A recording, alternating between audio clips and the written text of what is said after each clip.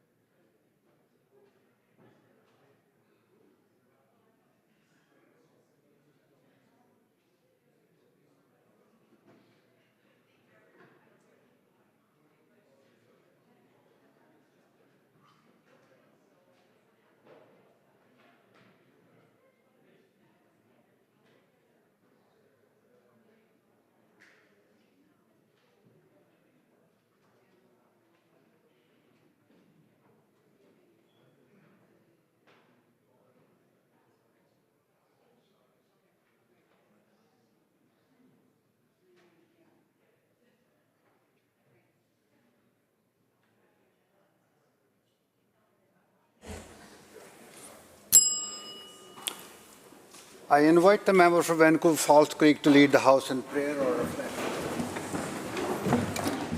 Thank you, Mr. Speaker. In these divided times, I offer this prayer.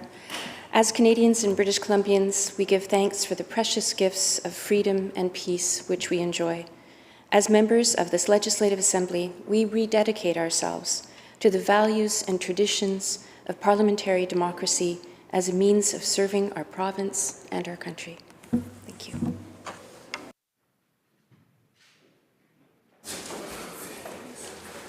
Introduction by members. Member for Kelowna Mission. Thank you so much, Honourable Chair. I just got out of the most exceptional and inspiring meeting with young leaders in Canadian Parks and Wilderness Society, thinking and talking about how to advance biodiversity, conservation, and Indigenous-led land and ocean protection in BC. Would the House please join me in welcoming these young leaders to our midst?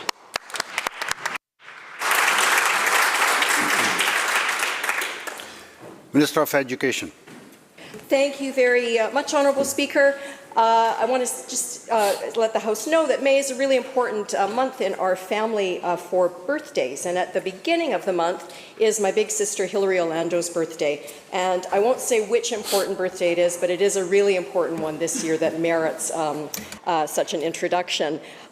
Hilary is absolutely masterful in all of her endeavours, whether it's her vast musical talent and knowledge, her enthusiasm for all things fibre-related, or her incredible green thumb.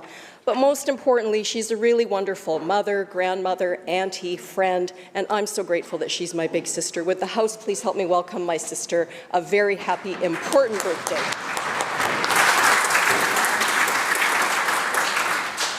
Minister of Water and Lands. Thank you, Mr. Speaker. I'm very happy to follow on the introduction and welcome the Canadian Parks and Wilderness Society Young Leaders in Conservation Program members to the House today. These young leaders are undertaking a 4-month program to learn more about conservation, how to interact with elected officials, and to deepen their engagement skills in planning for a more sustainable future.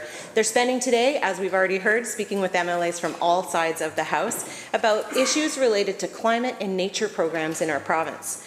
As we all experienced in 2021, it was a year of climate emergencies that sharply raised our awareness and our understanding of our collective stewardship responsibilities. And I am so inspired by the passion of these young leaders in advancing issues like biodiversity conservation and Indigenous-led protection in BC. And as our government works towards a nature agreement with the federal government to strengthen conservation in British Columbia, to implement the Old Growth Strategic Review, and to co-develop BC's first ever coastal marine strategy, ensuring that youth have their voices heard is a commitment we must all take seriously. So I'm very pleased they've had such a terrific time in the House today and meetings with other MLAs. And with the House, please join me as well in making them very welcome.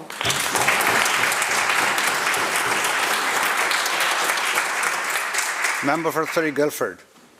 Thank you, Honourable Speaker. Today I have the pleasure of welcoming 17 new staff of the Parliamentary Education Office. Over the next 4 months, this group of college and university students will be offering tours and theatrical performances to thousands of British Columbians and visitors from around the world. The Parliament buildings will be open 7 days a week from Victoria Day through to Labour Day, so be sure to encourage your family, your friends, and constituents to visit. Would the House please make these young men and women welcome and wish them all the best for a very busy season here.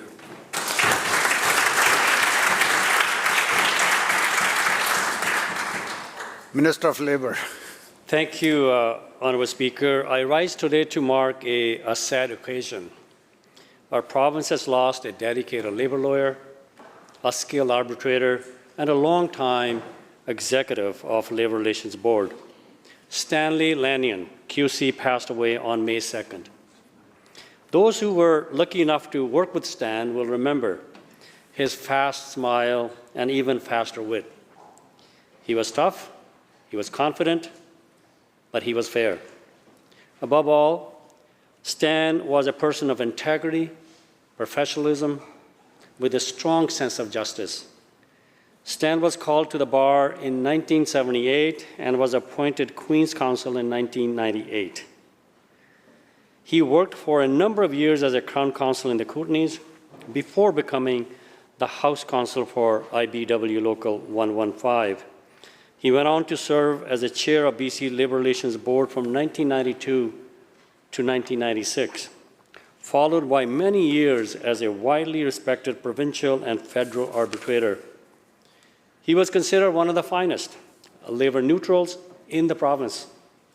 And throughout his long career, he made significant contributions to the BC's labour policy with every decision he wrote. As well, Stan was an adjunct professor at UBC in both the Faculty of Law and Commerce, and co-chaired 2 1998 legislative committees on labour law reform.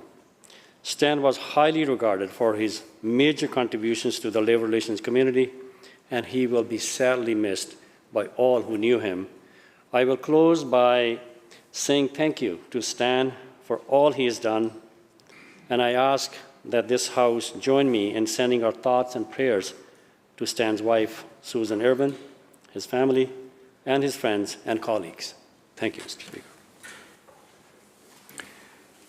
Member for Richmond South Centre. Thank you, Honourable Speaker. I would like to take a moment to welcome my CAs, Amy Lee and Deacon Lau, for joining us in the chamber. And then all of us here knows how important our CAs are for our constituency office. I often joke that when Amy says jump, Deacon says how high, grabs a ruler, measure the height, and it will be my job to jump over the height. And we all know how important they're doing, from taking care of our calendar to looking care of our cases. I rely upon my CA to do a great work. So I want to take a moment to ask all the House to join me and welcome my CA, Amy Lee and Deacon Lau, to the chamber.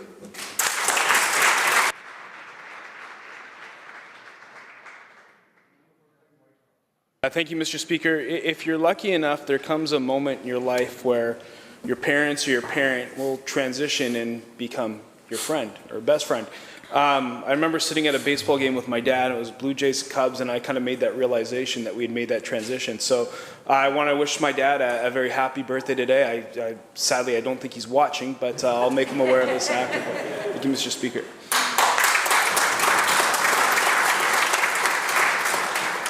Member for Vernon-Monashee. Thank you, Honorable Speaker. Today I am very excited to introduce my cousin, who is very close to me, Arvinder Khosa. He's in the gallery first time ever in his lifetime. I think he's going to watch the question period. Arvinder came to join me for yesterday's roll signing ceremony. Both Arvinder and I were so close, and we have many fond memories from childhood. One of them is playing cricket together. Not only that, both of us had to come up with a creative solution of making our ball wet with water so it leaves the watermark on the bat to the player who is out, because often they would deny or cheat that they were not out. And we were also both grandma's favorite kids because we did listen to her words of advice and wisdom. So Arvinder lives in a member from Surrey Panorama's riding. He is a young entrepreneur, but for 18 or 19 years, he's only 38 years old, but I wouldn't be wrong if I said for 20 years he's been organizing, playing, and supporting the supports, many supports, before in India, but now for years he's been living in Canada. He encourages youth to play a more support stand, stay away from other troubles, and he's been doing a lot of work on that front. So would the House please welcome Arvinder Khosa to the House Chamber.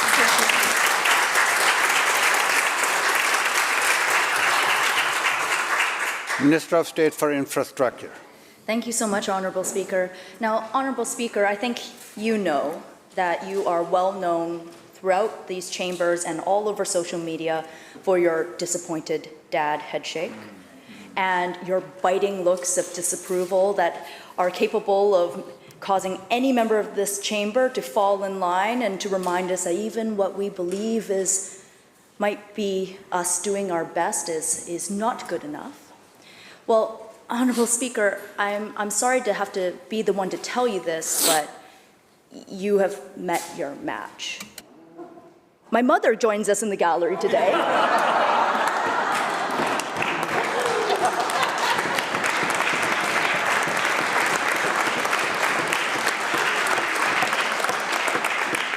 My mother, Jen Feng Kuo, is a brilliant businesswoman, an accountant, the best mother that I have.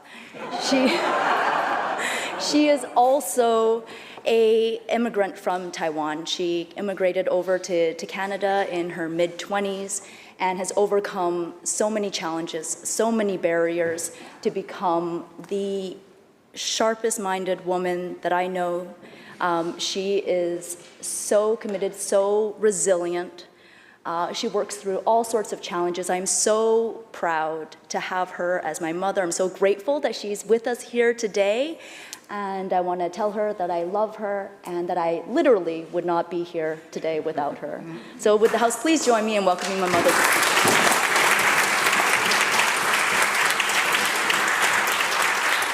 Minister of Mental Health and Addiction. Thank you, Mr. Speaker. Joining us in the gallery today is Erica Greenup, Admin Assistant in the Minister's Office for Mental Health and Addictions. She navigates very important work with generosity and good spirit. And will the House please make Erica very welcome. Minister of Municipal Affairs. Thank you very much, Mr. Speaker. Mr. Speaker, today the flags in the town of Smithers will be flying at half-mast. This in tribute to a man named Harry Cruselbrink, who not only sat on Smithers Council, was a fierce champion of our small, beautiful northern town, who passed away just this week. Harry and his wife Audrey would have celebrated their 58th anniversary this month if he had lived. Harry was an incredible champion of our community. He would often remind me, as he and his wife both immigrated from Holland and met in Smithers, that you ain't much if you ain't Dutch. But he was first and foremost a proud Northerner, a fiercely proud Canadian. We came from very opposite ends of the political spectrum, Mr. Speaker, but we had one unifying theme between us in our friendship. which was love of community, love of place, love of history. I'll deeply miss him, as I know many in the Northwest and others who knew him. I want to pay tribute to Audrey, send our deepest condolences. Thank you very much, Mr. Speaker. Member for Saanich North and Islands. Yeah, thank you, Mr. Speaker. I'd like to introduce today 5 advocates from across South Vancouver Island. Sarah M. is formerly from Manitoba and currently living in Saanich in my riding in the Saanich territory. She's a graphic designer and an artist on long-term disability for the last 10 years due to a long-duration eating disorder and living experience of concurrent mental illnesses. Sally Chaster is from Quadra Village, living on the Lekwungen territory as an adult with experience of long-duration eating disorder. Sally is a co-founder of the Victoria Eating Disorder Peer Support Group, which has been running entirely with volunteers for about the last 10 years, and co-founder of the Vancouver Island Voices for Eating Disorders. Shaylee Ritchie is originally from the Leyte territory, living in North Jubilee and the Lekwungen territory currently. She's a registered nurse and has lived and living experience of an eating disorder and other mental illnesses. Shaylee is a dedicated advocate and co-founder of the Vancouver Island Voices for Eating Disorders. Tara Fowler is a proud mother of 3 and a registered nurse on long-term disability due to long-standing eating disorder. Abby McCluskey has grown up in the Lekwungen territory here in Victoria and is an 18-year-old with lived and living experience of an eating disorder and other mental illnesses. She is a life sciences student who plays the fiddle and hopes to go into medicine. These 5 advocates come as founders or members of the Vancouver Island Voices for Eating Disorders, or VIVID, a grassroots collective of individuals who, with lived or living experience of mental illness and eating disorders that formed in 2017. They focus on raising awareness, providing peer support, and advocating for adults healing from eating disorders and disordered eating in our community. These 5 advocates have done incredible, powerful advocacy with me and with my constituency advocate, William Kelly, and I ask that this House please make them all very welcome.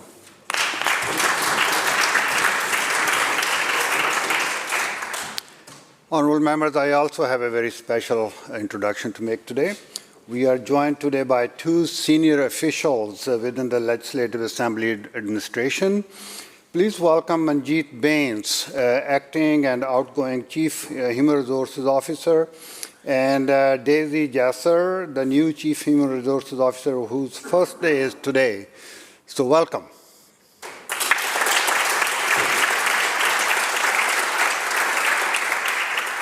And members, also today at 1:55, it is anticipated that there will be a test of the National Public Alerting System coming into your devices. This is a test of the system, and members should not be alarmed by the incoming message. So it probably would be around 1:55.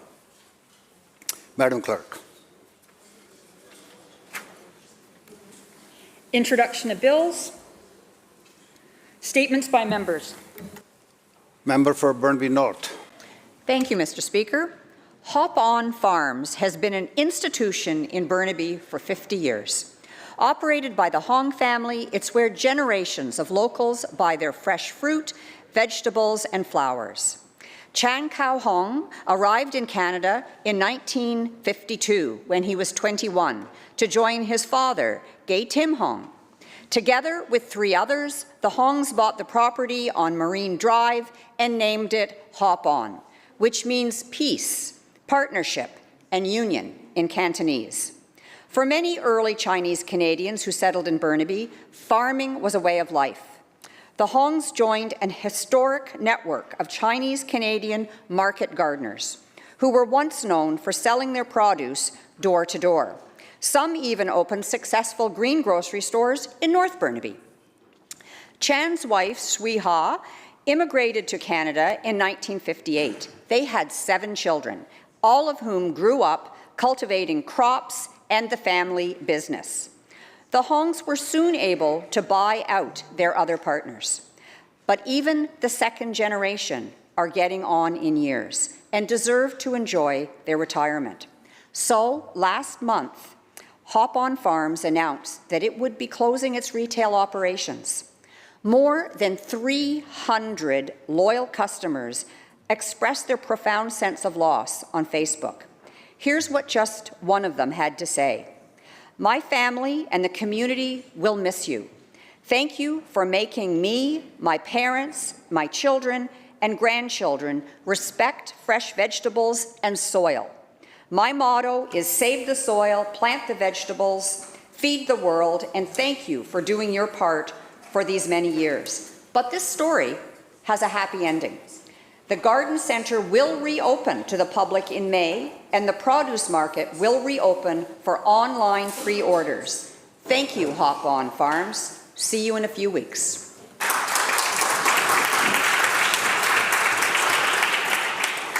Opposition House Leader.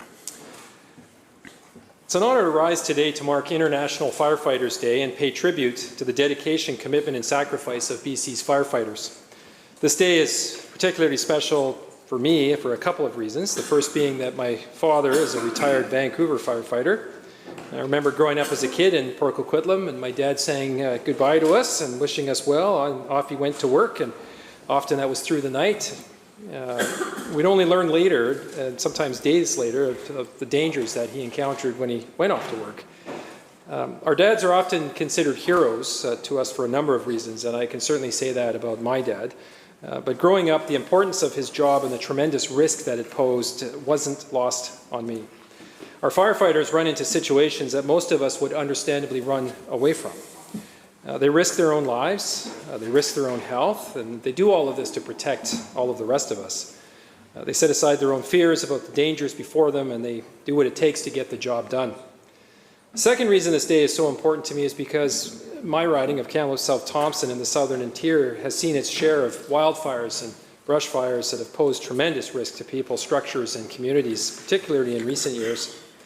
We have watched in awe as firefighters use helicopters, heavy equipment, and other resources to skillfully battle these massive fires, often right in or near our neighborhoods. At some of the scariest, most panicked moments in our lives, firefighters have been there to keep us safe and to do their best to protect our homes and our livelihoods. So on this International Firefighters Day, let's all take a moment to recognize these brave individuals, and in particular, those who have lost their lives through this line of work as they sought to save others, and whose immense contributions are never taken for granted or forgotten. Thank you.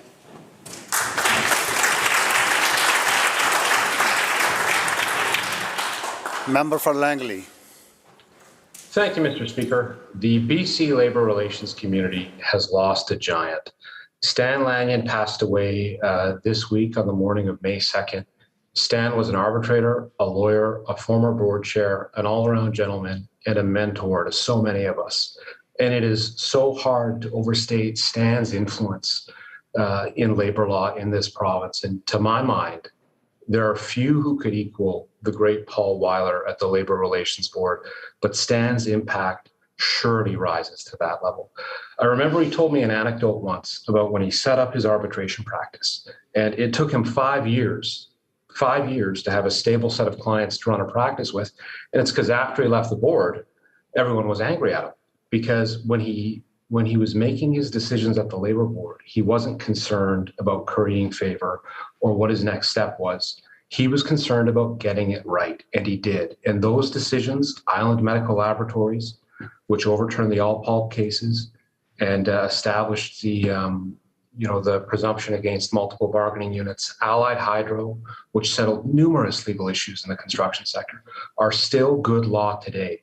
And it is a mark of Stan's reputation that if you were in front of the Labour Board or another arbitrator, and you brought a Stan Lanyon case and said, that's not how Stan sees it, people would put their pens down and listen to you. But you had to be careful, because you knew when that decision maker, that vice chair arbitrator left the room, they were phoning Stan to say, is that really what you thought? So you had to get it right. And that's just a hallmark of Stan. He was a gentleman and he was accessible. And he always made himself available to, lawyers, young and old, arbitrators. He mentored, it's fair to say, he mentored generations of us.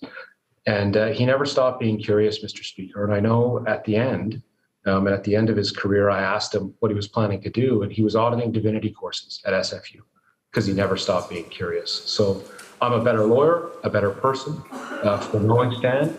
Stan, we're going to miss you. Thank you, Mr. Speaker.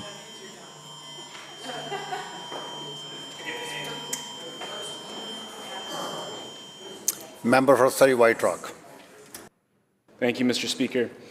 Throughout the pandemic, many of us have felt the increased toll on our mental health, some due to the isolation, financial impacts, and the loss of loved ones. Now more than ever, we understand just how widespread mental health challenges are and how they can affect any of us. The stigma around mental health, however, continues to be a barrier. It's time we break down that barrier. Oh, good.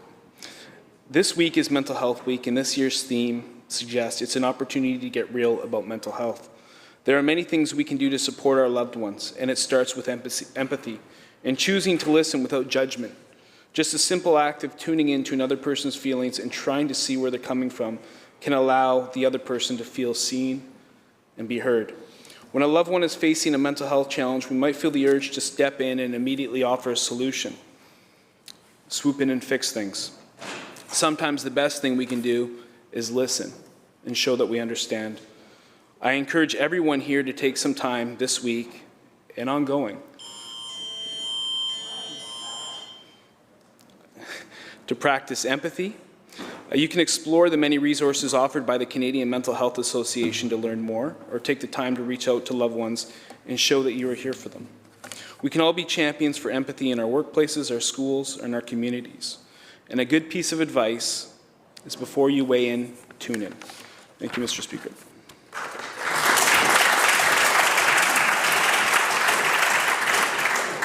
Member for Richmond South Centre. Thank you, Honourable Speaker. May is Childcare Month, and I want to start with a huge thank you to all the BC childcare professionals. I know firsthand the different childcare professionals make in the lives of families. My wife and I toured Aspire Richmond's seedling childcare site earlier this year. We shared our fears and concerns with the ideas of leaving our daughter in someone else's care. The staff acknowledged and validated our concerns and thoroughly reassured us with their professional knowledge. We were exceptionally impressed. Throughout this challenging time, childcare has remained a vital service for families and communities. Childcare helps parents, especially mothers, return to work and pursue opportunities. That's why we are delivering on commitment to ensure childcare is a core service available to every family that wants it, that when they need it, at a price they can afford. Parents in my community of Richmond have seen more than $55 million in direct savings since the launch of our plan. As we enter our 5th year, I'm proud of our progress. Parents are saving up to $1,600 a month per child through our affordability initiatives, and thousands more are paying $10 a day or less in our 6,500 $10 a day site. With the federal government, we will nearly double the $10 a day space by 1,250 by December. We have funded more than 35,500 new childcare spaces and will work with our federal partners to more than double this by March 2028. Early childhood educators are the heart of childcare. We invested in ECE recruitment and retention, including bursaries, training, and professional development support, and are enhancing ECE compensation by $4 per hour. There's more work to do, but we're committed to work with all our partners to make childcare a core service for BC families. Please join me in celebrating Childcare Month by thanking the childcare professionals for the incredible work they do each and every day.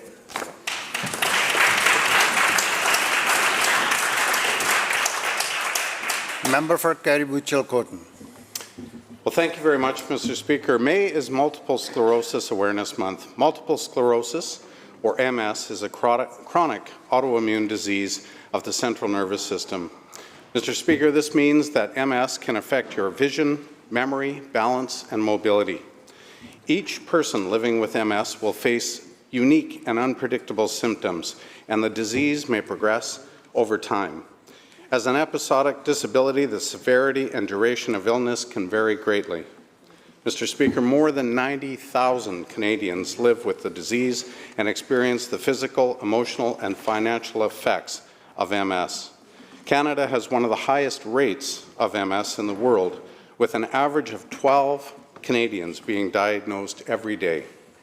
Many of these people are between the ages of 20 and 49 and will continue to live with the disease's unpredictable effects for the rest of their lives. We know, however, that MS does not only impact individuals, but also families and, of course, communities. To this day, we still do not have a cure for MS, and this is why on the first Wednesday of every May, Canadians across the country join together to show their support for MS community through a carnation pinning. Since 1975, the carnation has served as the symbol for hope for the MS community, as the MS Society has been raising awareness and fundraising for research. I hope that everyone in this House today will join me in participating in the virtual carnation pinning. Together, we can all work toward a world free of MS.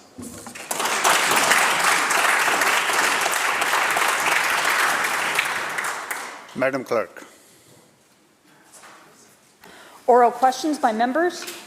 Member for Kamloops North Thompson. Thank you, Mr. Speaker. It seems daily we're confronted with more and more data showing that this government just simply is not addressing the affordability crisis in British Columbia. As housing crisis continues to get worse every day, people are losing hope with the NDP's empty rhetoric and lack of results. New research from Ipsos shows that 3/4 of those who don't own a home in BC say they have given up on ever owning a home. This is the worst level of housing despair in the entire country, Mr. Speaker, and no wonder, because under this government it takes 36 years now to save up for a down payment on the average Vancouver home. But instead of giving people hope, the NDP made sure to give themselves a $20,000 pay raise to Cabinet. Mr. Speaker, why has this NDP Cabinet giving themselves a pay raise instead of giving people hope to find affordable housing? Minister of Finance.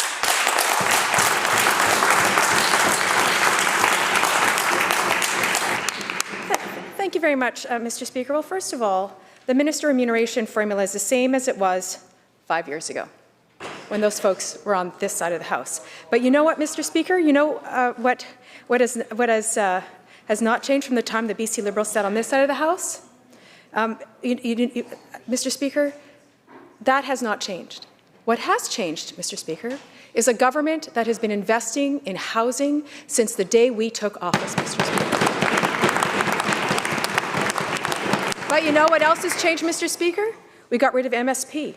We've increased social assistance checks, the highest increase in our province's history. You know what else has changed, Mr. Speaker? Senior supplement, we doubled it. You know what else has changed, Mr. Speaker? We provide rent supplements. You know what else changed, Mr. Speaker? Childcare fees. You know what else has changed, Mr. Speaker? ICBC rebates. You know what else has changed, Mr. Speaker? We have reduced car insurance in this province when they set it on fire, Mr. Speaker. We still have lots more to do, Mr. Speaker, and we're committed to keep doing that work.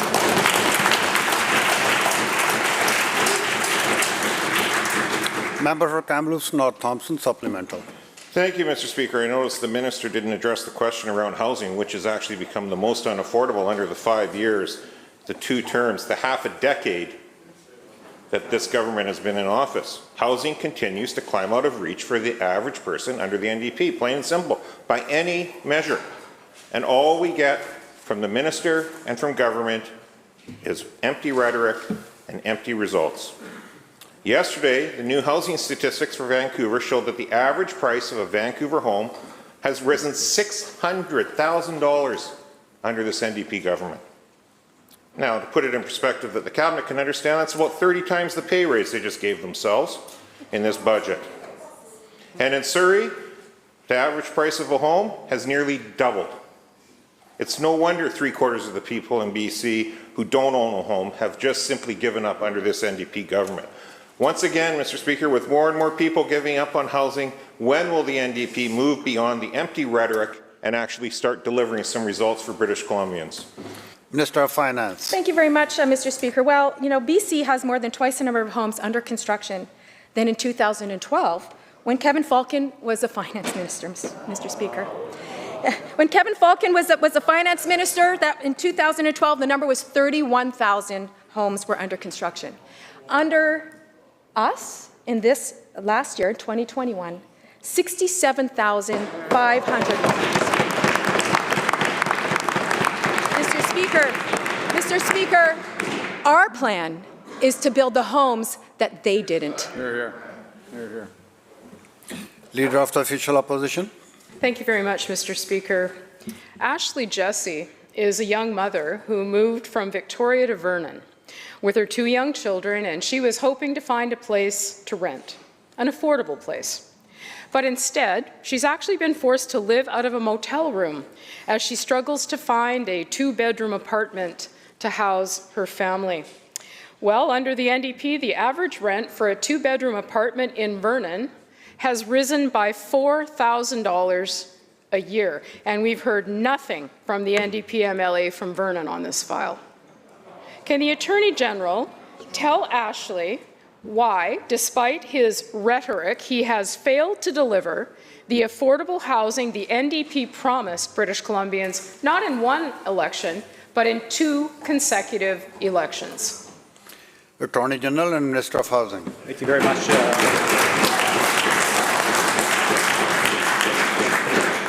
I was really concerned as well to read about the story the member did. This family is living in a motel that was leased by BC Housing as COVID space. The member will remember that during COVID, BC Housing purchased and leased many temporary spaces and long-term spaces to get people inside and off the street. And I'm glad that we have the space available to get that family inside and provide them with emergency support. But it's not enough. That's why we have 585 homes that are either complete or underway in Vernon. 169 are open, 416 are underway. That includes affordable rental homes for families and seniors, homes for Indigenous people, homes for people experiencing homelessness, and homes for students. We're doing a lot of work in Vernon and across the province. In fact, more than 32,000 homes right now under construction or completed. Leader of the Official Opposition, supplemental. Well, the Attorney General managed to get one thing right in that answer, and when he said it's not enough. He's absolutely right, it's not enough. And in fact, time and time again, this Attorney General is all about rhetoric and no results. Whether it's his catch and release justice system, losing big court cases, and now on the housing file. Let's look at what the left-leaning Canadian Centre for Policy Alternatives says the NDP have opened, what alternatives have said. They said the NDP have opened less than 10% of the 114,000 affordable housing units they promised. This Attorney General and Premier promised British Columbians life would be more affordable. And here we are, halfway through their housing plan. Their friends at the Canadian Centre for Policy Alternatives said 10%. Rhetoric, no results. The NDP also promised a $400 renter rebate in not 1, but 2 elections in a row. And guess what? They have failed to deliver. The last time we asked the Attorney General about this question, many weeks ago, he said, we're working on it. How long does it take to work on it? A legitimate question to the Attorney General after 2 promises in 2 elections. Mothers, like Ashley, are depending on it. It's funny. I'll finish the question if it's all right with the Attorney General instead of him looking at his watch. Well, maybe it's time that he looked at his watch and recognized how long it's taken him to deliver on a promise to British Columbians. I can tell you it's taken a long time, far too long. So when will the Attorney General end the empty rhetoric and finally do something on his watch for British Columbians? Attorney General. Well, thank you, Honourable Speaker. I realize it's question period, but I didn't realize it was a question period. That was a very long question. Now, members, Honourable Speaker. Members. Honourable Speaker. Members, come to order. Order! Order! They're not listening. Come on. Members will come to order now. Attorney General. The members rightly don't want an answer from me because they know their history. They know the story of what they did on affordable housing. including projects like Little Mountain, where they bulldozed a community and left a vacant lot for a decade, Honourable Speaker.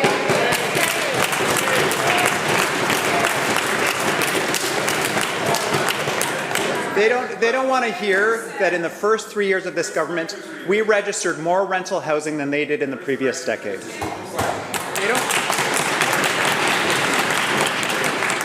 And it seems like it is a good time for an update on where we're at on the affordable housing file. The Community Housing Fund, we've built 8,843 of 14,350 homes. That's 62%. We have 705 of the 1,500 units of the Women's Transition Housing Fund. 3,414 of 3,414 units of our 2,500 unit target in the Supportive Housing Fund. 1,195 of 1,750 units in the Indigenous Housing Fund. 1,894 units of 2,000 units in the Rapid Response to Homelessness Fund. 13,590 units in the Housing Hub. Kamloops. 5,860 of 8,000 units in student housing. The members will know that's housing for students that government can build. They didn't do a lot of that, Honourable Speaker. 35,501 units either in municipal approvals, under construction, or complete, Honourable Speaker.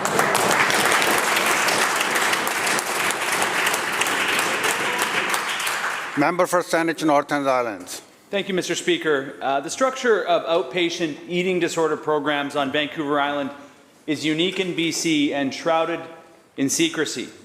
In all other regions of the province, programs are administered through health authorities. Yet the South Island Eating Disorders Program is delivered by the Ministry of Children and Family Development. This program has held responsibility for treating children, youth, and adults struggling with eating disorders since the mid-1990s. During the pandemic, despite surging demand, the program cut adult services, including counseling, dietitians, and psychiatrists, offering adult clients a monthly phone call and access to a few online groups.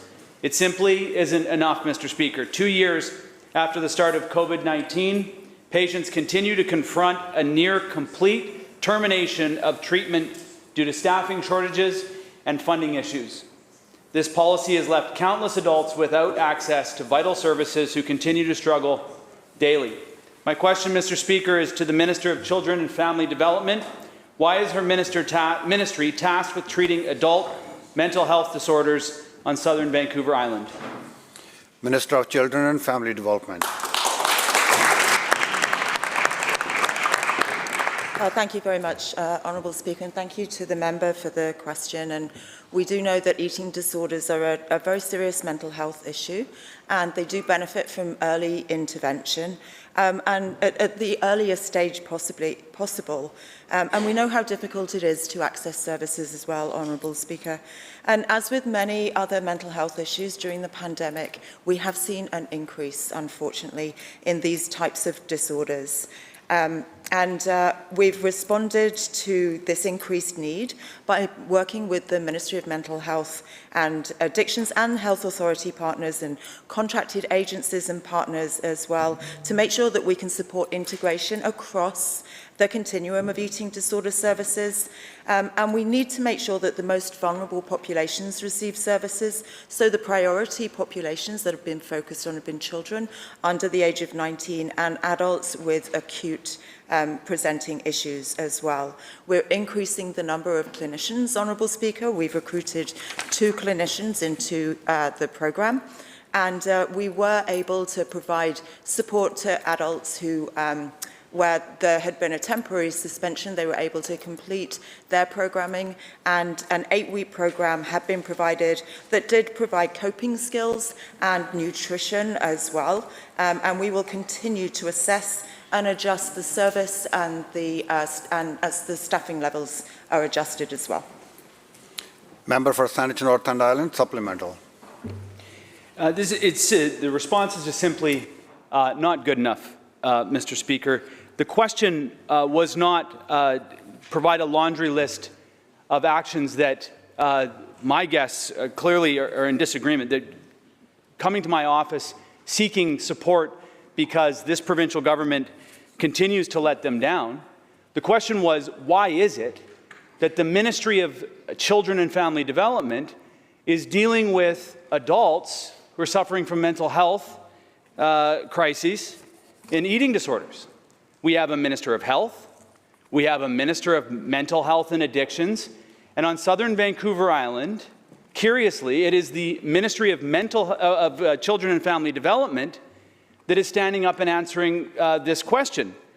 With all other local resources running over capacity and patients in need being confronted with lengthy wait lists, this goes for all resources, adult mental health services such as psychiatric care and casework, general practitioners and tertiary services at St. Paul's in Vancouver. The only services accessible, immediately accessible, are emergency medical services, and even then, we've heard consistently over the last number of weeks how long wait lists are in ERs and wait lists for urgent and primary care centers and wait lists for walk-in clinics. Adults who are struggling with eating disorders cannot access timely, evidence-based services when they're faced with these lengthy wait lists. Eating disorders have the highest death rate of any mental illness. When people in crisis are refused urgent care, it is quite literally a death sentence. The advocates who are here today wanting an answer because they haven't been able to get it in any other way have been seeking answers to this question that I asked previously and this question for years.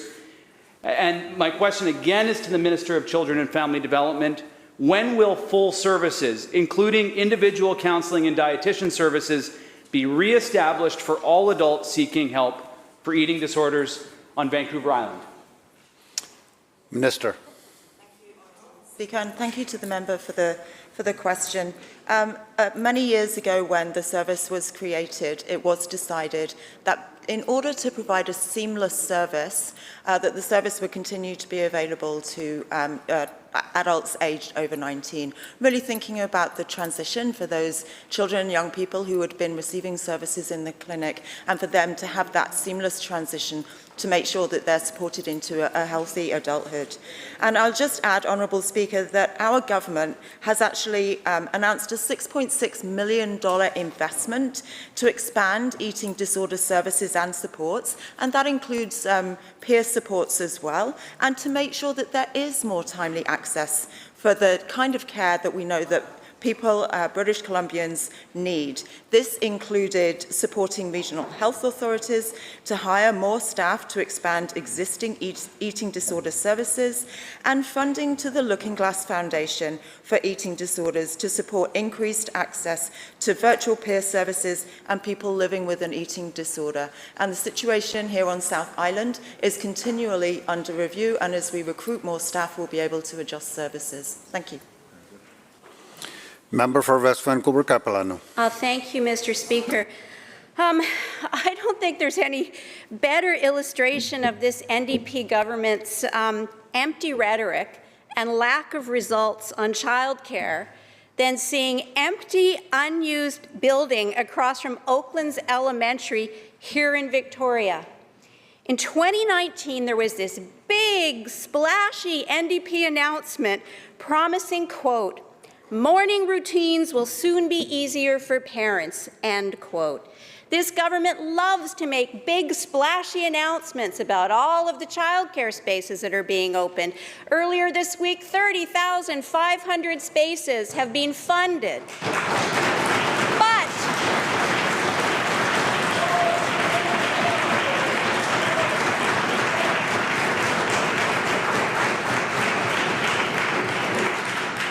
I think the members, Mr. Speaker, of the other side of the House should be actually embarrassed by the numbers being announced, when the reality is it's rhetoric and these spaces are not opened. But 3 years after this 2019 announcement in Victoria, there are no spaces open. Mira Lawrence of the Oaklands Community Association says, quote, "These buildings are going to sit empty unless we find the people to put in them that can provide this child care." So can the minister tell families that we're counting on these spaces why they sit empty 3 years after they were announced? Minister of State for Childcare. Thank you so much, Honourable Speaker. We know that parents in BC have been struggling to access quality, affordable childcare spaces, and that is why, since 2018, as soon as we became government, that we've been working on a comprehensive plan to accelerate the creation of spaces, to lower parent fees, and at the same time supporting early childhood educators who are so critical to fill those spaces. And we've made significant progress in the past few years to make sure that we have the fastest space creation ever in BC's history. I'm more than happy to take back the situation that the member just mentioned and look into it with our staff and figure out how do we support providers to continue to create those spaces. But the reality is, during the past few years, we've funded and supported the creation of over 30,500 spaces, and among them, over 10,000 spaces are already in operation, and more of them will be coming into operation in the coming year.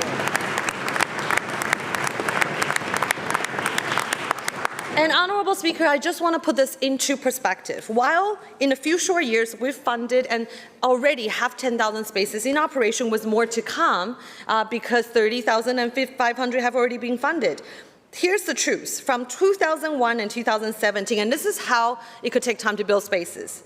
In 16 years, there were only about 10,000 spaces that was funded by the government. But in a few years, we've almost tripled that. So we are proud of the progress that we've made when the other side of the House actually neglected the crisis for many, many years.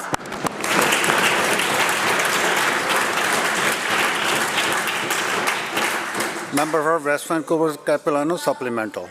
Thank you, Mr. Speaker. And the rhetoric escalates as do the empty daycares. That is what we're getting from this minister, continued rhetoric. The pictures in the media say it all. There's chairs propped up on top of these tables. There's mats on the floor. There's bookshelves. There's everything except children and educators in this child care centre. In estimates yesterday, the minister admitted that they're only training half of the 2,000 ECs needed each year. So because of the lack of staff, not only are spaces that were announced 3 years ago not open, but Mira also says, quote, "We don't have enough childcare providers today to maintain the services that we have right now," end quote. Instead of continued rhetoric from this minister, will the minister take action so that more spaces don't close under her watch? Minister. Thank you so much, Honourable Speaker. I really need to remind the member opposite that if the investment we've made during the past few years, including space creation, saving parents millions of dollars in savings, and also supporting early childhood educators through our comprehensive strategy, if those investments were made even just 7 years ago, parents today would have much more access to affordable, quality, high services childcare. But we are well underway. We're continuing to fund spaces, to support early childhood educators, to support providers with historical investment into childcare. During the past few years, we've invested $2.7 billion in childcare.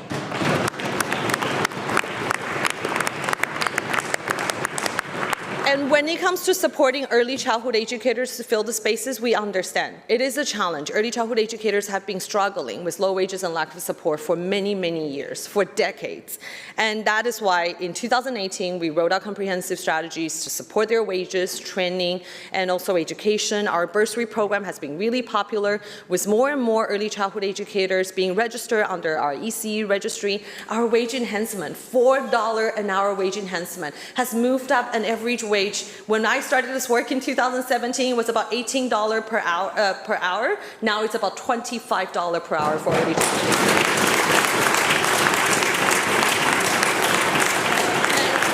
Of course, we know we have more work to do. We'll continue to support early childhood educators. We'll continue to increase funding for providers. And this is what Christine Jackson, an early childhood educator instructor, has to say about our investment. Christine said, and I quote, and I hope the member opposite can hear what the sector is saying. She said, it's probably the kind of brightest time ever to come into early childhood education. It seems like people in power really understand now more than ever before. Thank you. Thank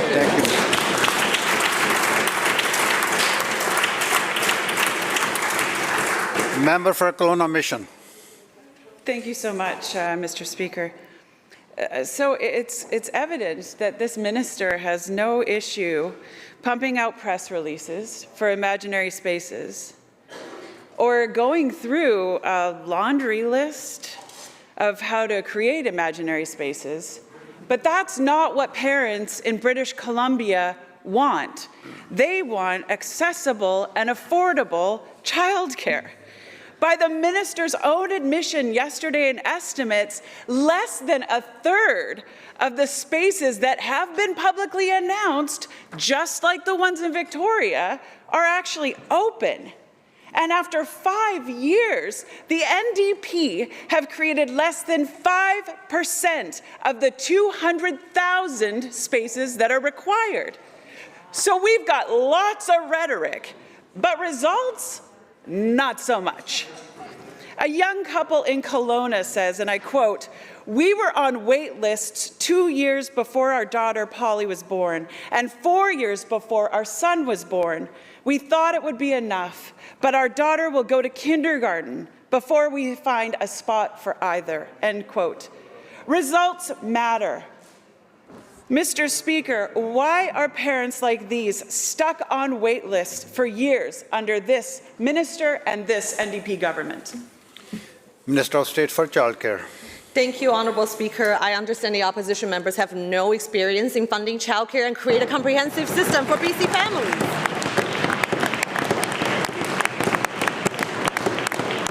Again, here is the truth. We've funded and supported the creation of over 30,500 spaces, and about 10,000 of those spaces are already in operation, which is the same amount that the BC Liberal government, when they were in government, has ever created in 16 long years, and we've done that. We've tripled that, and we've done that in 4 short years.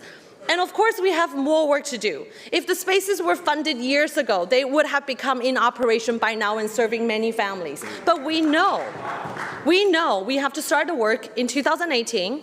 We've had the fastest space creation ever in BC's history. We're bringing savings to parents with $10 a day childcare, affordable childcare benefit, with low-cost childcare to thousands and thousands of families. And by the end of this year, we're going to cut childcare fees by an average half. And we have more work to do, but here is Kiosha, a parent who happens to be an early childhood educator, has to say, who has been grateful for the funding and the support that our government has been creating so she can stay in the workforce. But as a parent, she said, the CCFI funding and $10 a day childcare space have changed my life and made it possible for me to focus finances on other day-to-day living costs. And that is what parents are saving across the province. We have much more work to do, but we're not going to take any lesson from the opposition member when they neglected the crisis.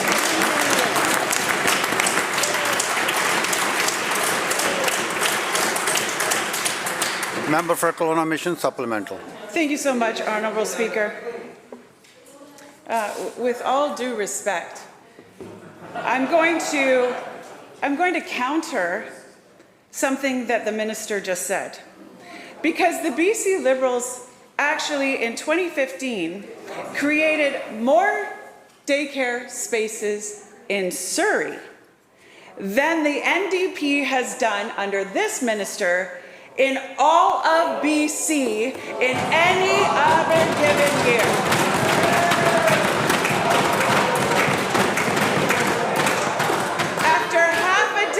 This NDP government has been all rhetoric and no results. Let's get the question, please. Members. Communities like Surrey have half the national average of childcare spaces. They need 20,000 childcare spaces just to meet the Canadian average. Melanie from Surrey says, and I quote, "I've been on a wait list for 2 years for my kindergarten child, and we still don't have a spot.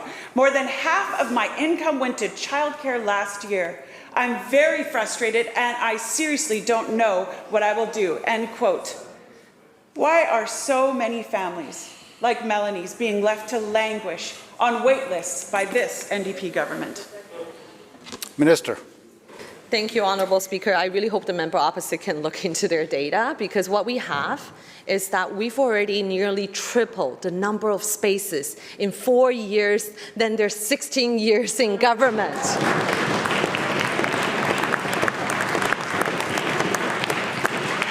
And just on Surrey, for example, just by the end of last year, not even including the most recent announcement, we've already had over 2,100 spaces that were funded by the government, along with many other spaces that are being created.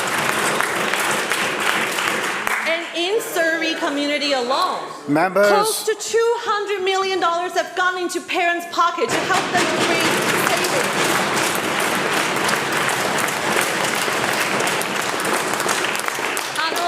Speaker, during the past few years, we've really worked hard to make sure we accelerate the creation of spaces. We find parent savings for the first time in BC history. Childcare costs is going down, not going up in BC's history. When the opposition, when they were in government, actually took away parent savings. And for early childhood educators, and in terms of supporting providers, the very diverse sector of childcare providers, we've increased operating funding, wage enhancement, funding to maintain their spaces, and we're going to continue to do more while the other side of the House neglected the crisis and still not willing to work with us on our childcare BC plans.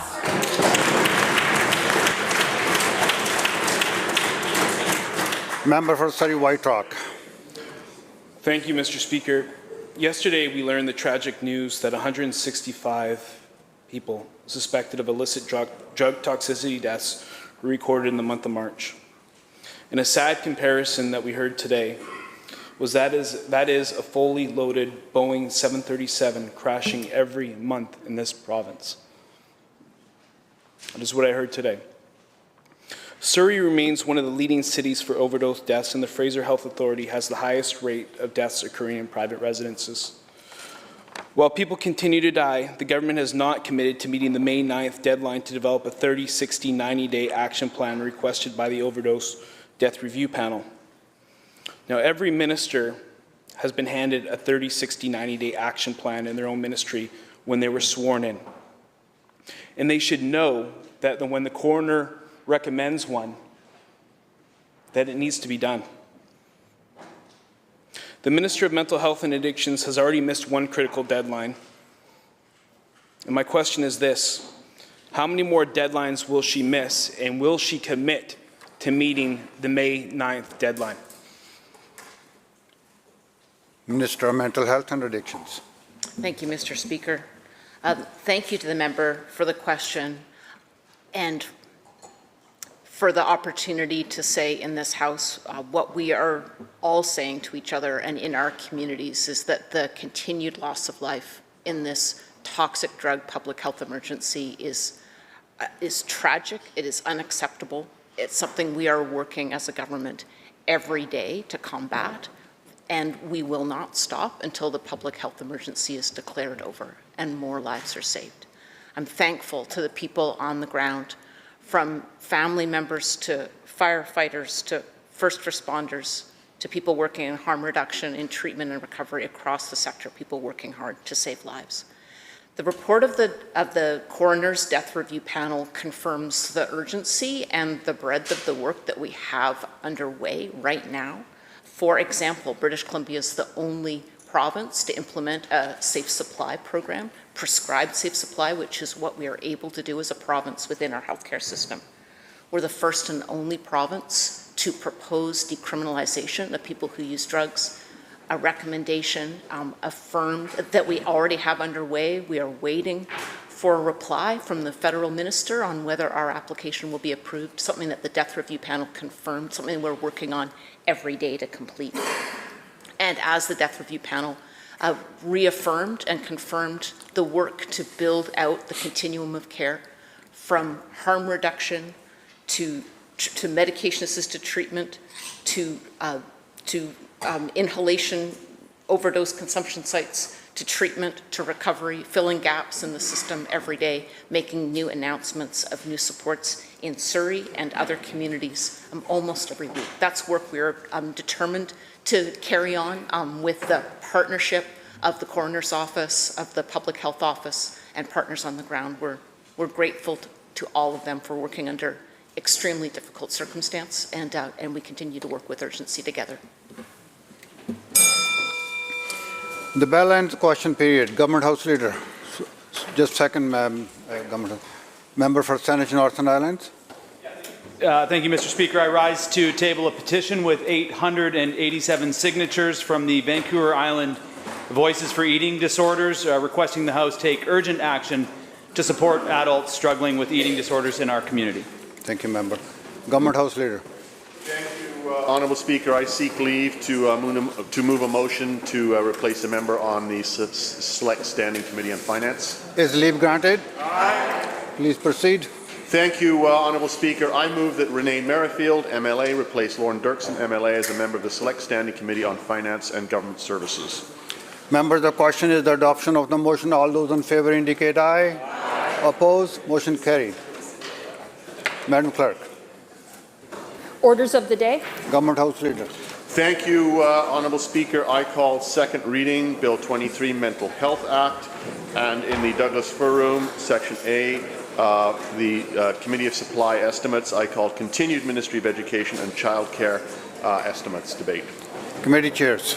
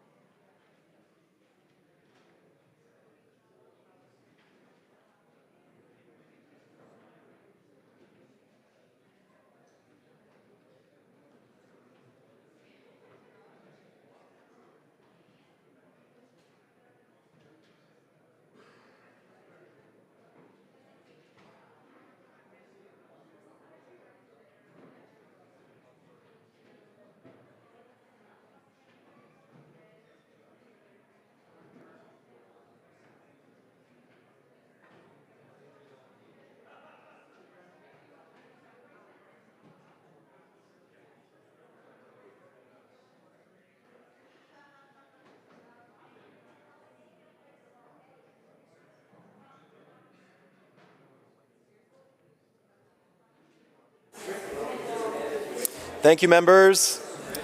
I recognize the Attorney General. Thank you, Honourable Speaker. I move the bill be now read a second time. The Mental Health Act provides the authority and sets out the criteria and procedures for the involuntary admission and treatment of patients experiencing serious mental illness.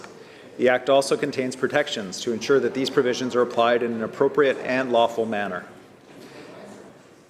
Safeguards for the rights of involuntary patients include rights notification, medical examinations at specified time periods, second medical opinions on proposed treatment, and access to review panels and the court. The amendments proposed in this bill will strengthen the protections available to involuntary patients by establishing an independent rights advice service to help ensure that patients are aware of their rights and are supported to exercise these rights if they wish. This bill will grant the Attorney General the authority to contract with one or more independent service providers to deliver the rights advice service. Specially trained rights advisors will be available to meet with patients to explain what it means to be an involuntary patient, to provide information. Sorry, Attorney. Would members please take their conversations outside? Thank you. Let's listen to the Attorney General. Thank you. Thank you, Honourable Speaker. To provide information and answer questions about rights and options available under the Mental Health Act, and to refer patients to a lawyer or advocate if a court hearing or review panel hearing is requested by the patient. These amendments will set out the patient's right to speak with the rights advisor and specify when they must be informed of this right. The rights advice service will be available to all involuntary patients regardless of age, as well as children and youth under 16 who are admitted by a parent or guardian as voluntary patients. In addition, near relatives will also be notified in writing that the patient has the right to meet with a rights advisor. The amendments will set out the duties of rights advisors as well as the responsibilities of directors of designated mental health facilities to facilitate access to the rights advice service. Finally, the bill will also grant authority to make regulations respecting the rights advice service, including setting out additional circumstances when the rights advice service must be notified. The rights advice service is planned to be implemented through a phased approach. In the first phase, rights advice will be provided to involuntary patients on their request.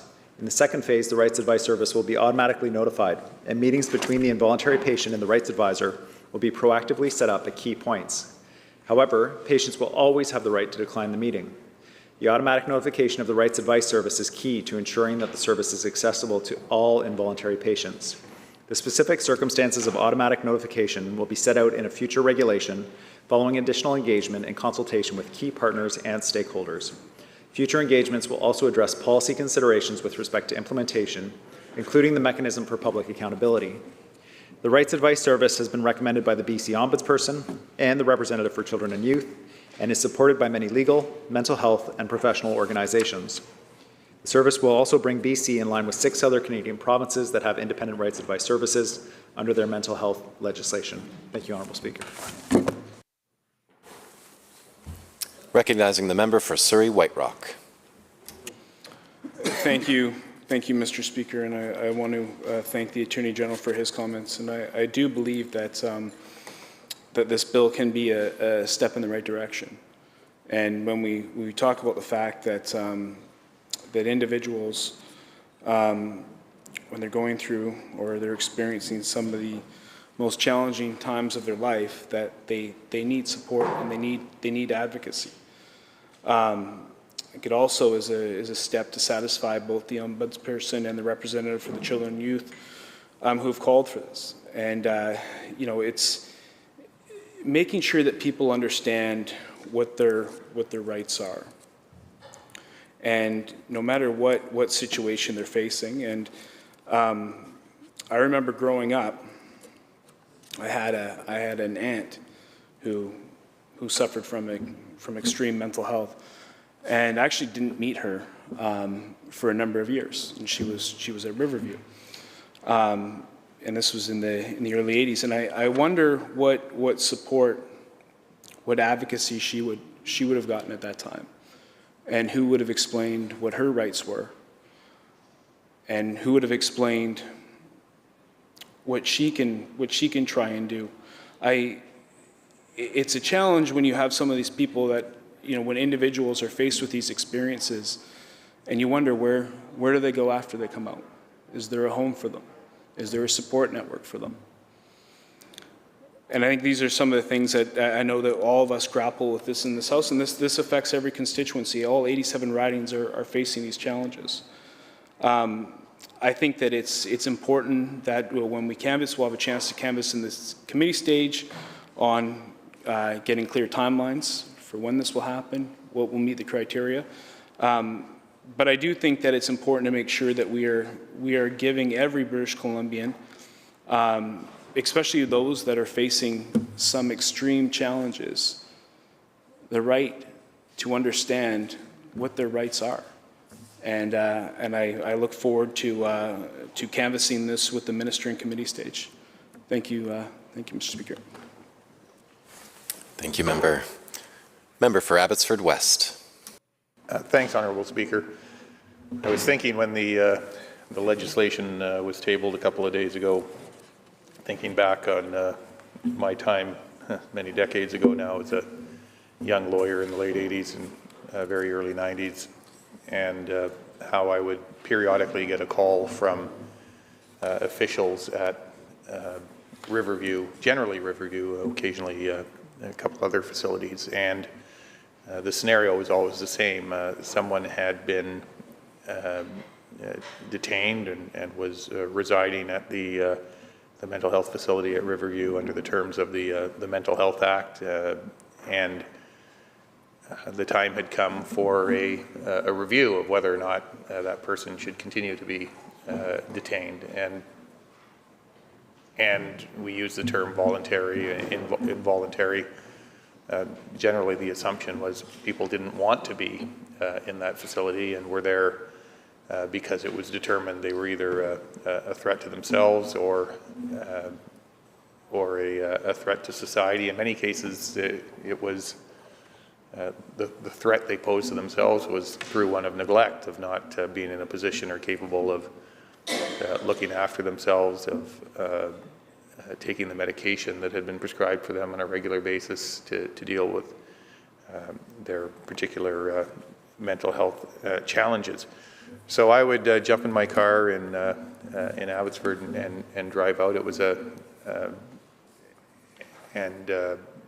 hearing. It was called a hearing, although that probably makes it sound far more formal than it was. There would be a doctor from Riverview. There would be another doctor or official associated with either the facility itself or the health the health authority as it was then configured. And then if the patient was lucky, they would have a patient's advocate, and that's where someone like me would step in, and you'd show up and you'd have a few minutes to talk to the patient in advance and try and get a sense of what their views on the matter were, what their concerns were, what their preferences were, and really and then attend this meeting that would take place with the patient if the patient was capable of attending, and really be a set of eyes and ears and a spokesperson for that patient to determine whether or not what was being sought, the recommendations from the other officials around detention, continued detention, were appropriate for the individual. I don't want to suggest that, at least in my experience, these were necessarily adversarial proceedings, because they generally weren't. But what did become, two things became particularly clear to me through those experiences, and that is, one, it would be a very, very difficult exercise for someone, for an individual, whether that person was a child or an adult, who by definition is suffering from some mental health complications and challenges. It would be a very, very difficult exercise for them to undertake on their own. In fact, the mere task of filling out some of the documentation required to initiate a review, because that's one of the rights a patient has, is to initiate reviews of their own accord in advance of particular statutorily required reviews. Even that would prove a challenge beyond the capacity of some, not all, but some people engaging with medical professionals who were presenting clinical evidence would be a challenge for any of us, never mind someone who may be heavily medicated, may be sleep deprived. So having someone that was in a position to be there ensuring the interests of the individual, of the patient, are being protected and advanced is very important. There's a second component to that occurred to me at the time, and that is because of how grateful the officials, the other officials, health-related officials, were to have someone there with the patient, acting on behalf of the patient. It didn't take me long to figure out that in many instances, those people simply weren't available. And many, many patients were obliged to undertake this exercise on their own independently. And if I say suffered for it, I don't want to over-dramatize, because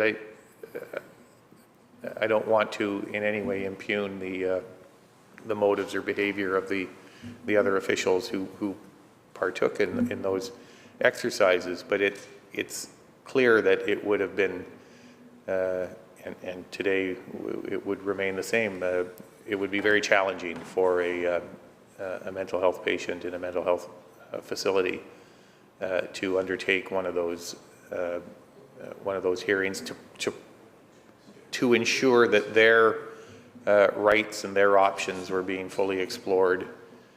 It would be very difficult for them to do that in many cases on their own. So the idea that we would be formalizing, we have, I think, come a long way in the intervening decades in recognizing the pervasiveness of mental health issues. I think that's a very good thing.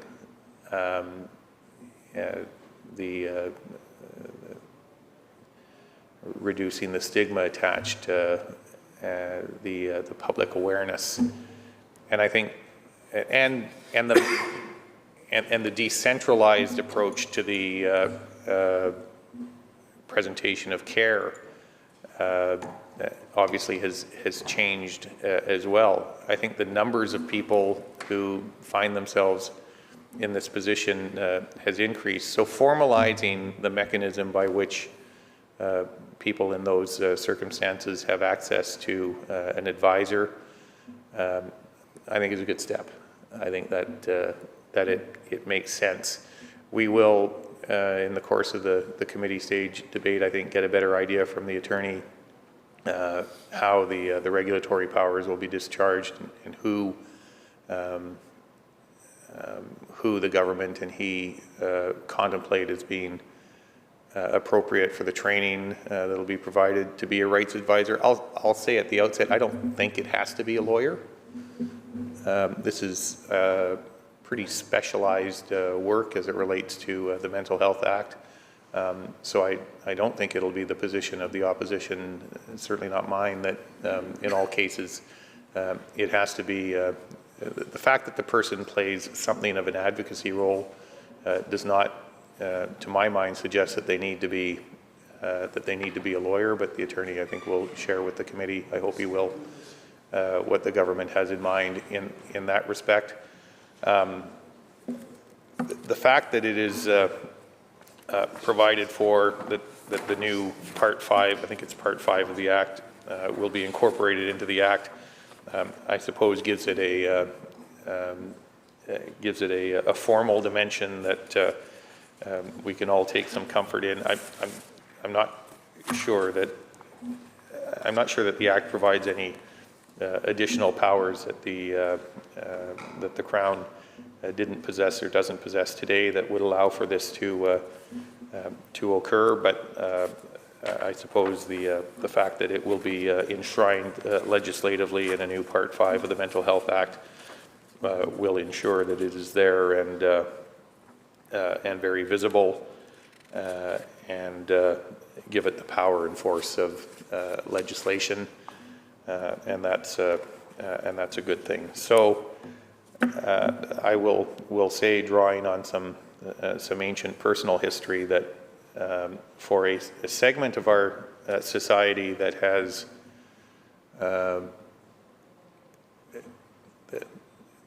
attracted more awareness, more positive awareness, but in an area where there is perhaps still some lacking attention, according to the report of the Ombudsperson, ensuring that people who find themselves in circumstances that are very challenging, and as I say, by definition, may be experiencing mental health, mental capacity issues that would not position them well to engage in any kind of a bureaucratic exercise, ensuring that the state has stepped forward to provide additional support apparatus and support personnel to ensure that their rights are protected and explained to them in the very best way that it can, strikes me, and I think strikes the opposition, as a positive step, and why the government will enjoy support from the official opposition, at least with respect to this step. Thank you, Member. Minister of Mental Health and Addictions. Thank you, Mr. Speaker. I'm honored to rise in support of this bill. Broadly across the sector, British Columbia has been working to build that seamless, integrated system of mental health and addictions that people can access when and where they need it, no matter who they are, the size of their pocketbook, where they live. That is the aim that we are building towards. And since 2017, government has been working to patch holes in a fragmented system that was that was long in the making. Historic investments in mental health and addiction support across the spectrum of treatment, recovery, and harm reduction has been at the forefront. The historic investments in the 2021 budget that we continue to implement, helping us move beyond just filling gaps and shift instead towards that system redesign that British Columbians deserve.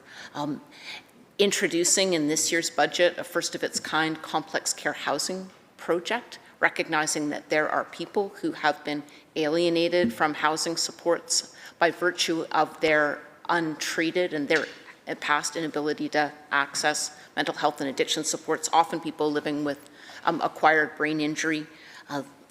To house 500 people in complex care housing, health authority led, is another example of systems level change. Wanting every child to have their best possible start, we're working with multiple partners, multiple ministries, many levels of government to give every young person their best start. That's at the forefront of our 10-year plan, Pathway to Hope, for designing that system of mental health and substance use care in British Columbia, recognizing that investments early in a young person's life can set them up for success and for a life of good mental health, and can prevent small problems from turning into big ones. We're funding life-saving initiatives in crisis supports, the peer-led action teams that were announced just last week or 2 weeks ago in North Van, Victoria, and New West, another new way of addressing people in mental health crisis with peers instead of having to turn to police in every case. That kind of coordinated response is something that already on the North Shore has been proven to generate results, having been in existence just since November. We're creating, funding early psychosis intervention, again, a systems level change where we can attend early. And this particularly is focused on young people. That's 100 full new time positions in every part of the province. We're also ensuring more people can get access to mental health counseling by funding 49 community service organizations across the province. That's something that we stood up during the early days of COVID, but funding that continues. Already, nearly 25,000 people have been able to access mental health counseling services. Also working with First Nations Health Authority, whom we fund, for them to deliver Indigenous-led mental health supports. Eating disorders, funding in every health authority, $6.6 million that we announced about 9 months ago. That continues to be fanned out and recognize the Looking Glass Foundation on eating disorders, who is celebrating their 20th anniversary, and also a funding partner with us. I mean, one that we are funding already just in the last couple of months with the new funding that we've given them. They've been able to connect 50 more adults and young adults with counseling to overcome eating disorders, a terribly life-threatening mental health challenge, which has been exacerbated through the pandemic. So all of these are system-level changes that every week almost are being stood up with our ambition that year over year, people will see substantial changes in access to supports and services. Another example, the new Redfish Healing Center for mental health and addictions opened on the former Riverview lands last fall, on the lands that we now know as Samiquaela. Again, state-of-the-art, bringing together concurrent mental health and addictions challenge treatment that has been a difficulty to access in the past, leading the continent in the type of care that's being delivered to people.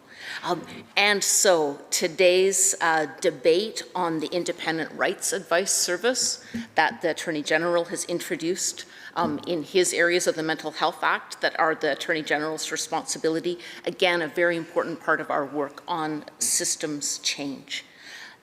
Involuntary admission under the Mental Health Act can be an extremely challenging time for people that are already in crisis, and challenging absolutely for the people that care for those individuals.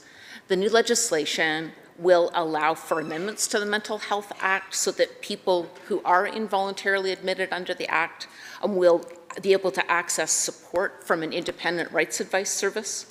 They will help people understand their rights and the options available to them.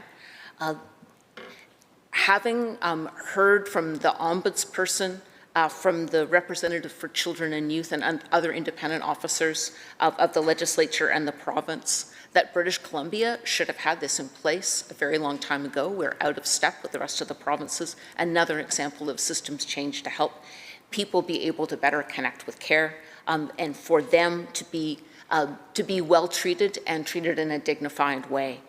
Services will start off as being virtual, using video conferencing and phone, again for that equal access across the province. Some in-person services will be available in certain circumstances, and we'd like this to be up and running as soon as possible, certainly by early 2023.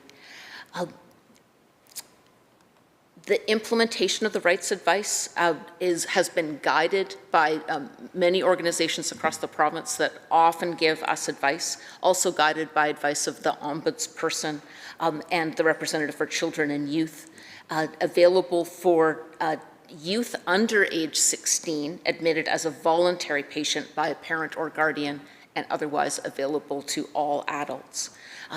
In conclusion, the protection of involuntary patients who are in our province's mental health institutions, setting out those patients' rights, allowing them to be able to speak with that independent rights advisor, helping them navigate the system at a tender time when the way that our healthcare system should meet people in crisis is the dignified and appropriate healthcare response will be guided by the independent rights advisor, again with the patient ultimately in control of what advice they take on, and in the care of our healthcare system and all the very dedicated people working on the front line.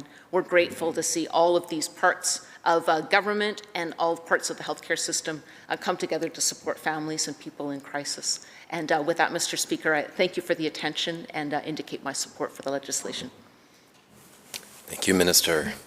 Recognizing the leader of the third party. Thank you, Honourable Speaker, and I rise to speak to the Mental Health Act amendments that are in front of us today. This bill has certainly been a long time coming for a lot of British Columbians. The Mental Health Act is an outdated piece of legislation, originally written in the 1960s, not been substantially updated since 1998. And it's interesting to listen to the comments and the speeches today. It all sounds quite mild, really, and measured, and I think that we should be considering the experience of people, of British Columbians, who are accessing mental health care, particularly in emergency situations, and what that experience can actually feel like. I don't think many would use the word tender. And I think that to describe it as a potentially challenging experience doesn't quite capture that it may in fact and probably often is traumatizing. There are whole generations of British Columbians who have ultimately experienced harm under the Mental Health Act in this province. The Act has coercive control. It gives near total authority to hospitals and facilities over people's health choices, and it perpetuates harmful stereotypes about people with mental health illness. The Act prioritizes discipline and authority and treats people with mental illness as a failure in self-control.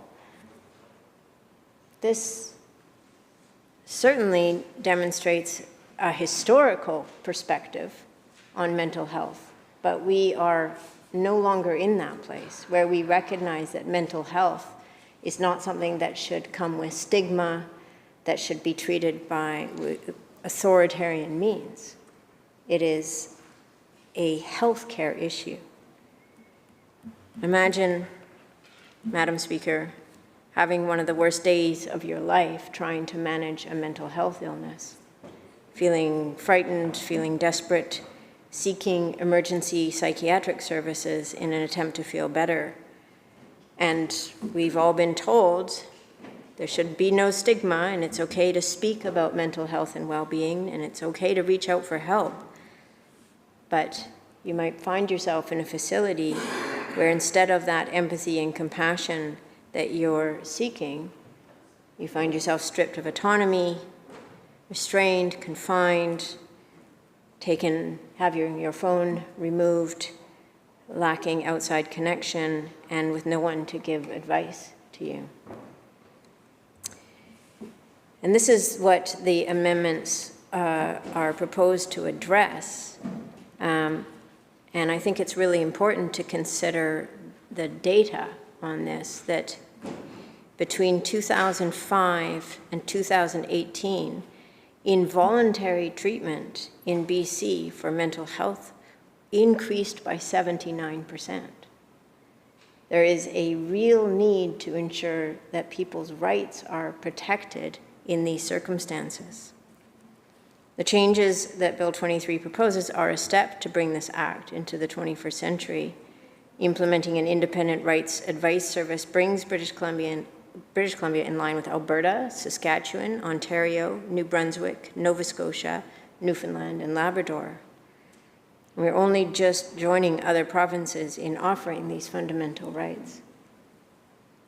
The Canadian Charter of Rights and Freedoms says that when you are detained in Canada, you have the right to legal advice. But when someone is involuntarily detained under our Provincial Mental Health Act, they're not offered this service 51% of the time, according to our ombudsperson. So a person in severe crisis, experiencing one of the worst days of their life, goes to hospital, whether voluntary or not, to get care, to hopefully feel better, but far too often they can be treated without that dignity and those rights. Advocates have been calling for an independent legal rights advice service for people detained under the Mental Health Act since the 1990s. In 2017, the Community Legal Assistance Society called for law reform in their report, Operating in Darkness, BC's Mental Health Act Detention System. In 2019, the Special Rapporteur to the United Nations Convention on the Rights of Persons with Disabilities criticized BC's Mental Health Act, finding that, quote, once detained, a person can be forcibly treated without their free and informed consent, including forced medication and electroconvulsive therapy. The Special Rapporteur said that the criteria for involuntary treatment was, quote, very broad. In 2019, the ombudsperson found that only 28% of involuntary patient admissions in BC followed all required procedures. They also found that a number of directors admitted and detained people involuntarily without adequate information and reasons to demonstrate how the patient met criteria. They also found that for half of the patients, no rights advice form was filled out. Before these amendments, this form was the only way of informing patients of their right to access legal rights advice. And from these numbers, only half of patients received that information. These amendments finally follow through on the Attorney General's 2019 commitment to see this independent rights advice service be put through. They are critical in building a better, more just system of mental health care. These amendments are a step forward, and I commend the Attorney General and the government for this bill. Up until these amendments pass, people who are involuntarily detained are not required to receive independent rights advice services. They are technically supposed to receive notice that they have this right, but there's no legal aid service provided free of charge.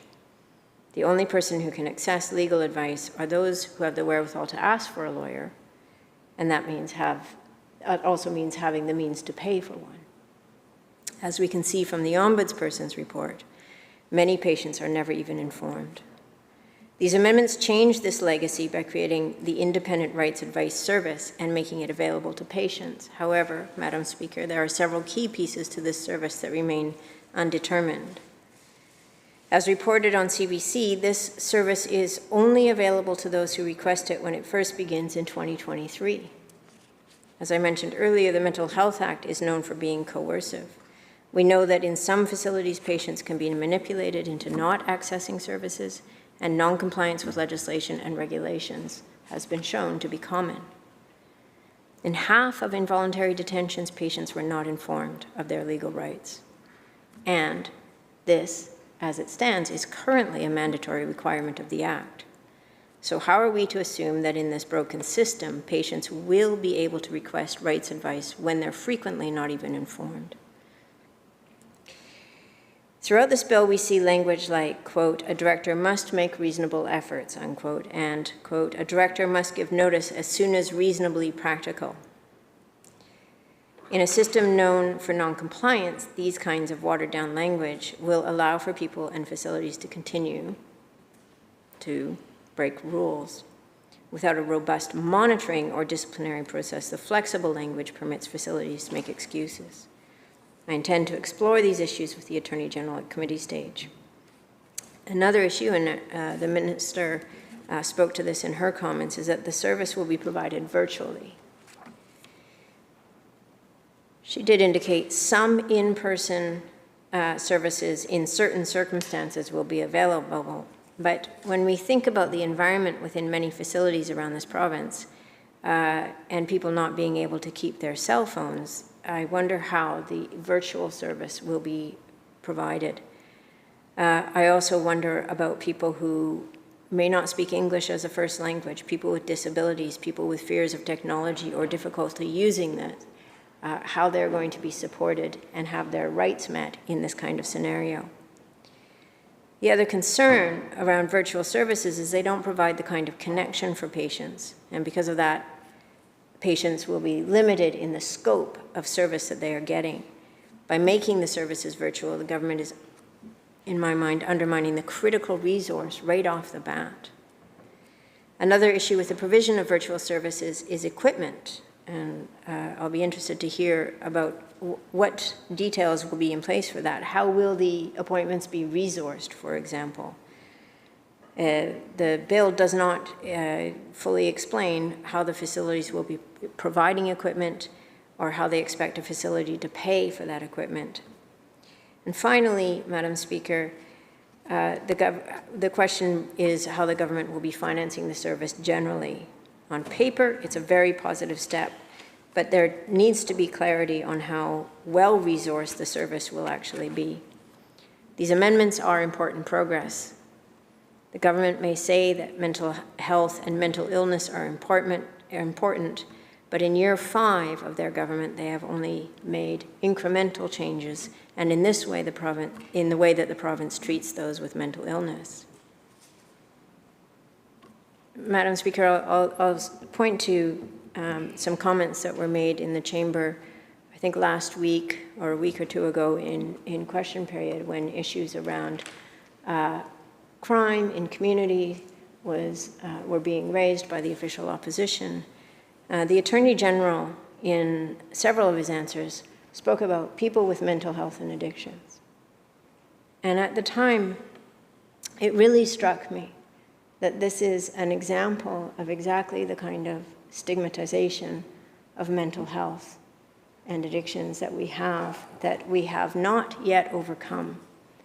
And when we hear language like that, when we hear a kind of generalization linking mental health and addictions to criminal behavior, it reinforces that stigma. It reinforces that challenge that people will have for seeking help when they need it, for being open and upfront about any struggles they're having with mental health.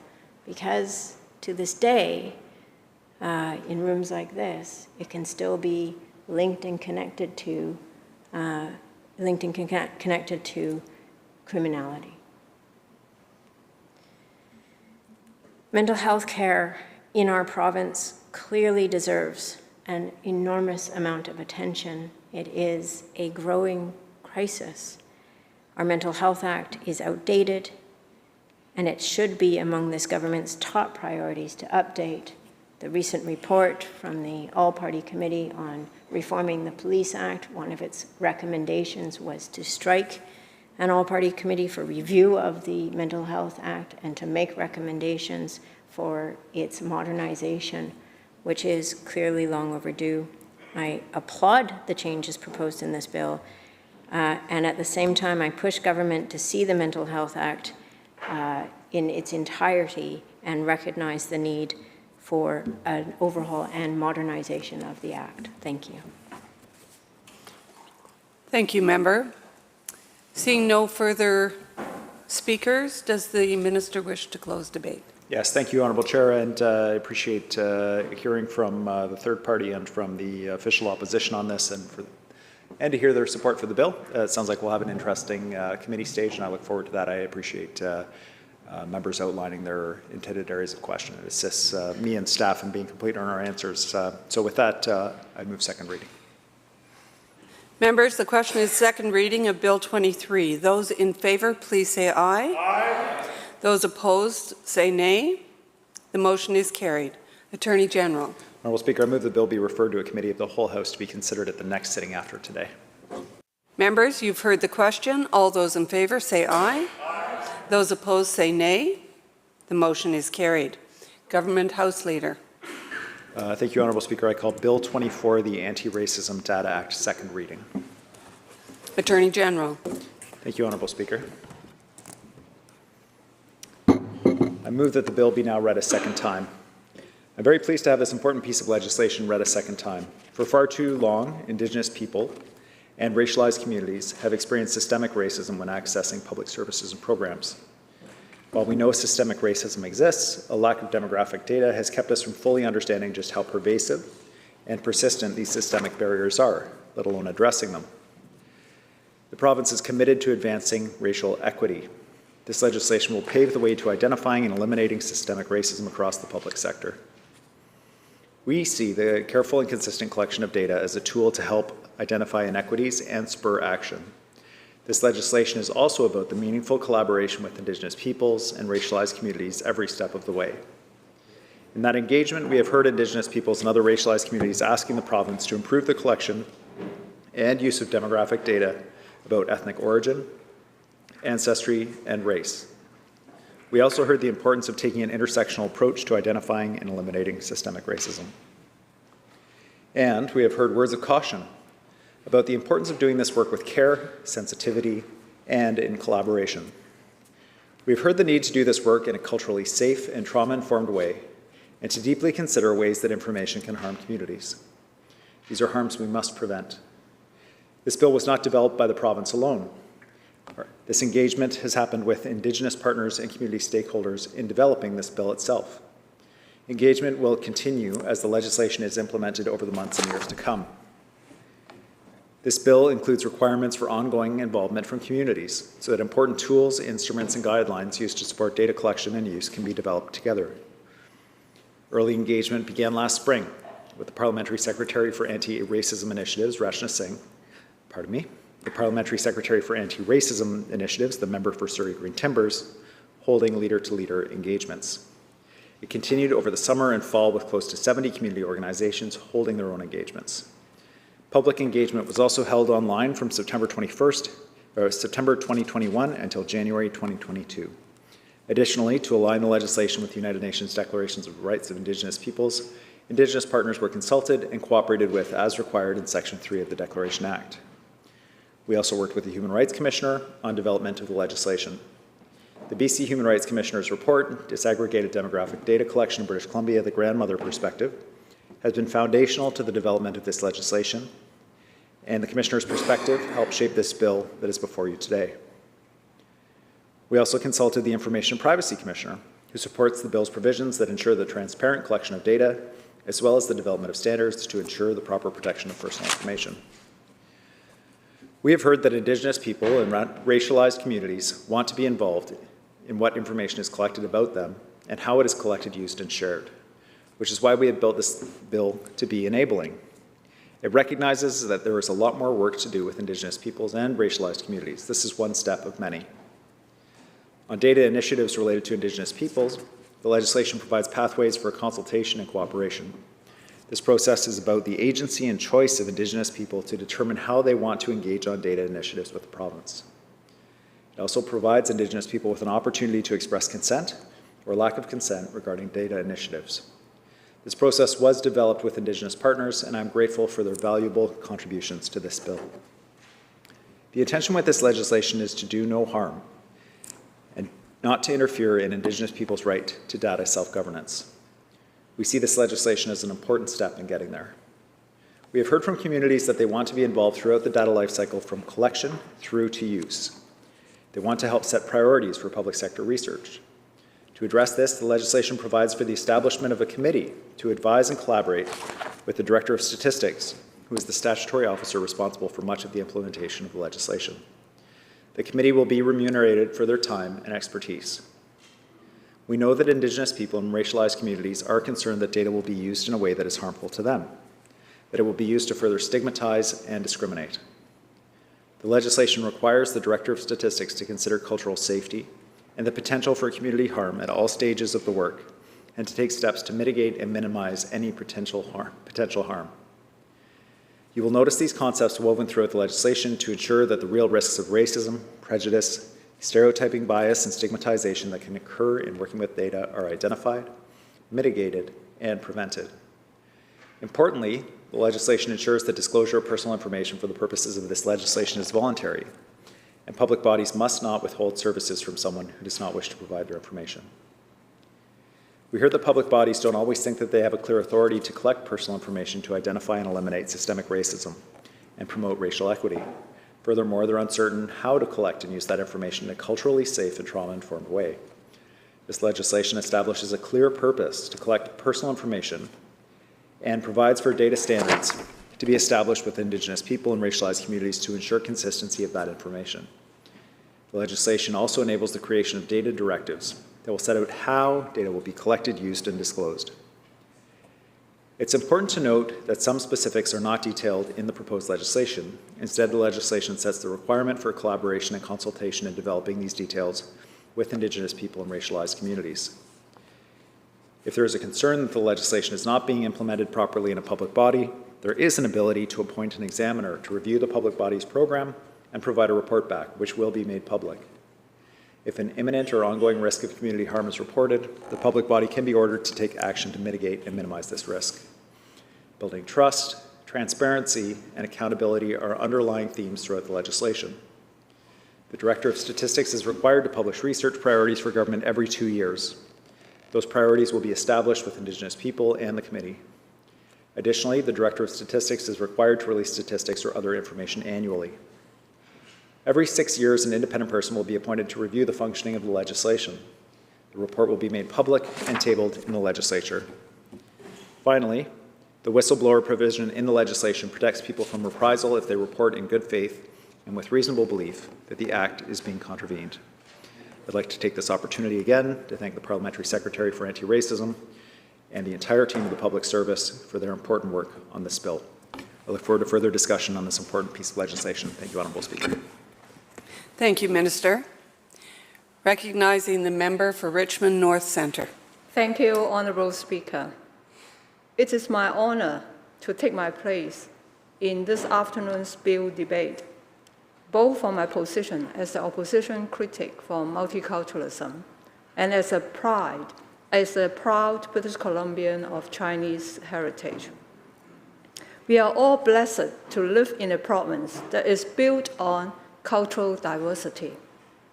Our diversity is part of our shared identity, one that unites us as British Columbians.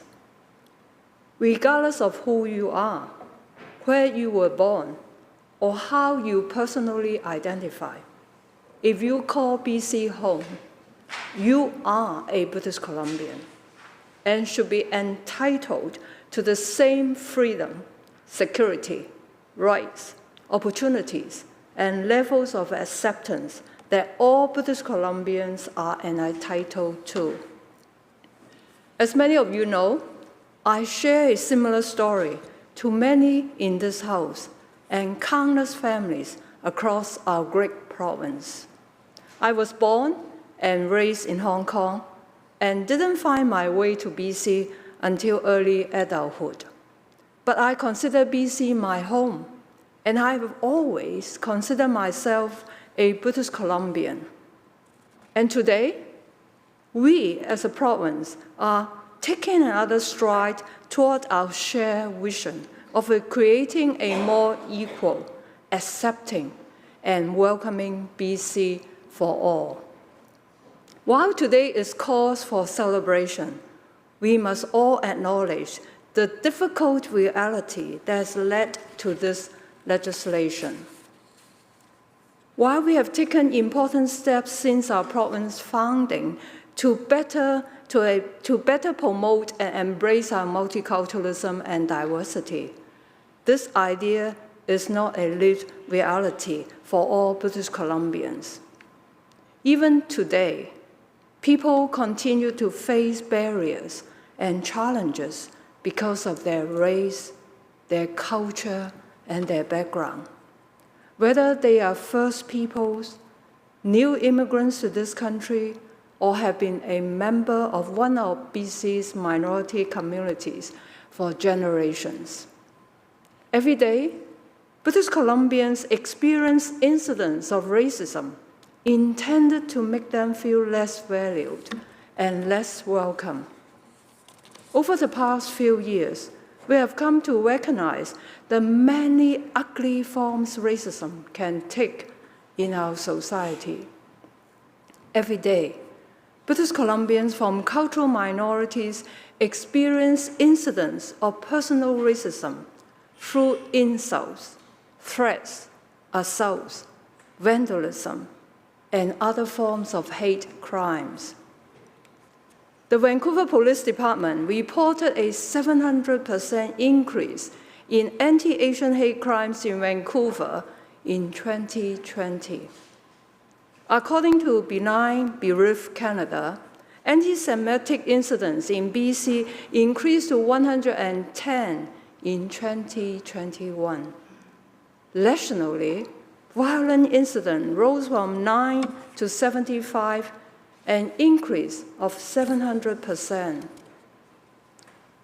British Columbians have also become acutely aware of the systemic racism towards Indigenous people and cultural minorities that takes place in our education, healthcare, social services, justice system, and countless public and private institutions across our province. Mary Ellen Turple-Lafon's report, In Plain Sight, identifies shocking instances of systemic racism towards Indigenous people in our healthcare system.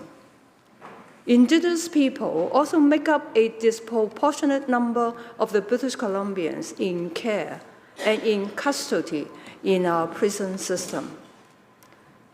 And we cannot forget the shock and devastation our province and the world felt at the discovery of unmarked graves at the sites of residential schools across Canada. Institutions designed to strip Indigenous people of their culture, heritage, and personal identity.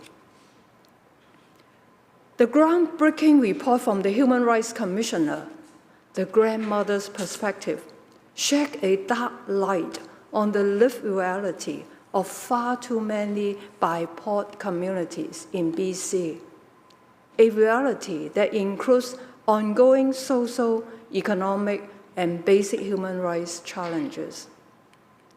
The personal and systemic racism that continues to exist in BC goes against the very foundation of what our province and our country stand for.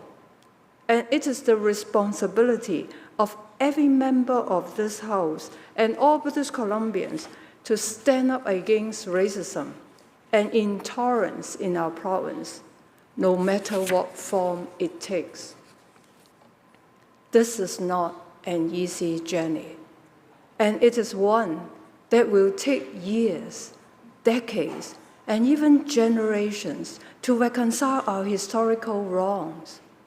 But this is a journey we must all take together in close consultation and collaboration with Indigenous leaders and communities, as well as all minority groups. We must have every voice at the table, and every voice must be heard and valued in our decisions as a province. For years now, there has been a growing call for the province to bring forward the tools that will help us identify the gaps in our system and eliminate the systemic racism that still persists in our public bodies and institutions. Today's legislation is a milestone in more ways than one.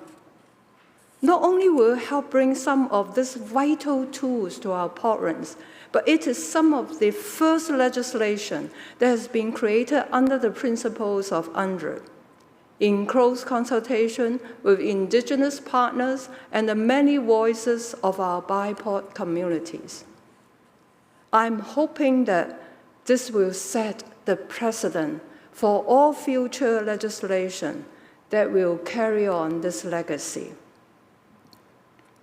We must ensure the actions outlined within this bill are carried out with the utmost respect and consideration of our Indigenous and multicultural communities and help reduce racial prejudices, eliminate racism, and forward reconciliation in our province through consultation and cooperation with all those affected.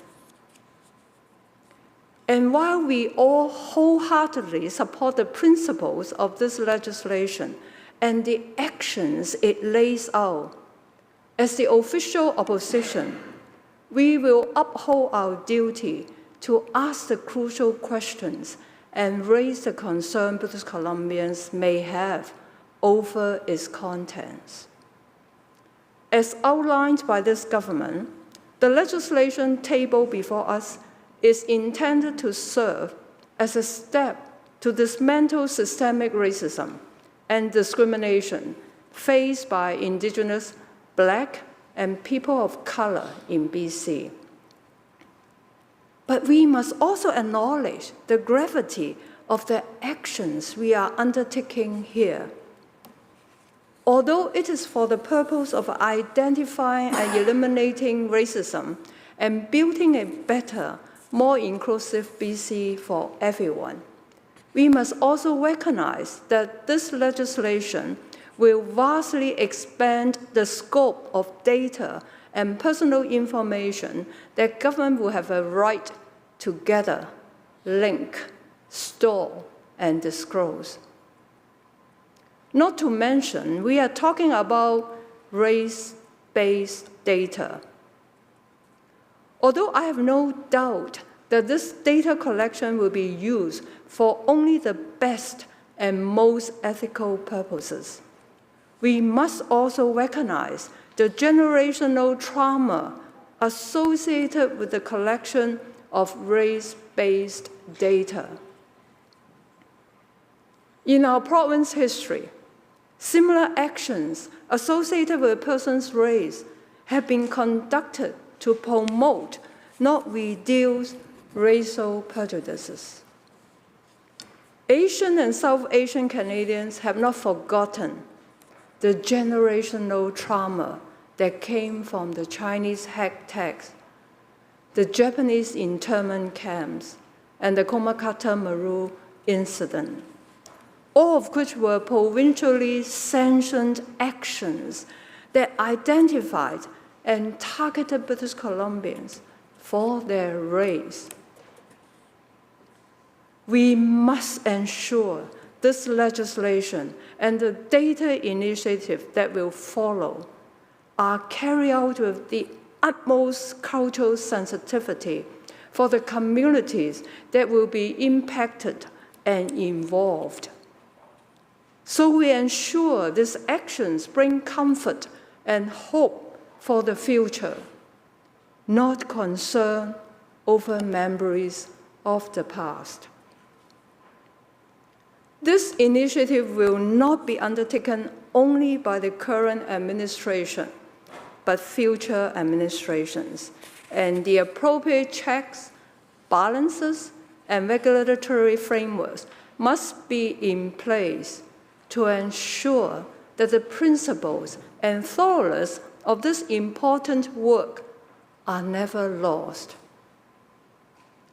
We also recognize and thank the public bodies and wide array of BC communities that have already been involved in reviewing and providing input on the checks, balances, and framework found in the bill before us today, including the Office of the Information and Privacy Commissioner and the thousands of BIPOC leaders and community advocates who have provided their input.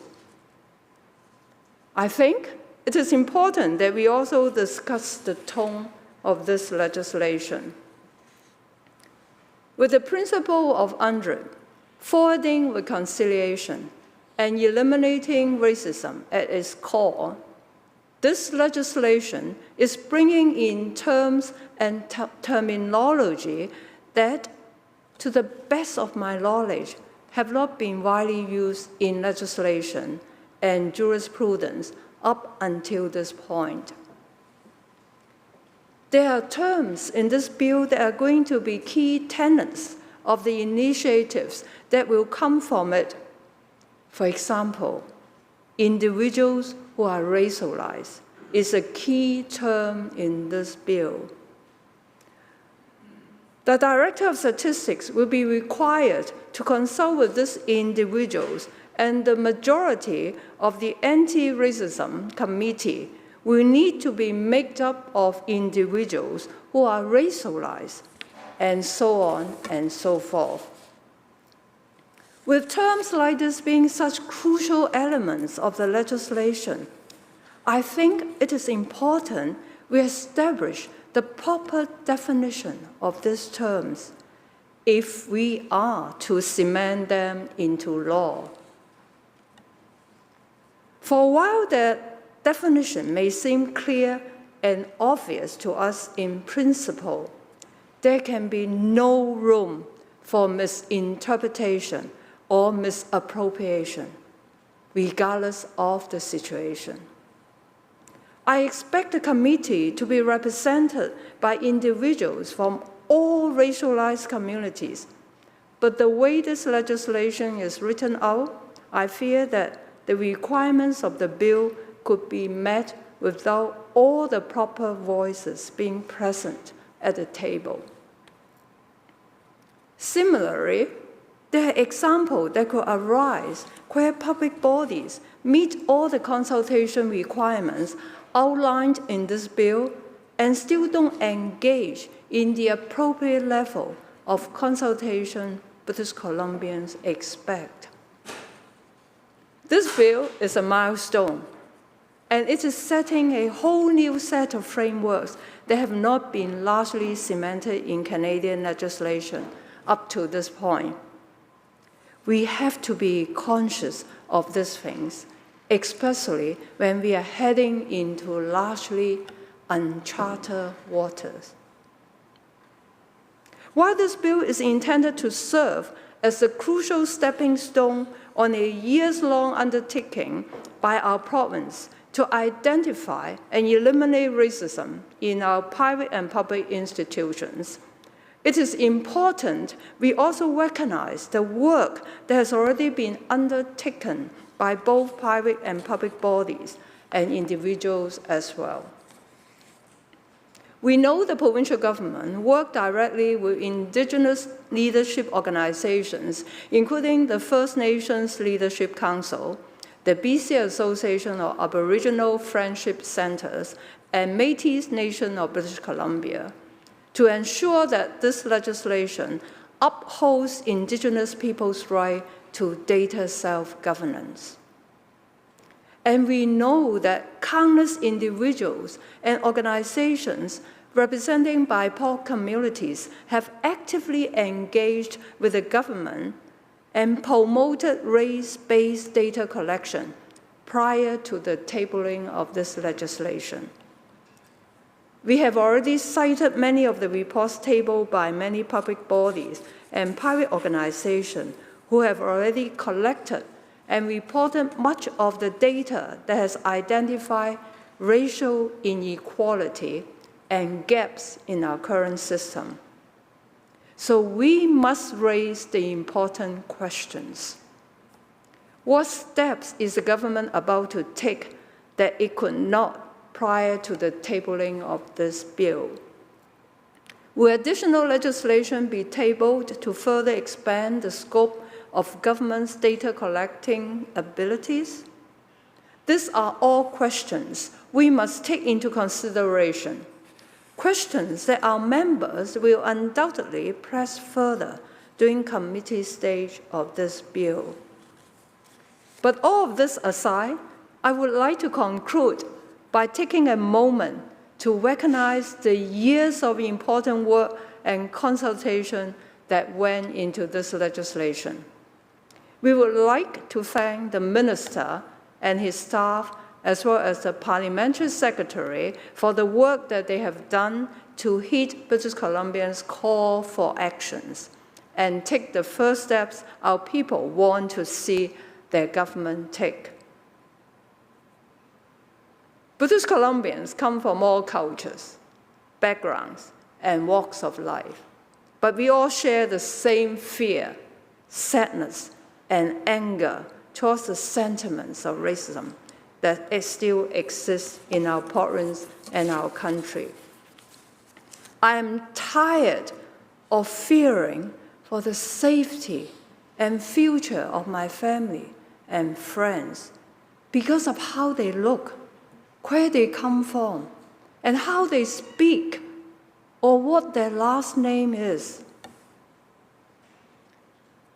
I think I speak for everyone here and for all British Columbians when I say that today is about hope, hope for our future, and hope that we all have a voice at the table and that we can move forward together to recognize our historical wrongs, heal our generational wounds, identify and eliminate the systemic racism that still persists, and truly build a better province for all.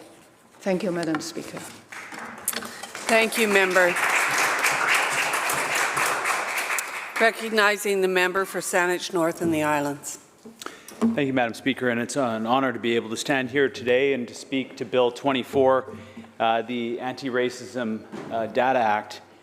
I would like to I think, reflect for a moment on the comments that have just been shared with this chamber from our colleague from Richmond North Centre. And specifically, I think the comment with respect to understanding and recognizing the diversity of this province and the strength of this province is actually built on that diversity and the experiences that people have and bring to our society and to our province. And I think that it's also important to acknowledge the fear, as the member clearly identified, that many families have for their children and for their family members who have witnessed and felt and experienced, actually, mistreatment because of who they are and where they come from and the language they speak and the culture that they have. And so I, too, want to elevate the message from the member from Richmond North Centre that this bill does reflect hope. Hope that with recognizing systemic racism, that this institution was built to advantage certain people and to disadvantage others, to recognize that, to not view it as an existential threat, but to understand what that means. It's then that we can start to unpack it and start to build this institution of government to represent all British Columbians, no matter their background, no matter their language, no matter their culture. And it's with that I want to raise my hands to the Parliamentary Secretary for Anti-Racism Initiatives, who's sitting right behind me right now, and who I've had the honor of spending many, many hours with I think it's a number of committees, isn't it? We've spent many hours on committee with each other.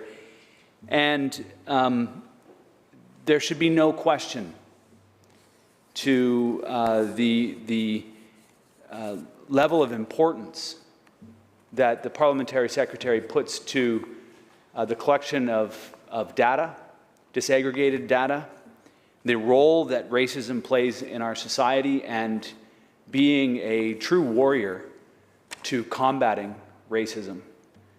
When committee work gets distracted by the other things, we can always count on the Parliamentary Secretary to bring us back to the points that need to be reminded often, that not everybody sees the world this way, and not everybody has that experience. And here there's an opportunity to reflect on the diversity.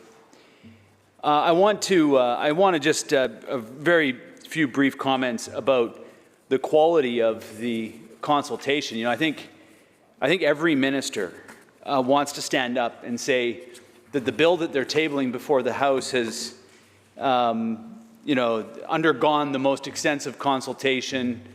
And we hear ministers build up the amount of consultation that happens, but this is really a truly, if you take a look at the notes that I've been given and take a look at the quality and the depth of the consultation on this, I want to just say that I think that this is truly a model on how community engagement can inform legislation, and how important it is that that the government reflects and the legislation reflects the wishes and the wants of the community. When you have over 70 community-based conversations, dialogues that are happening, 10,000 people participating in those dialogues, surveys with nearly 3,000 respondents, 1,300 suggestions. It highlights a commitment, 2 gatherings with 100 Métis people participating. It highlights that this bill is starting in a good place here at first and second reading, that we're in a good place because it has been informed. And as I look through the bill, I would say that there's only one section which I'll highlight in a few minutes that troubles me, and it's not specific to this bill. It's how the government in general handles certain aspects of the relationship with Indigenous people. So other than that, I'm quite happy to be very supportive of this legislation, and I wouldn't actually say other than that. I just want to make a note that I think there's some things that need to change. But co-developing this legislation, as has been pointed out, is an important commitment that's been made under the Declaration Act to be working more collaboratively with Indigenous people. But this was not just Indigenous people that were collaborated with. It's all BIPOC community that has been engaging in this. This legislation stipulates support for cultural safety and consideration of community harm. It's legislation that expressly states over and over and over again that the goal is to identify and eliminate systemic racism and advance racial equity.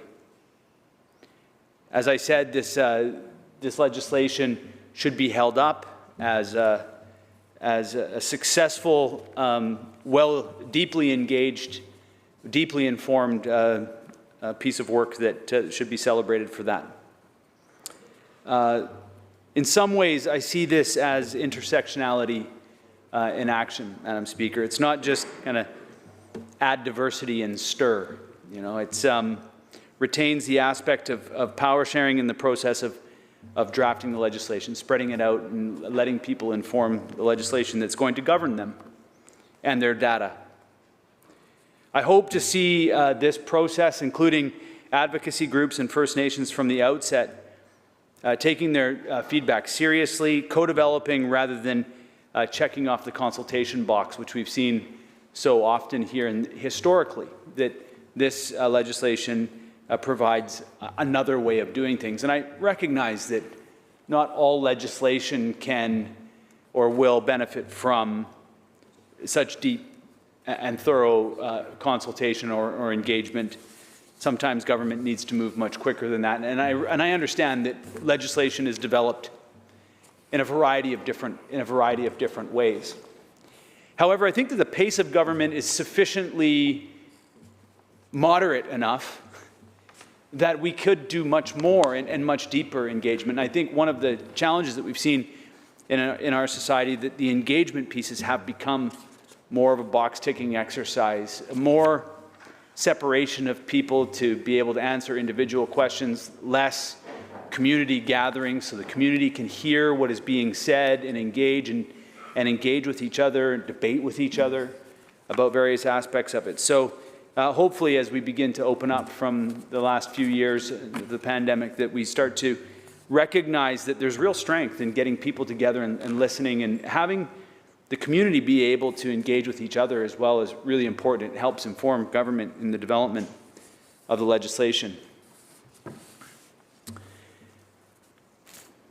When legislation is written without the consultation, then I think what we see is that it kind of ends up in here, or even before it gets to this stage, lagging down and slowing down, because the members of the opposition have to ask those questions that may not have been answered in the engagement and the consultation process. And so having that work done at the forefront, having the event like we had earlier this week, where community leaders can come here and say, yeah, we can endorse this work. We can get behind this work. That's an important and powerful message that's sent. As Dr. June Francis said on Monday, that this is not, and that announcement that was made on Monday is not a one-and-done situation, that in order for this legislation to be successful, there needs to be the resources there to back it up. In fact, we know, as I said earlier, that systemic racism, institutionalized racism, is all through this institution of government. And the initiative established by this legislation must be properly funded and supported in order for it to be successful. The legislation before us today sets out that public bodies may collect personal information for the purpose of identifying and eliminating systemic racism and advancing racial equity. It provides parameters for how this information should be collected and clarifies that the choice to disclose or not disclose information will never impact on the delivery of a benefit or of a service provided by this institution. In other words, if you choose to not provide your personal information, your race, to a healthcare provider, you will not be denied healthcare services, as an example. It also highlights that the information can only be used for the express intent of identifying and eliminating systemic racism and advancing racial equity. In developing a proposed data standard, a standard by which the information must be collected, stored, and safeguarded, Clause 9 establishes that the Director must support the culturally safe collection, use, and disclosure of personal information. This is important. It builds in protections and acknowledges that there are cultural differences around how personal information is stored.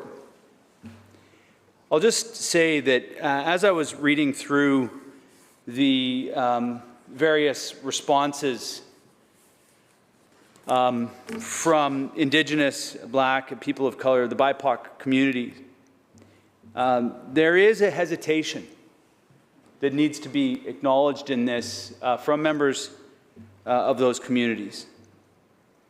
And I think about this from the experience of my family, a Coast Salish family from the Saanich territory, that oftentimes the data that was collected about us wasn't used to help us.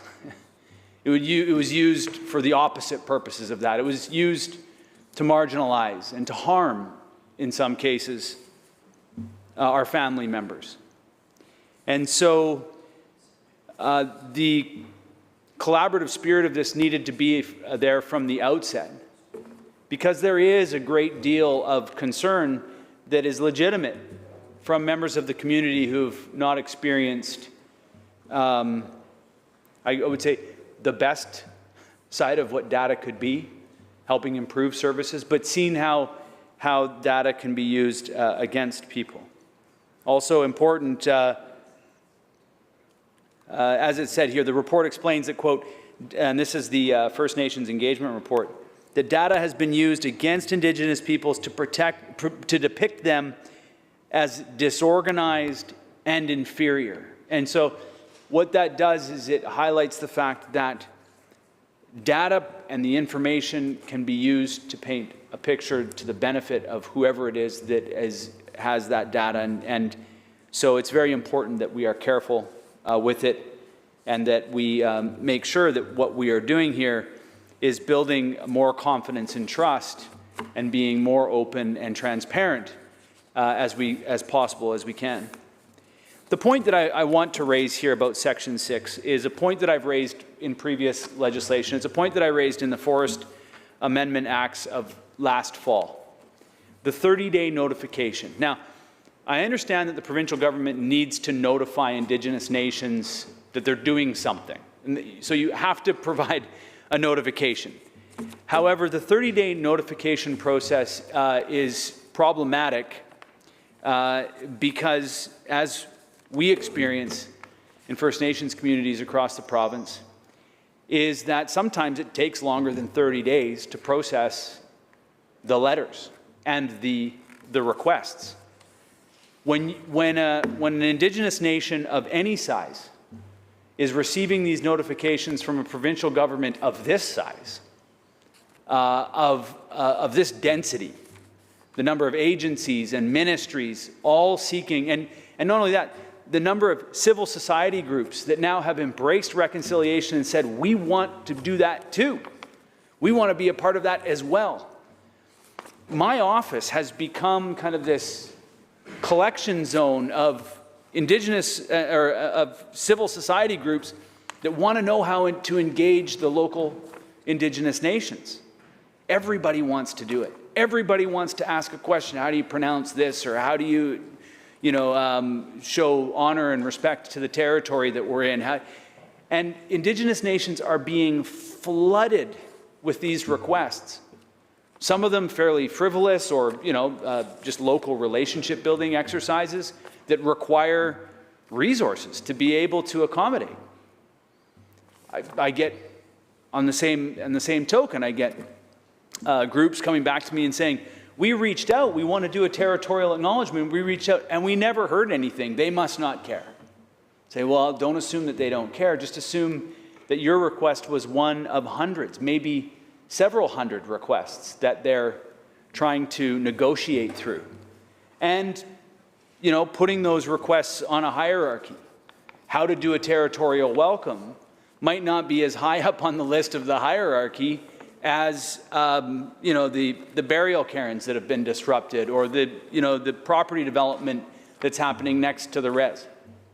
So there is this recognition that the 30-day notification process, and again, we often use the language of capacity in here, and I hear so often, well, the First Nation doesn't have the capacity to do this. I think that in many cases there is the capacity, there's just not the resources to be able to deliver on the dozens and dozens, hundreds and hundreds of requests that come in. So when you put a 30-day time stamp on this and a clock starts as soon as the letter has been sent in the mail, you've got 4 or 5 days that Canada Post uses to deliver that.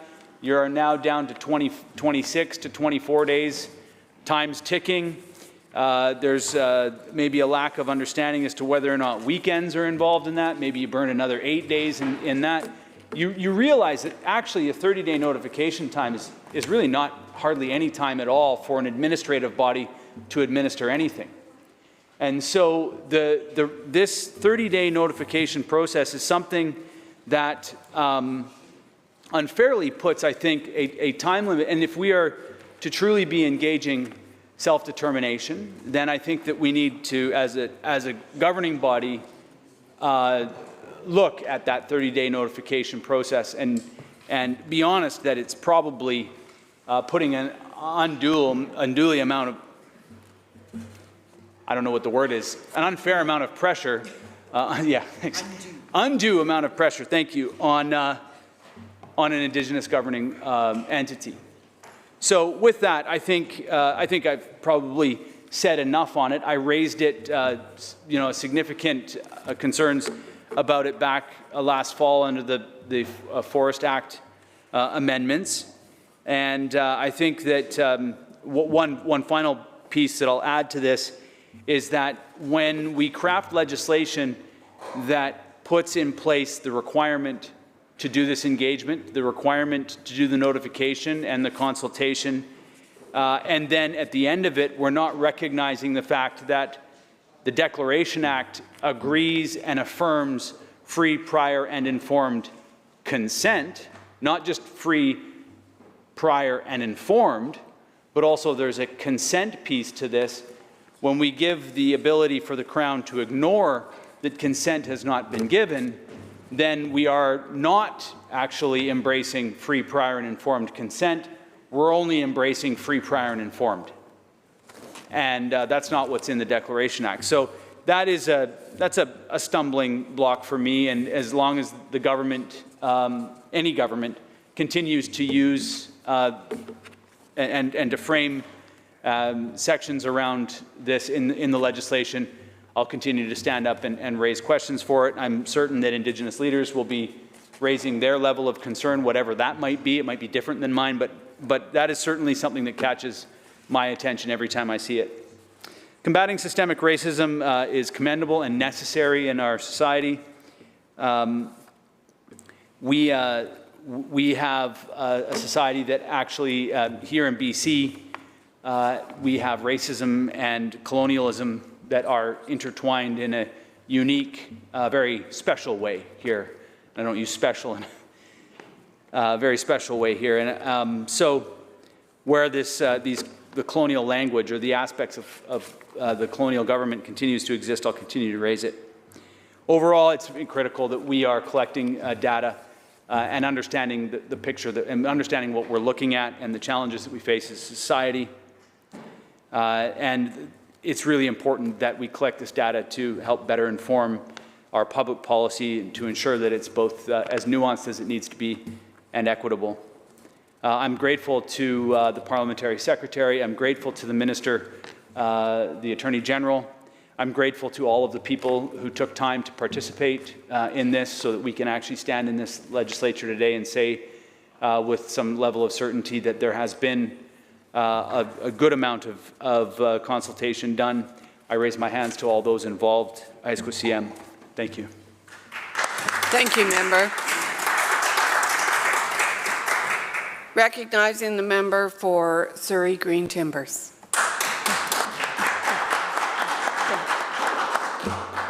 Thank you, Madam Speaker. Madam Speaker, I've spoken on a number of bills, but I can tell you how much pleasure, how honored I am to be standing here today and speaking on Bill 24. I want to take this opportunity to thank the Attorney General for introducing the bill, and also my colleagues, member of Saanich North and the Islands, for his kind words and his commitment to anti-racism, and also member of Richmond North Centre who spoke before me for her words as well. I think my colleagues have already talked about it. We live in a beautiful province. We call it beautiful British Columbia. And we take a lot of pride in our diversity, in our multiculturalism, in like how many people come here and make British Columbia their home.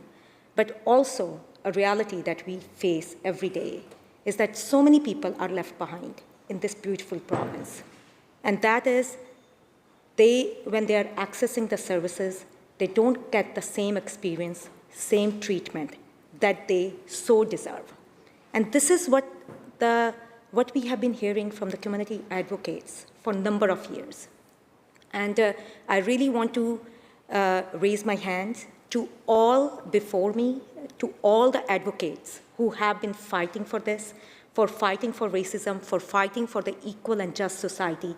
We stand on their shoulders. When on May 2nd, this bill was introduced, I know it was a lot was said about it being a historical moment in the British Columbia history, but that would not happen without the advocacy of so many who have come before me. So a big, huge thank you to all of them.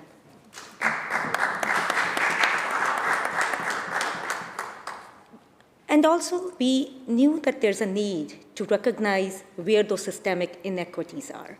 As Dr. June Francis, who was present here on May 2nd, she talked about, like, we cannot work on things that we don't know. We know that systemic racism is everywhere, the colonial structures that we deal with, and just not knowing where it is, how if we don't see something, how to work on it. For years, we have heard the stories. We have heard like how people feel discriminated, how people feel left behind, but we did not know. It was just so hidden. And a lot of times we heard from the governments and the officials that if we don't see anything, there's nothing in front of us to work on. And this bill, I think, is the first step towards that. Recognize those inequities, making them public, bringing them to light, and I think that is extremely important. And as a government, I think it is our moral and ethical responsibility to tackle racism. First of all, to say that there is systemic racism, there is racism that people face every day, experience it every day, and then it is our responsibility to work on those inequities.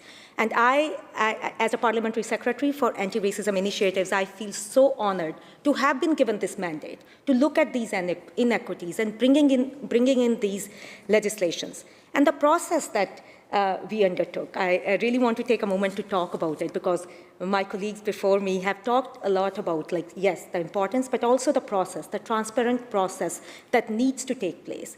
And the last 15 months, I can say, Madam Speaker, a lot of work has gone into it. This is the bill that is impacting the Indigenous communities, the Black communities, the racialized communities, and the average British Columbian. Like those people are on the forefront, but this is a bill that is going to impact all of us, no matter what our color, what our ethnicity, how we look, it is going to benefit all of us. And that's what I feel so proud about. That gives me so much joy and so much passion when I talk about it.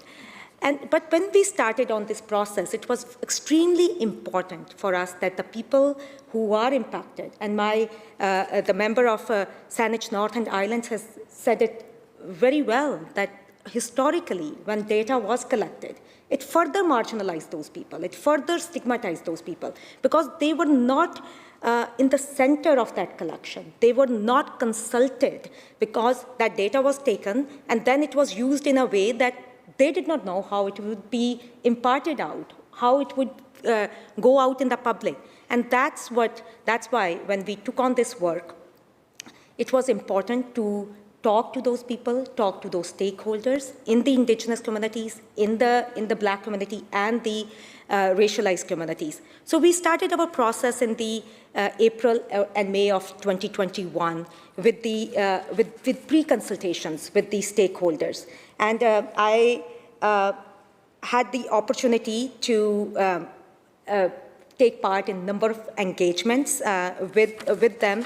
And also, there was a need to build trust. There was what I found was that trust was broken, because for far too long, they were telling their stories, they were talking about the inequities, but not much was done about it. And so that's why building that trust, presenting to the First Nation leadership gatherings, I think it was I was so honored to be part of those sessions. And one message that we heard in those meetings, in those pre-consultation was that the need to ground the legislation in a distinction-based and government-to-government approach with Indigenous peoples. And this legislation is designed to reflect those distinctions and to respect Indigenous data sovereignty. And also, When the different presentations that we took on with the First Nation leaders, we also came to know, and also what we kept on reiterating, was the importance of aligning our consultations and the legislation with the United Nations Declaration of Rights of Indigenous Peoples. And so that formed the framework. I know we have talked about the report that came out a few years ago, Madam Speaker, in plain sight by Dr. Mary Ellen Turpel-Lafond.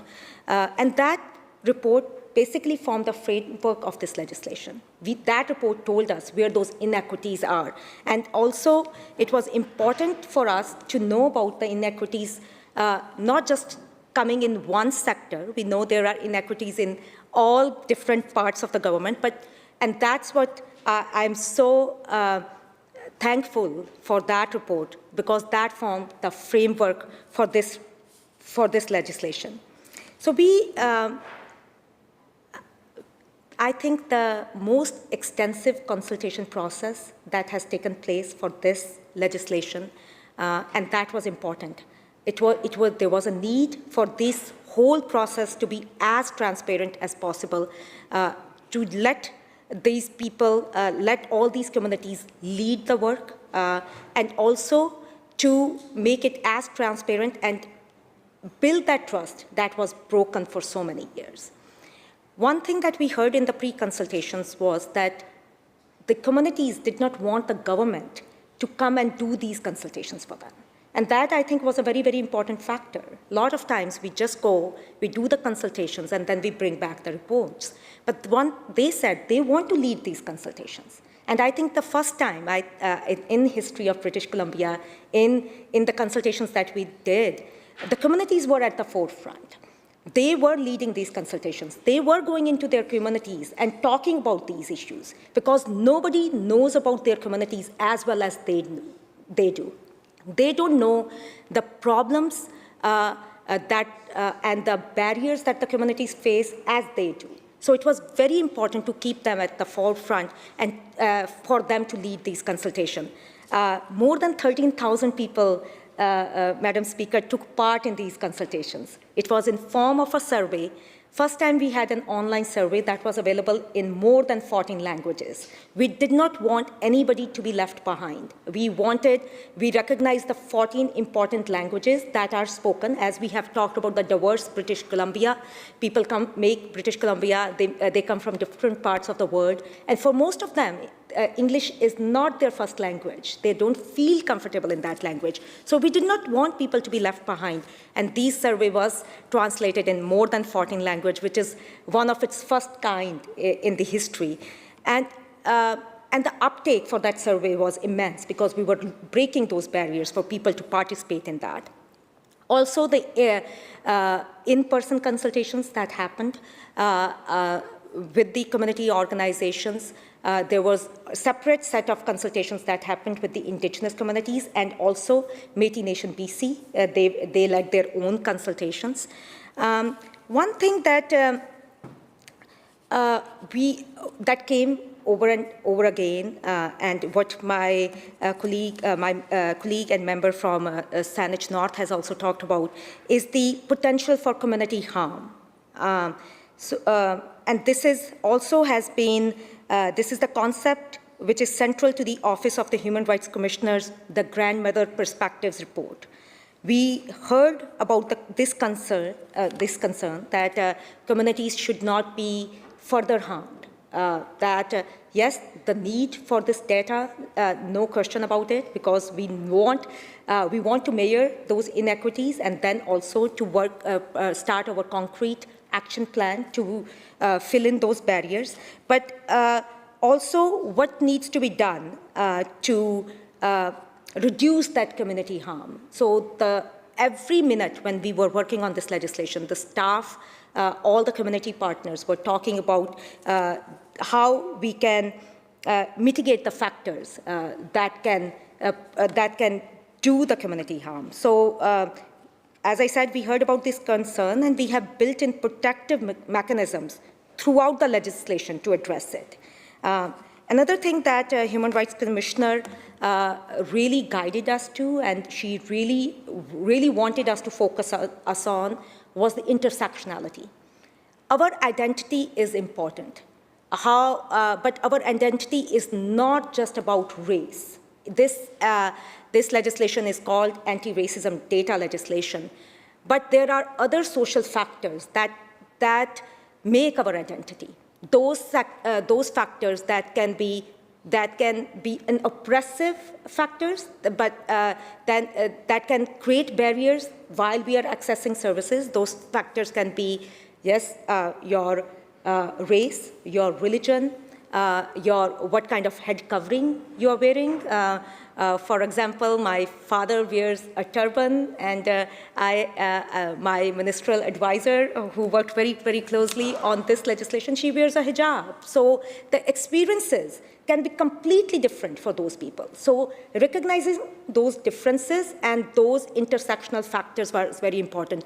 Along with that, other intersectional factors like your gender identity, your ability, the languages that you speak, all those intersectional factors, bringing them into this legislation was extremely important. And I'm so proud that we have been able to have that, they're all referenced within this legislation, so that people are not just identified by just one thing that we usually identify with, but also the multiple factors that are part of their identity.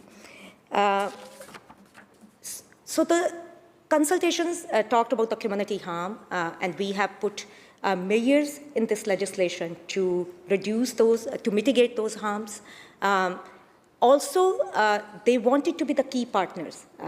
We have talked about it, even when we were introducing the legislation, we talked about that this is the first time that we have the First Nation partners who they co-develop this legislation.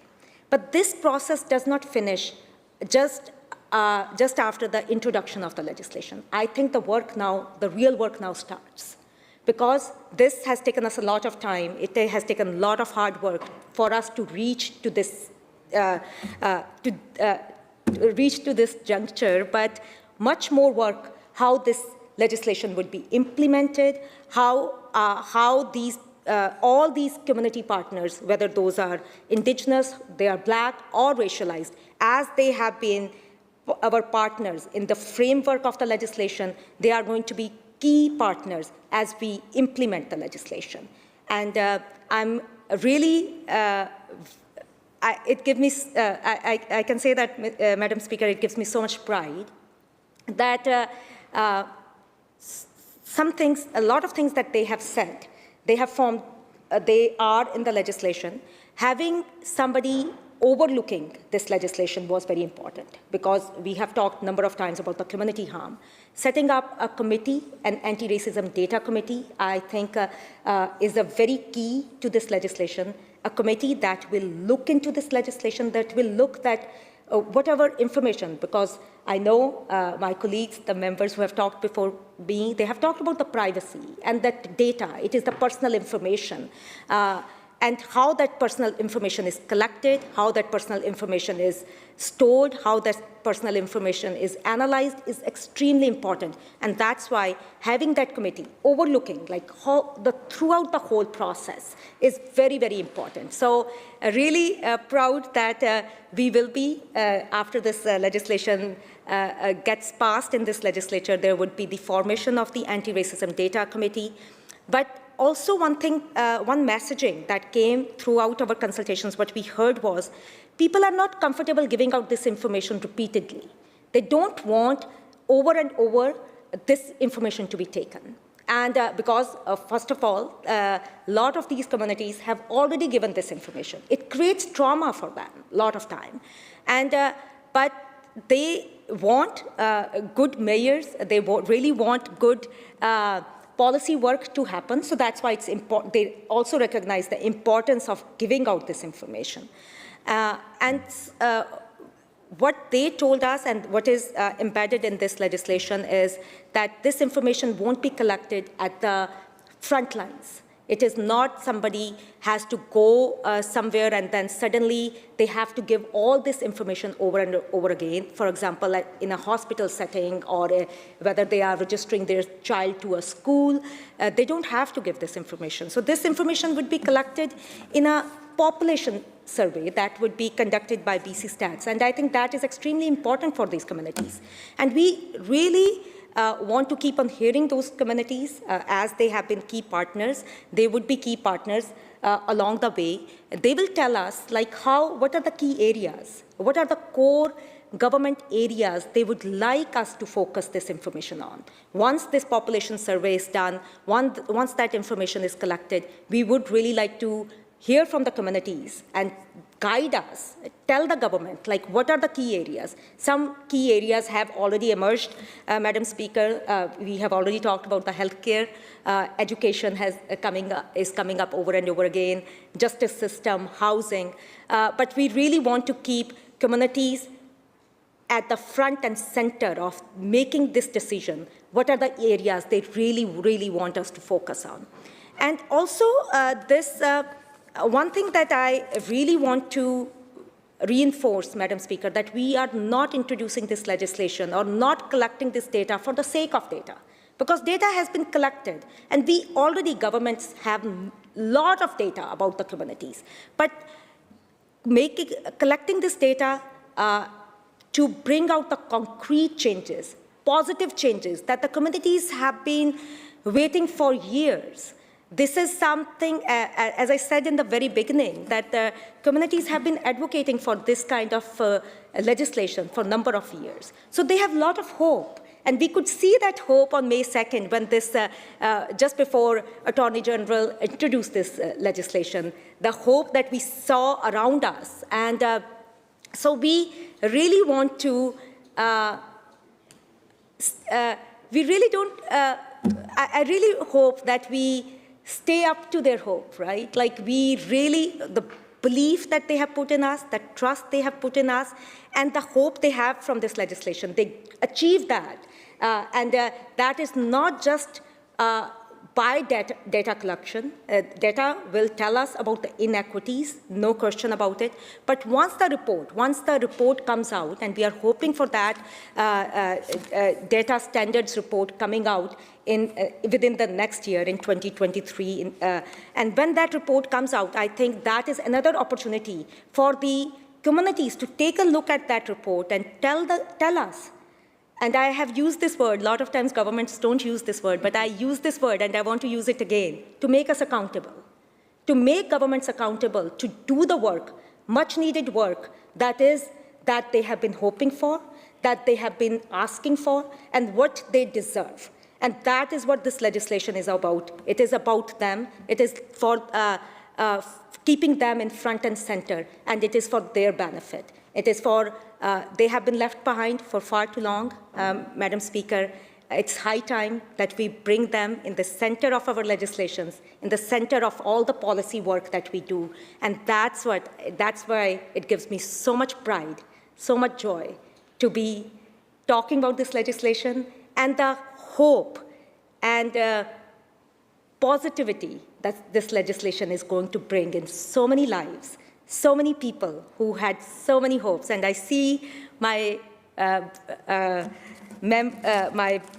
I always call him brother, so I'll call him again brother, member from Delta North, who started this work before me. I really want to acknowledge his contributions also, and the pride that I see on his face and the joy on his face, because he has been advocating this work also. And to all members of this chamber, Madam Speaker, who have been strong advocates, who have brought the voices of their communities to this legislature. This legislation is for all of us who are sitting here. It is all of the British Columbians, and it is a positive first step towards creating anti-racist British Columbia. Thank you, Madam Speaker. Thank you, member. Recognizing the member for Vancouver-Langara. I would just like to first acknowledge the work of the Parliamentary Secretary for Anti-Racism and my colleague across the way who she recognized as well, who is enthusiastically trying to join this debate, the member from Delta North. I certainly want to acknowledge as well the significant work that's been done to bring this bill forward to this Legislative Assembly. The level of consultation and involvement that the Parliamentary Secretary has been involved in shepherding along. It is an important piece of legislation, one that certainly I join my colleague, the member from Richmond North, in supporting, certainly in terms of the importance of expanding the ability of public bodies to collect personal information for the purpose of identifying and eliminating systemic racism and advancing racial equity. That is the primary purpose, Madam Speaker, of this legislation, to be done on a voluntary basis, and certainly not done in a way that would limit an individual's right to receive benefits or services from our government. Certainly is not the intention as well. But as we have noted through the course of this debate at second reading, we continue to see the need for this tool for public bodies to collect this level of information, which is personal to an individual's identity, whether you are a racialized individual or someone who is an Indigenous person in this province. We all encounter, and we continue to encounter, levels of prejudice and discrimination, and sometimes violence in this province. We will have continued days to recognize, for example, Indigenous women and girls who have been murdered in the history, whether it's on the Highway of Tears or in the downtown east side of Vancouver. But we see, of course, the importance in terms of this pandemic, which has revealed the disproportionate impact of the pandemic on racialized members of our province, and the importance of data collection. The reference to the Insight report in plain sight is a significant report. It's a significant body of work that went through a lot of data to demonstrate the impact and discrimination and racism in our healthcare sector in relation to Indigenous peoples. We've seen as well reports by this government in terms of a path forward, priorities and early strategies for BC, which also referred to the importance of introducing legislation that would help reduce systemic discrimination and pave the way for race-based data collection, which is essential to modernizing sectors like policing, healthcare, and education. The Parliamentary Secretary also referred to the work by the Office of the Human Rights Commissioner, and I certainly would note that as we proceed with consideration of this bill, that there's a recognition as well by the Human Rights Commissioner of our province that there's a statement made relating to immediately targeted opportunities.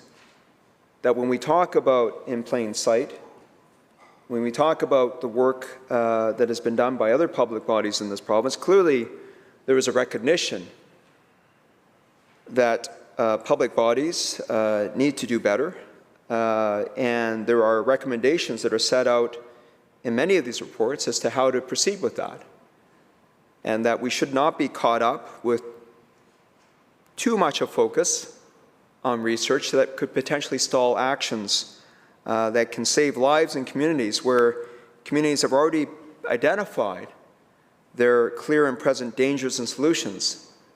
That is the wording from the report from the Human Rights Commissioner. As was acknowledged by the member from Saanich North and the Islands, there is a history, of course, and a recognition that in the past there can be uses of data and information of this nature that has been used in this country in a way that is prejudicial and oppressive to members of the LGBTQ2S+ community in the 50s and the 60s. Japanese British Columbians were also identified and forcibly removed from their properties during the internment in the Second World War. Myself, of Chinese descent, certainly appreciate the history of our country in a different form of systemic racism in terms of the Chinese Exclusion Act, the Chinese head tax. I worked on that personally as a university student to seek redress for that. So this sort of race-based data collection does have some risks involved. And I do appreciate that the bill itself is very mindful of that. We know and understand the important principle behind the bill, which is to enable this sort of collection of data, which will be helpful to public bodies to deal with any elements of systemic racism or discrimination in terms of how British Columbians are being treated or dealt with. But we also know that there are appropriate protections that we will consider at the committee stage in terms of the nature of the bill. Because there are risks involved when you're looking at this sort of collection of data. And again, the Human Rights Commissioner did note that in terms of, and also the Parliamentary Secretary, in terms of repeated requests for information from individuals when there is a potential misrepresentation of the data that's been provided. Perhaps there can be use that might be undermining community initiatives by data that's shared here. He even says conducting research that has no relevance to community members. So I do appreciate, Mr. Speaker, welcome to the chair, that the purpose and the reason for the level of involvement, both in the consultation to bring this bill forward, and then the bill itself to call for some advisory committee, which is representative of some sort of members who are of racialized communities, Indigenous persons, individuals who have anti-racism expertise, individuals who have data expertise. One committee cannot do all. It's only an 11-member committee, but I appreciate that there is, for example, that element, as well as other elements for Indigenous peoples. And let me come back to a statement that was made by the member from Saanich North and the Islands. I caught part of it. So what I took from his comment was a concern as to free, prior, and informed consent. And we know that under UNDRIP, Article 19, that states shall consult and cooperate in good faith with Indigenous peoples concerned through their own representative institutions in order to obtain their free, prior, and informed consent before adopting and implementing legislative or administrative measures that may affect them. So I think the point that was made by the member from Saanich North and the Islands is there's been free and prior information about this bill. Has there been consent? I think this is an important consideration as we go through, because I do know, as the critic for Indigenous Relations and Reconciliation, my understanding from the briefings that I have been given the opportunity to receive, that this legislation certainly is a first example of the co-development approach that is being taken with First Nations leadership in our province to ensure that legislation that is brought forward is done in a manner which is not only consistent with the articles of UNDRIP, but is also done in a way that is culturally appropriate and appropriate to the interests and the concerns of Indigenous leaders and First Nations. I think the consent part is perhaps something that is ongoing, because in this bill we have mechanisms around consultation and cooperation with Indigenous peoples, as to the data standard, as well as recognition that in terms of data directive, that there will also be that level of involvement. So there is ongoing involvement and arguably consent to how this bill will be implemented. And it's around the understanding of the terms in the bill that we will be looking to explore at committee stage. Certainly in terms of elements around what does it mean to ensure that there is culturally safe collection, use and disclosure of personal information, that it's done in a way that in terms of recognition of community harm, certainly in terms of Indigenous communities, and also understanding what the values and variables will be applied to determining both the data framework that is being employed under this bill. I also recognize that in looking at the importance of the trust relationship that is embedded in the Human Rights Commissioner's report on the grandmother perspective, that trust relationship is first and foremost very important, because as you are sharing your personal data with government, a public body, you need to have that trust relationship. And the mechanism that is being put forward by this government in this bill is something that we will want to explore at committee stage in terms of having the level of certainty and clarity to ensure that there are appropriate protections, Mr. Speaker, as to the collection, the use of this data. I noted some of the risks that have been noted by others, and will certainly want to ensure that this bill has the appropriate protections for all British Columbians. There is some language in this bill that I think bears some reflection. I mentioned a few terms, Mr. Speaker, as to what needs clarity. There's language which is unusual language for legislation that we will explore at the committee stage. The use of the word told, T-O-L-D, I think is fairly informal language. So we see examples of wording in this bill that is fairly loose in construction, and we'll want to explore what that is. Certainly we see, as we've seen on other pieces of legislation coming forward to this Legislative Assembly, a significant reliance on regulation. We see that under Section 6 of the bill. We'll want to explore what that is and how that will proceed in terms of getting a good understanding as to the level of authority that is being provided and not defined in this bill. Certainly, the Parliamentary Secretary mentioned the importance of the distinctus-based approach.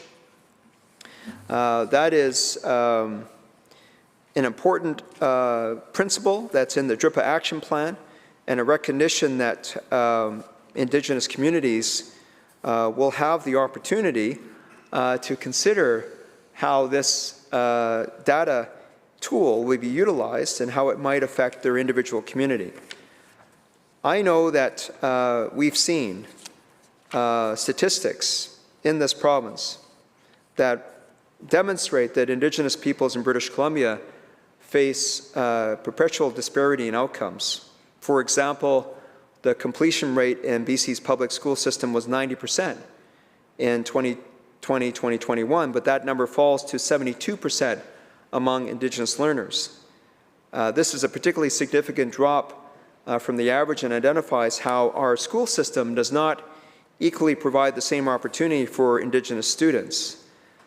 Further, Mr. Speaker, despite making up only 6% of BC's population, Indigenous people represent 45% of children in care and 35% of adults in custody. This is another concerning aspect in terms of how Indigenous peoples are dealt with either in incarceration or in the province's care. And so this demonstrates, of course, Mr. Speaker, that we do have statistics. We have statistics that demonstrate the areas that government needs to focus on.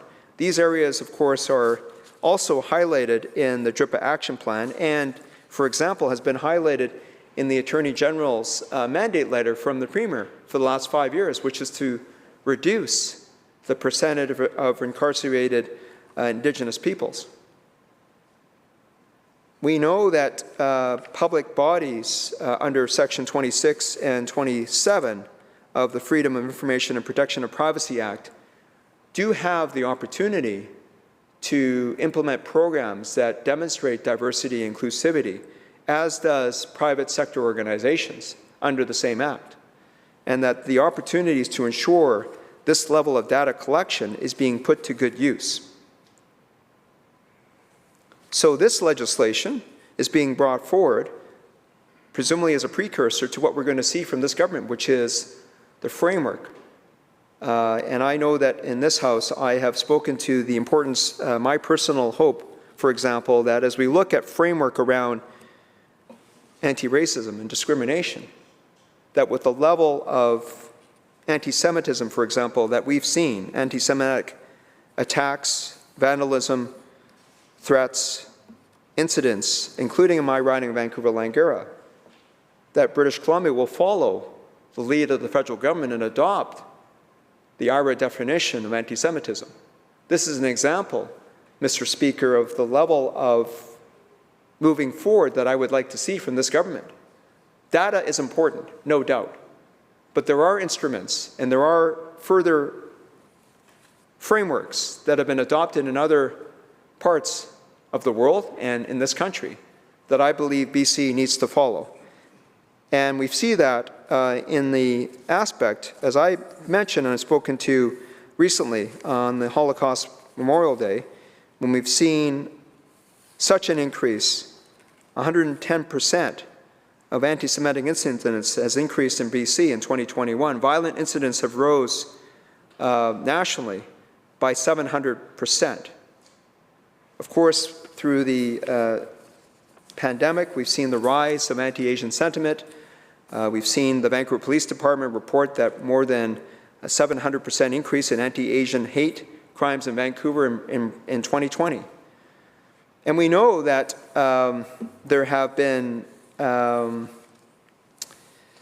organizations that have, community organizations, including the Chinese Canadian community, that have helped and assisted to ensure that there is increased levels of reporting, because we know, Mr. Speaker, that so much of discriminatory and hate incidents go underreported.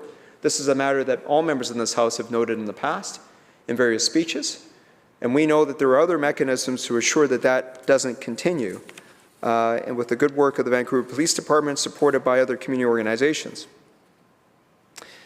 So, Mr. Speaker, as we look at the particular action item in the DRIPA Action Plan, Section 3.14, it states that we need to advance the collection and use of disaggregated demographic data guided by a distinctions-based approach to Indigenous data sovereignty and self-determination, including supporting the establishment of a First Nations governed and mandated regional data governance center in alignment with the First Nations data governance strategy. And this is a responsibility of the Minister of Citizen Services. Certainly with this bill coming forward as led by the Attorney General and the Parliamentary Secretary for Anti-Racism at the committee stage, we will want to have the opportunity to further review how this particular bill will meet that requirement under the DRIPA Action Plan. It's a 5-year action plan, I understand, but in terms of understanding how the distinction-based approach will be utilized to Indigenous data sovereignty and self-determination, these are significant concepts and principles that are spelled out in the DRIPA Action Plan, and we'll want to have a better understanding as to how this bill gets us further towards implementation of that particular action. So, Mr. Speaker, with that, I look forward to the committee review of this bill and participating in that and getting further clarity to ensure that there are the appropriate protections around the use and collection of people's personal information, including those who are Indigenous peoples for our province. Thank you, Mr. Speaker. Thank you, Member. Minister of Citizen Services. Thank you so much, Speaker. I'm very pleased to stand today and speak to and support Bill 24. I really want to first off begin by expressing my extreme proudness and support of the Parliamentary Secretary for Anti-Racism Initiatives, the member for Surrey Green Timbers. She has done such amazing work to bring this legislation forward, and she was the right person at the right time to guide this effort. And I can't imagine a better person to bring this forward. And I want to commend her and the Minister of the Attorney General on the work that they have done together. And I also actually want to take a moment and reflect back a bit as well, because back in 2017 when we formed government, we were fortunate to have then a Parliamentary Secretary for Sport and Multiculturalism, who happens to be sitting beside me as well, the member for Delta North. And the work that this member did to head up the formation of a new program to respond to the concerns of the community about incidents of hate and racism resulted in a new program here in BC called Resilience BC. And part of this work was convening roundtables around the province to hear and better understand what Indigenous and Black and racialized people were experiencing in our province. And it's his amazing work in 2017 and 18 that started and launched this. And so, this is work that's been going on for a long time in our government, and I'm just so happy that we're here now to be having this conversation. So congratulations to everyone who's worked on this. I do want to also acknowledge the courage and the determination of the people who participated in those engagements and who did call on our government to do better, because we listened, and through a great deal of collaboration then and through additional consultation and an amazing amount of work done now, we have reached this critical point together where our government is introducing legislation that will change the course of how we deliver services. It's a fundamental shift in the way government is going to serve British Columbians and provide the public sector with the tools they need to deliver better programs and better services. Because this bill recognizes every person's right to equitable, safe access to programs and the supports they need to succeed. And this legislation will enable us to better use the data we already have and collect new data when it's necessary. And more importantly, it's going to help ensure the use of our data helps rather than harms racialized communities and Indigenous peoples. Because for too long, Indigenous, Black, and racialized people have been negatively affected. And not just by systemic racism and racism in society, but through our government programs, through our services. And as a government, we need to do better, and that's what we're doing. We know this legislation alone won't end racism, but it is a critical step forward. Now, I've had the honor to work closely with the fabulous Parliamentary Secretary for Anti-Racism Initiatives and the Attorney General on how government can safely collect and use data to identify and combat the systemic racism in our communities. And in doing so, we've heard that this data is essential to build better programs for people in this province. We also heard how communities must be part of the process if we want to build and maintain that trust. So under the Act, the province will work with Indigenous peoples and racialized communities to introduce ways to safely collect demographic information such as ethnic origin, ancestry, race, age, and gender identity. And in fact, this legislation is unique in Canada in the fact that it's been co-developed with Indigenous partners and with extensive consultation with racialized communities. So we're going to use the data to help identify gaps in programs and services so that government can better meet the needs of people in this province. And importantly, the collection of this data will align with the goals that are outlined in DRIPA by taking a distinctions-based approach to data collection that's in line with Indigenous people's right to self-governance. The Act is going to require government to release statistics to support identifying and eliminating systemic racism that will result in advancing racial equality. This is a critical mechanism that ensures openness and transparency. Communities will know the results and will be able to have conversations and hold government accountable.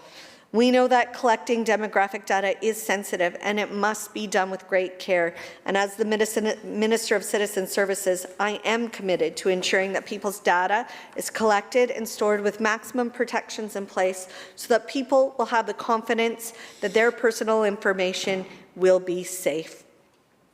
This Act also provides protections against community harms, which are crucial to building trust and advancing equity. And the legislation will give communities and Indigenous peoples information they need for self-advocacy and for decision-making moving forward. And it will do this through the transparent release of information and through community involvement in setting research priorities. Data standards, data directive, research priorities, these are all going to be public. Special reports from the examiner and reports when the Act itself is reviewed will also be made public. What this legislation does is ensure we have the necessary information we need to do that identification of systemic racism and inequalities, to ensure that the work is done with Indigenous peoples and racialized communities. And while other jurisdictions have the authorities to collect this information, what we've done here is to ensure that we have both the authority and the trust to undertake this work. I wholeheartedly support this legislation because it represents things that British Columbians want: safe and thoughtful use of demographic data to address systemic racism and to build a better, more inclusive province for everyone. This work is about honouring the contributions of British Columbians from all walks of life, from learning from each other, for celebrating our differences, and for making sure that our programs here in government and that our services that we offer are making a positive difference in people's lives. And we have more work to do to fight racism in our communities. This legislation is a good start, and I want to thank the member for bringing it forward. Thank you, Speaker. Thank you, Minister.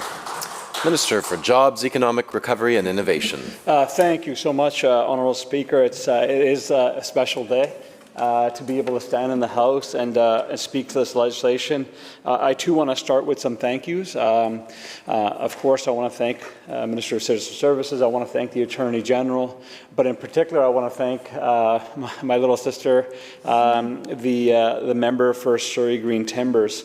And I have a lot more to say about her amazing work in my comments as I move on, but I want to start by just saying that I want to acknowledge the struggles that she has personally gone through to get a seat in this place. It would be too easy for many people to become successful in something and then forget those that are coming behind. And she makes it a priority for herself to ensure that she uses the power that she has to give other people power and give them opportunities that she is so fortunate to have. And that work and that desire to make her community and BC a better place is reflected in this important piece of work that we're debating today. And I just want to say a thank you. I want to say how incredibly proud I am of her for all the work she's done. I also do want to acknowledge, and I look in the chamber, I see the members from all sides who have been passionate about this work. I see the member from Kootenay. I know when I was having debates or discussions, roundtables on racism, I remember he showed up. I see my colleague from Vancouver, who she's been fighting the fight for creating a more equitable societies, and I want to recognize her. And I want to recognize the thousands of people who have actually been the activists who have actually made this happen. They are the ones who create the public space for us to be able to act. They're the ones who demand actions. They're the ones who have made the case publicly for why this is needed. And as I was reflecting with many of them when they were here, and many of them are critics of government. It's very hard for them to stand beside us to say positive things, but even they had to reflect at the moment to say, this is a day that we can celebrate, and we'll be back tomorrow for something else. And I think that's still an important thing that we should all recognize in this process. You know, we launched an economic plan a few months ago, Stronger BC, and one of the key pillars of the economic plan was have inclusive growth in the province. What does that mean? What does inclusive growth mean? You know, when we talk about the pandemic and the impacts, we talk about the impacts that are being faced in our economy, in our society, too often what we see is broad numbers, broad data, and we assume that everybody's captured in that. When we look at you know, the pandemic and the saying that we've heard all too often, which is we're all in the same storm, but we're all in different boats, I think is reflective of everything in our society. The way we report information, the way we collect information, and then how we act on it cannot be done unless we have that detailed information. And there's a saying of what gets tracked gets done.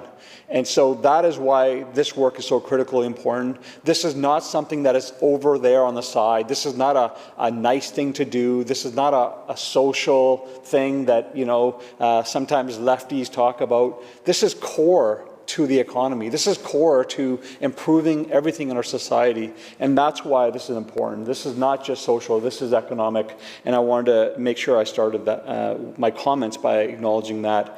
Honourable Speaker, getting here has been interesting. Minister of Citizen Services saying some praises to me, but I want to put it right back to her because as her parliamentary secretary at the time, her message to me was, you put your head down and make it happen, and gave me a lot of space to be able to have these difficult conversations and bring some difficult things back. And I'm just so grateful for that opportunity to have worked with her on this. But it's important for us to acknowledge the pieces that we've been doing since we formed government. This is not just a one thing that's happened. I'll start with the bringing back a Human Rights Commission. I'm not going to go into us coming in, bringing it in, then, you know, us being taken, losing government, and then it being stripped away, and then the game that happens back and forth. But I will say that the process of bringing back a Human Rights Commissioner was really eye-opening. And at the time, we were looking at how do we have these conversations that are different than the way they normally happen. And I was really proud of the process that we used in that engagement. I was fortunate to travel through the province, and as a new MLA, I wasn't really ready for the conversation. I felt I was ready because, you know, I've got some lived experiences, and you know, and I had a sense of what I thought was right. But as I traveled through the province and got into rooms, I realized I had a lot of learning to do. I had a lot of growing to do. And that's, I think, important for all of us to recognize that the learning doesn't end. And it's a conversation I have with my colleagues who are not from BIPOC communities, which is don't be afraid to be part of this conversation. Get yourself in there. Yes, we all are going to make mistakes. We all are going to make mistakes. But that doesn't mean we should be afraid of getting into that conversation. And during the human rights consultations, we heard from people in the Caribou where they were saying, well, you know, I'm Indigenous, and this is what happened to me when I went to access healthcare services. Those stories were there. We heard from, I heard from, in fact, one of the first meetings I had, which was the eye-opening for me, where we had 12 Indigenous elders.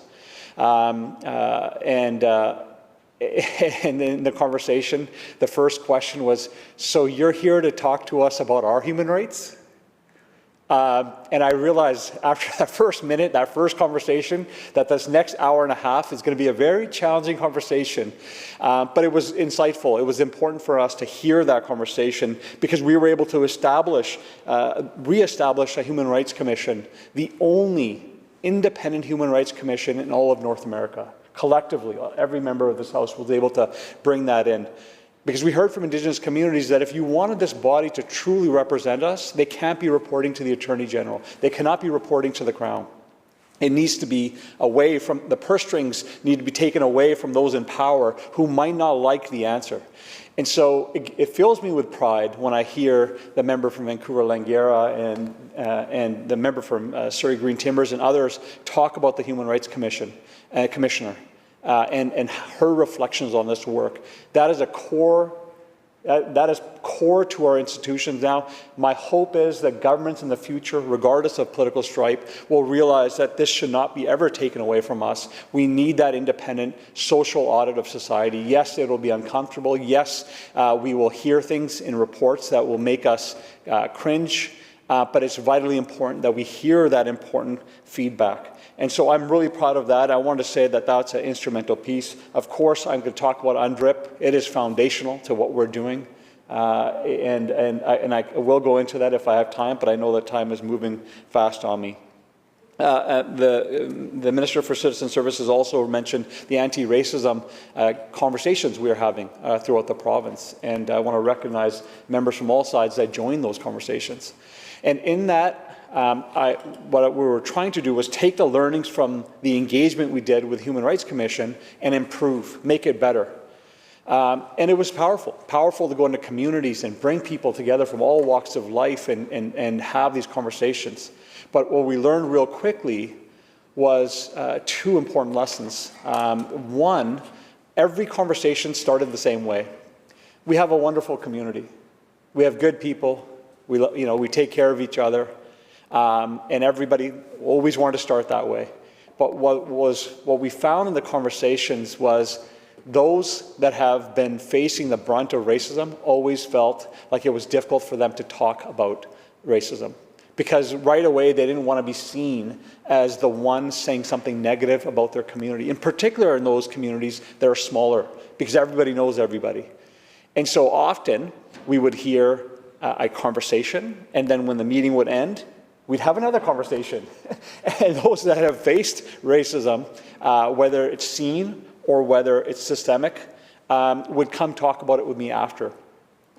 So that was an important lesson that how you do this conversation or how you have this conversation to get at the nuts and bolts of it has to be done differently. The other important piece that we heard in the conversations was that too often in those spaces, people from the Black, Indigenous, and people of color communities would have the pressure to have to relive their trauma so others could actually feel what they have felt. And that's unfair. And that was an important lesson that we learned through that process. But what we also learned, which was really positive, and I'm so grateful for the Parliamentary Secretary for Anti-Racism to have launched the Anti-Racism Network, was in order to address racism as some people see it as just incidents, but systemic racism, stuff that doesn't get seen but we know is there, is by building strength in the grassroots, by strengthening communities. We cannot solve this by having legislation passed. It's going to be communities, it's going to be strengthening communities, and that was what that work that the Parliamentary Secretary launched, and which was important next step to get us here. Before I talk about the pieces, I do want to say that this is a fundamental shift. This is a fundamental shift from moving away from what we see as multiculturalism to really getting into talking about anti-racism work. it was too easy for elected officials from all stripes to go to a samosa party, to to put on a turban at an event, and just go to a Bollywood event or a dance event and feel like that was it. It's important. Arts and culture are important. But the hard work is this work here. This is the hard work. So this is a fundamental shift into some really, really difficult conversations that is too easy not to do, but very difficult to take on. And so I wanted to commend my colleague for taking this on. Now, I will say that this legislation, what makes me really proud of this legislation, and the reason why I talked about the human rights consultation and the anti-racism consultation is the fact that the parliamentary secretary in this case and the attorney general took the learnings of that process and flipped it around. I mean, this is a model of how engagement should happen for everything as we go forward. To take power from government and give it to communities and say, you have your conversations, you tell us what needs to happen. Empowering communities to have their own conversation, creating their own spaces for that conversation. That is just as powerful as the data and the legislation that's coming in front of us. To co-develop it with Indigenous communities, the only legislation of its kind to be co-developed with Indigenous partners. I mean, that is powerful. And that's, I think, a reflection on how we've been learning in this journey and taking those learnings and putting it in place.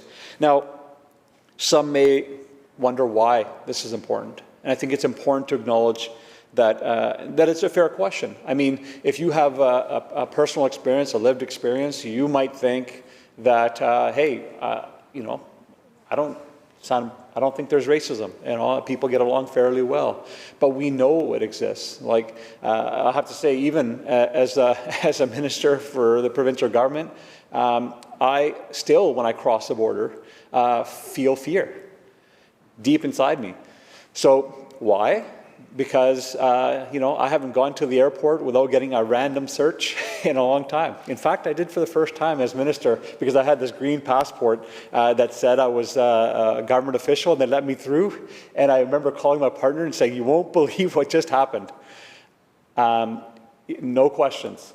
And so when you go through these experiences all the time, when you get randomly pulled over by police officers, inherently you think there's something wrong with you, and you feel like you have to do something.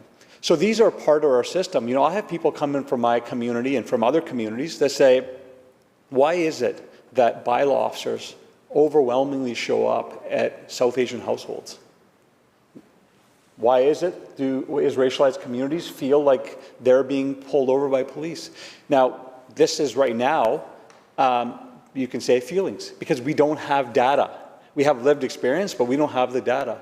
And so as Dr. Francis put it yesterday, and it's just burned into my mind, was this is about shining light into dark spaces. This is about shining light into dark spaces. This is about getting to those places, getting the data so that we can actually make the change that we need to make.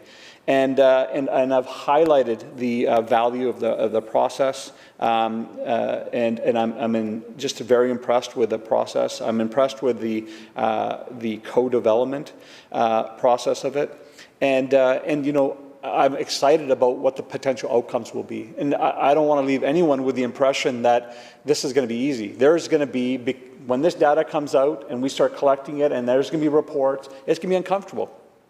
We're going to hear things. We're going to get reports about things that we've always known are there, but now the data proves it. And then it'll be our responsibility to take that action and fix those things. But you can't do that unless you have the data. You can't do that unless you've got the systems in place to capture that. You know, all the members have talked about protection of the data and how we use the data. And I think that is fundamentally important. You know, if we look at just to say the history of Canada, we've had race identity data that we've used. We've seen it around the world where it gets misused, whether it was the fact that when a lot of black settlers came from Oklahoma and other parts of the US in the early 1900s and started farming in parts of Alberta, that was used by the government at the time to change laws so that they wouldn't allow them to come anymore because they wanted to protect the country as they saw it should be, which is more European-based. We saw that with Ukrainians in World War I, where it was used to put further restrictions on their movements. We saw that with Japanese community, with internment camps. I remember with the human rights consultations hearing from the Jewish community, who said, hey, listen, we think it's important, but we fear it being used for wrong reasons, because we've seen that in history. And not to mention Indigenous communities who are talking about it themselves, saying, hey, we want to have a say over our data. And so I really appreciate the thoughtfulness of the protections that are being put into place to allow communities to have a say in who uses it for what purpose. Because it would be too easy for an institute to use data to harm communities, reharm communities. And so I think that protection is vitally important, and I wanted to acknowledge that important step that's been built into this. And fundamentally, it's about nothing about us without us. So this allows for communities to have a say about things that impact them. This is about empowering communities. And so really proud of that. And just to say that for the economy, this is going to be vitally important for us. This kind of data is going to help inform us to ensure that that people are getting good employment opportunities, that they're getting a real chance to participate in the economy, in the growth. Too often when the economy is growing, we say, hey, everything's good. But we don't look at is who actually is benefiting from that growth and who is being left behind from that growth. And we'll be able to monitor labor mobility to see if people that are getting opportunities are still, moving themselves up that ladder, or if they're stalled in specific places. So I think this is going to be give us huge opportunities. I appreciate it's going to take time. It's not going to happen overnight. But I think I'll end with this one comment, which is I don't think anyone should be under the impression that that this right here is ending racism. This is an important step. It's going to shine a light on challenges, and we have collectively to do more work to move that along. So I want to thank you to the Parliamentary Secretary again. I want to thank all my colleagues in this House who've been fighting the fight for this for a long time. It's an important and historic moment. And as the Parliamentary Secretary for Anti-Racism said, this is a start. We have a lot of work to do. So thank you so much. Thank you, Minister. Minister of Social Development and Poverty Reduction. Thank you very much, Mr. Speaker, and I just want to take this opportunity to reflect on this historic day, in fact, and just be part of a number of voices who have spoken about their gratitude for the work that's been done to achieve this. And that gratitude has been directed and is deservedly directed at the Parliamentary Secretary for Anti-Racism, the member for Surrey Green Timbers, the Minister of Citizen Services as well, the Minister of Attorney General, and the work that my friend from Delta has done in this subject. And I think, I just think that this is an incredibly good reflection of the priorities of our government and of the people of the province. We are all interested in ensuring that we do what we can not to just eliminate incidents of racism, but the systemic racism that exists in our institutions.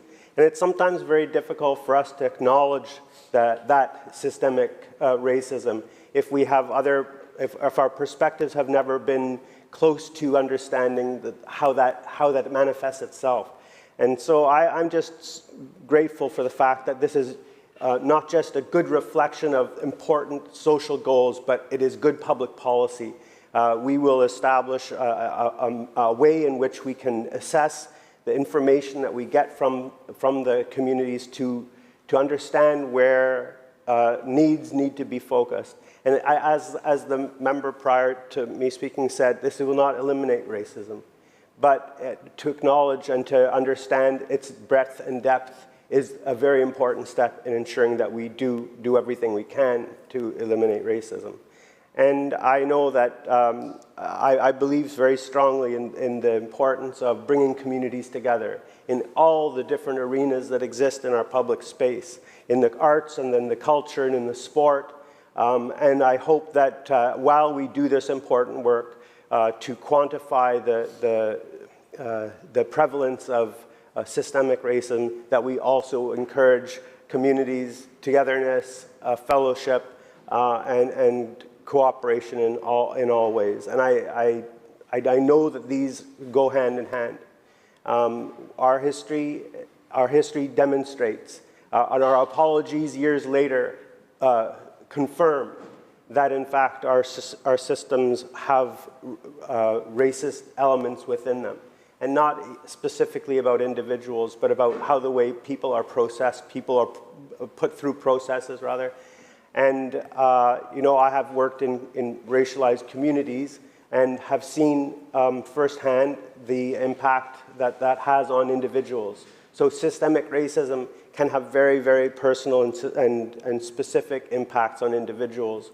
And I'm grateful for the work that's been done to ensure the Indigenous voice, the power, the importance of the Indigenous voices and other racialized communities in the establishment of this work and in the process of achieving the goals that we set for ourselves. So I just want to acknowledge the hard work of my colleagues, and I'm grateful for the support that I've heard from other sides of the House, because I do think that when we understand the importance of measuring, of collecting the data and doing so in a very careful way, that we're all interested in the goals that will achieve for us. And the hard work is welcome work, and it's when we're all together, it makes it easier. So we'll work together, and again, acknowledging the passion and the commitment and the hard work of my colleague from Surrey Green Timbers, and I look forward to seeing the support of the whole House in the passage of this legislation. Thank you, Mr. Speaker.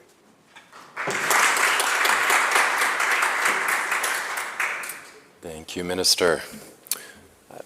Seeing no further speakers, I guess the question is, second reading, Bill 24, the Anti-Racism Data Act.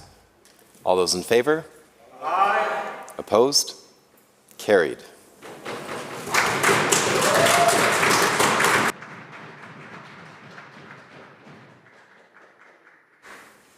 Minister of Jobs and Economic Recovery. Thank you, Honourable Speaker. I move that this bill be committed to the Committee of the Whole House to be considered at the next sitting of the House after today.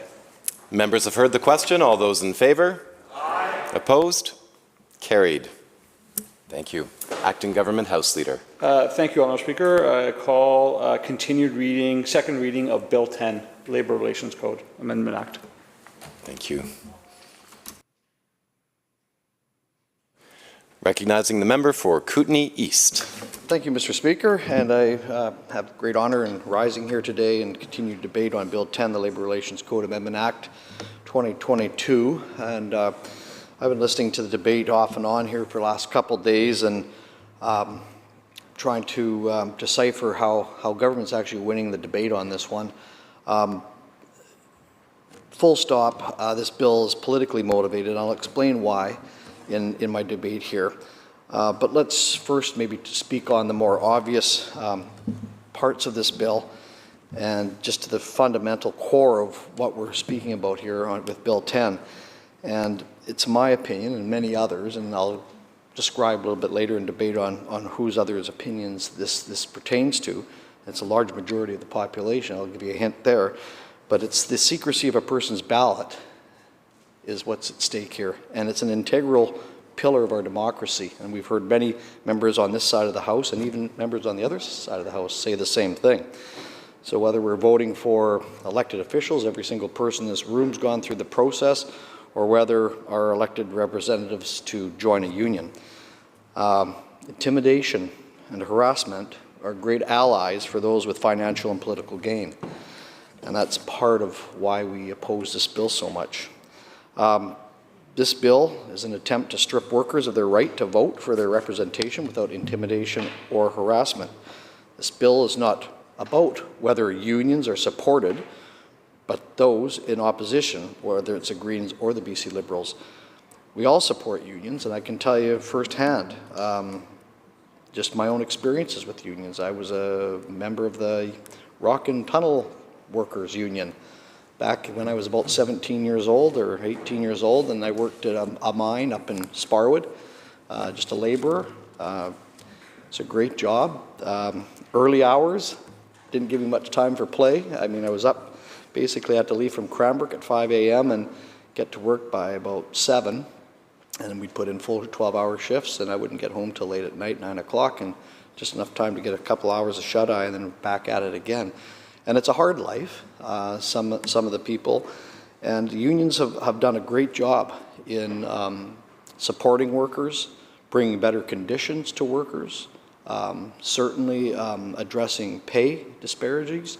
But it's not just one or the other. There's a good harmony between unionized work, organized labor, and those entities, corporations, employers that are not unionized. And I've had my share of both. I was a business owner pretty much my entire working life. I've employed, I would say, in the thousands of people. At one time, I had a workforce of about 80 or 90 people. I've owned several businesses, everything from bars, nightclubs, pubs, catering businesses, those kind of things. Never was there a call to unionize, and never was there a need for me to prevent that from happening. As an employer, I treated my employees, I think, pretty well.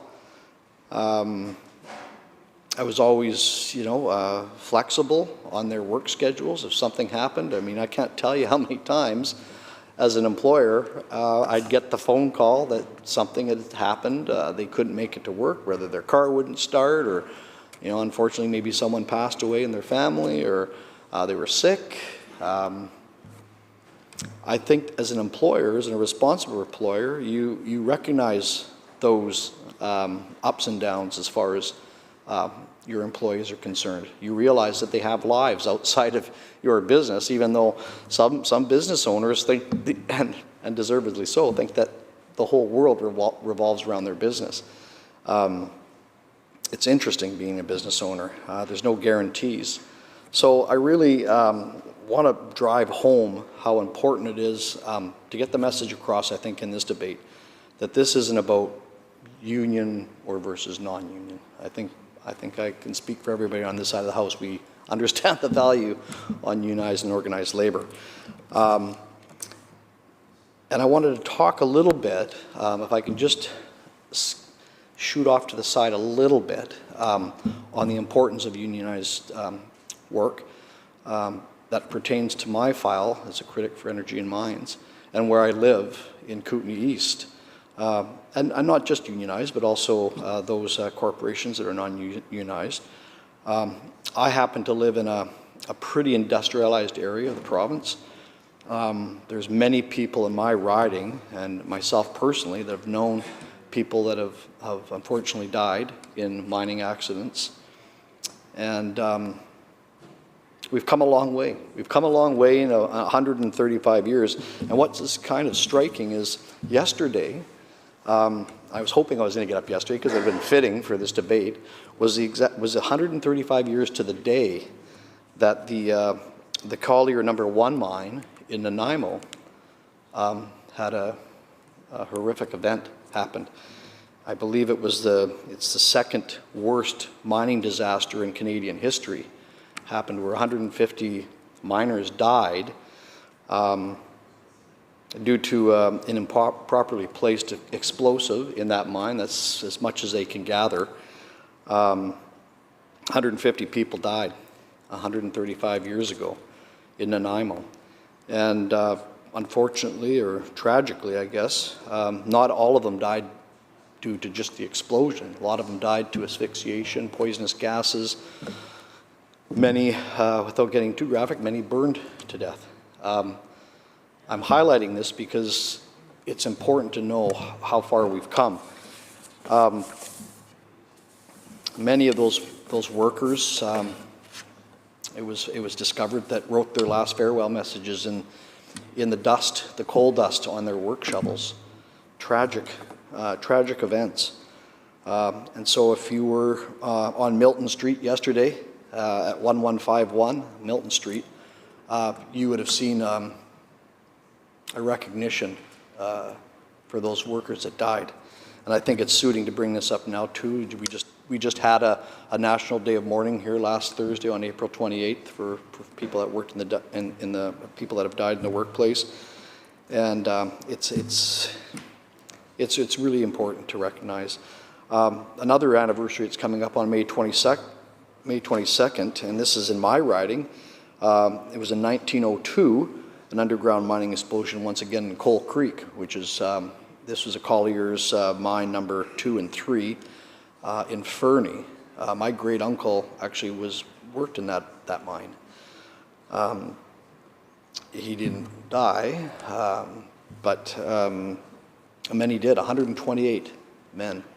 Some of them weren't even men. Some of them were teenagers. There was a account of one person who's a 13-year-old boy who died. And there was quite a story about that one. It shook the whole town, obviously, as it did in Nanaimo.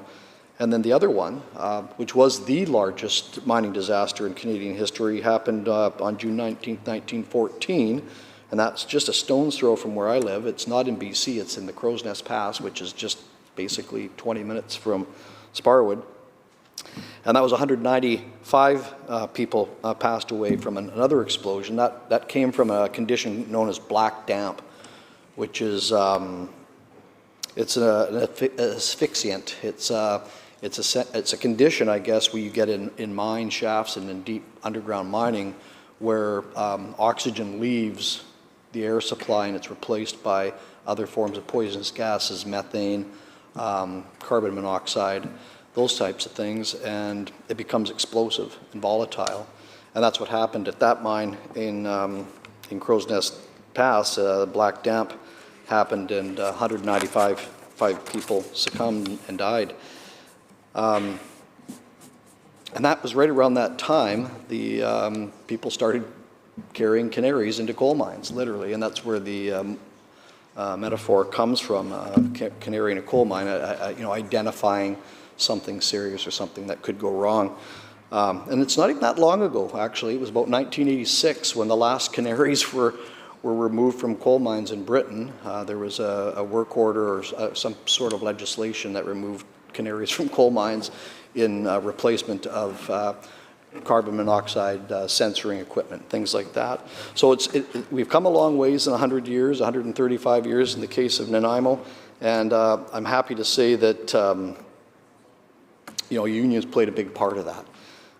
Not all accidents happen by explosion. There's also accidents happen to landslides, floods, mine cage malfunctions, rock slides.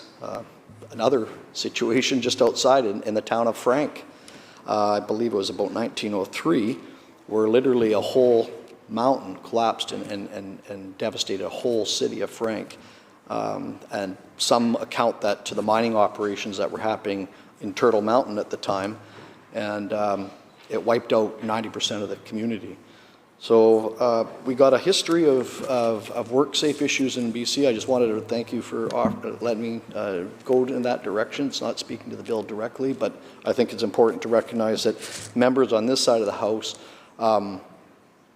care about worker safety and realize the value that unions have. And when the member from Chilliwack mentioned or suggested that we didn't care, it really hit me hard because I watched that on screen, and knowing people personally that have died in mining accidents, I was actually a little appalled, a little upset, and so I just wanted to clear the air on that one.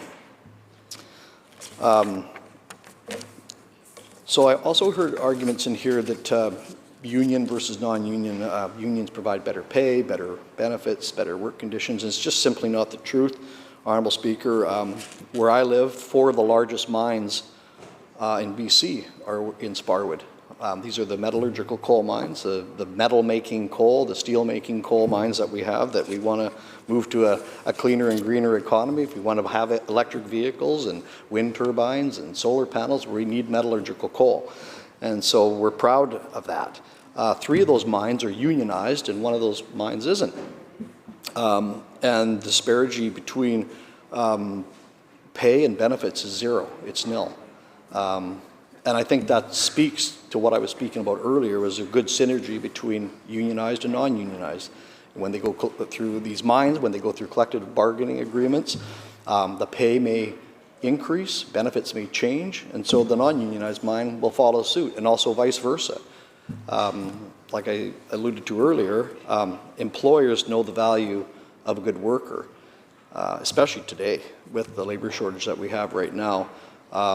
Workers are come at a premium, and that's great. And if we can get that the wages to reflect that, I'm all for it. The bottom line, I guess there's pros and cons to both union and non-union structures, but that's not what's being debated here. So, Bill 10, and this is where the politics comes in, Mr. Speaker, I believe, anyways, it's my opinion. Bill 10 seeks to eliminate the secret ballot. Now, the first question I have for government or anybody on the other side of the House is, why now? Why is this being put to legislation right now? Why are these changes happening now? Who is asking for it? What groups are asking for this change? I can tell you for one, let's narrow it down. I know who hasn't been asking for it. I know government's own expert panel hasn't been asking for it.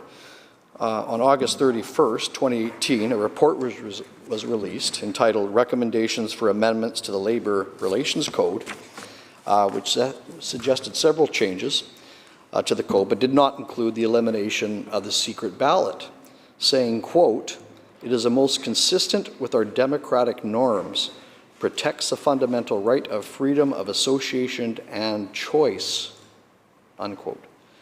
Recommendation number 5 in that report said that, quote, "The secret ballot vote be retained, providing there are sufficient measures to ensure the exercise of employee choice is fully protected and fully remediated in the event of unlawful interference." And I agree with that recommendation, and I suggest if there's going to be tinkering either way, but if there's evidence to prove that there's an unbalanced amount of I don't know what you call it, but manipulation, I guess, of the system to force those that would want to unionize not to unionize, then I'd like to hear it. I think that would be wrong. But I'll tell you another group that wasn't. It's not from the Minister of Labour as well. He's sitting in the room. He said he said on March 19th that he was going to follow the advice of the recommendations. It's not from the political partners, the Greens, that shared a power sharing agreement back in 2017. Because on May 1st, the Premier announced his intention to scrap the secret ballot. This is back before the report. At the time, the Confidence and Supply Agreement partners, the Greens, said they would not support the removal of the secret ballot. So it's not coming from the Green Party that these changes should be happening. And the government actually at that time tried to push through Labour Code amendments that would have taken away the secret ballot in the spring of 2019. They tried it 2 years later. However, the NDP, the government, again backed down as the Greens signaled that they would not be supportive of this measure. And you can see it in the House through debate. We've seen members of the Green Party voice their concern over this bill.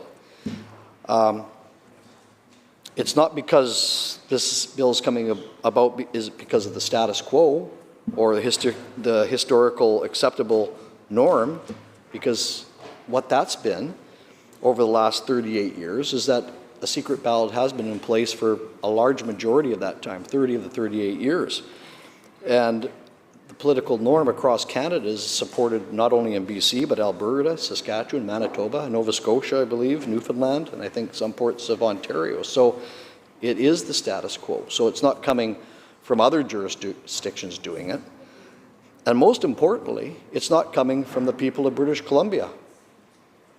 Recent polling suggests that about 80% of British Columbians support the secret ballot, and only 9% support the card check. And I've always had a problem with the term secret ballot. Almost seems sinister. You know, when you keep something secret, it's not, you know, like the most secret government in Canada. You know, it's almost sinister. So I would like to refer to it as a private ballot or a privacy ballot, because that to me suggests that you're doing something for your own privacy, something that only you should be, you know, available to. So who is in favor? I just talked about who wasn't in favor, and a whole list of people here, including the people of British Columbia. Well, during the NDP's last convention, it was signaled and that there was an intention to eliminate the secret ballot by passing a resolution. And it was to, quote, call on the provincial government to amend the BC Labour Code to a single-step certification process where 50% plus one of workers in the proposed bargaining unit signing union card shall constitute the threshold for unionization, unquote. The resolution, the ones that wanted it, were spoken to by executives of the NDP, Move Up, which is a union, the New Westminster District and Labour Council, and the BC Building Trades. So you could argue maybe a bit of a conflict of interest there. And according to Stats Can, the percentage of BC workers represented by a union fell from 35.1% in 2001 to a low of 29.1% in 2017 and 2018. As of 2021, the rate sits about 30%. So self-preservation possibly on the parts of some of these people that passed resolution at NDP convention.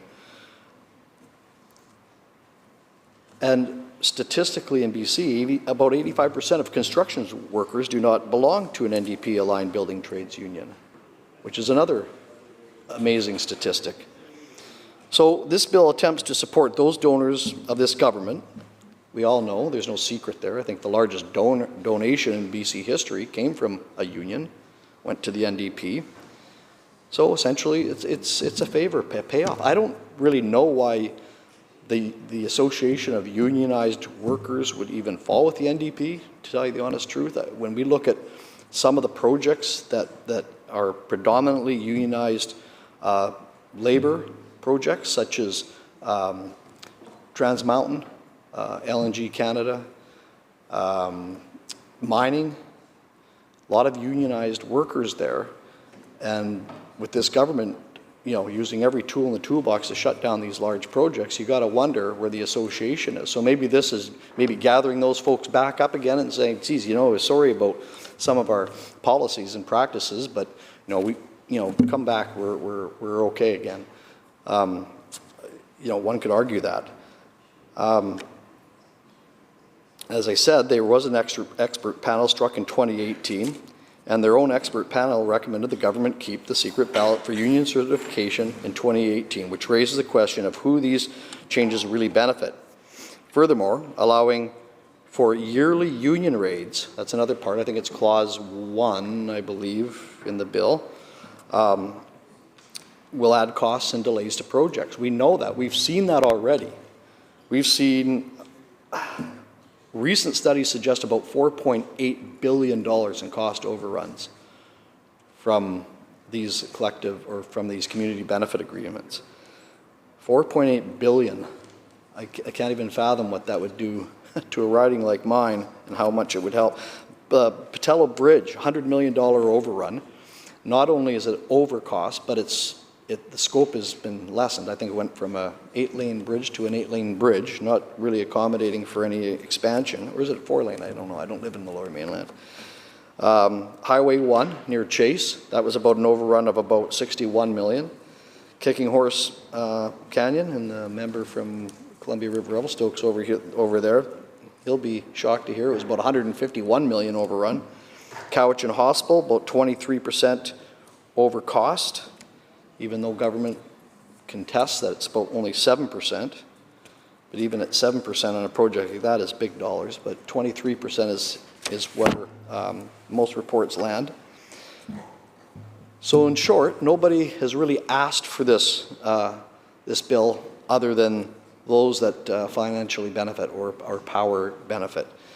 These collective changes only benefit NDP-aligned unions and insiders and not everyday British Columbians or the 70% of workers who have not have chosen not to join.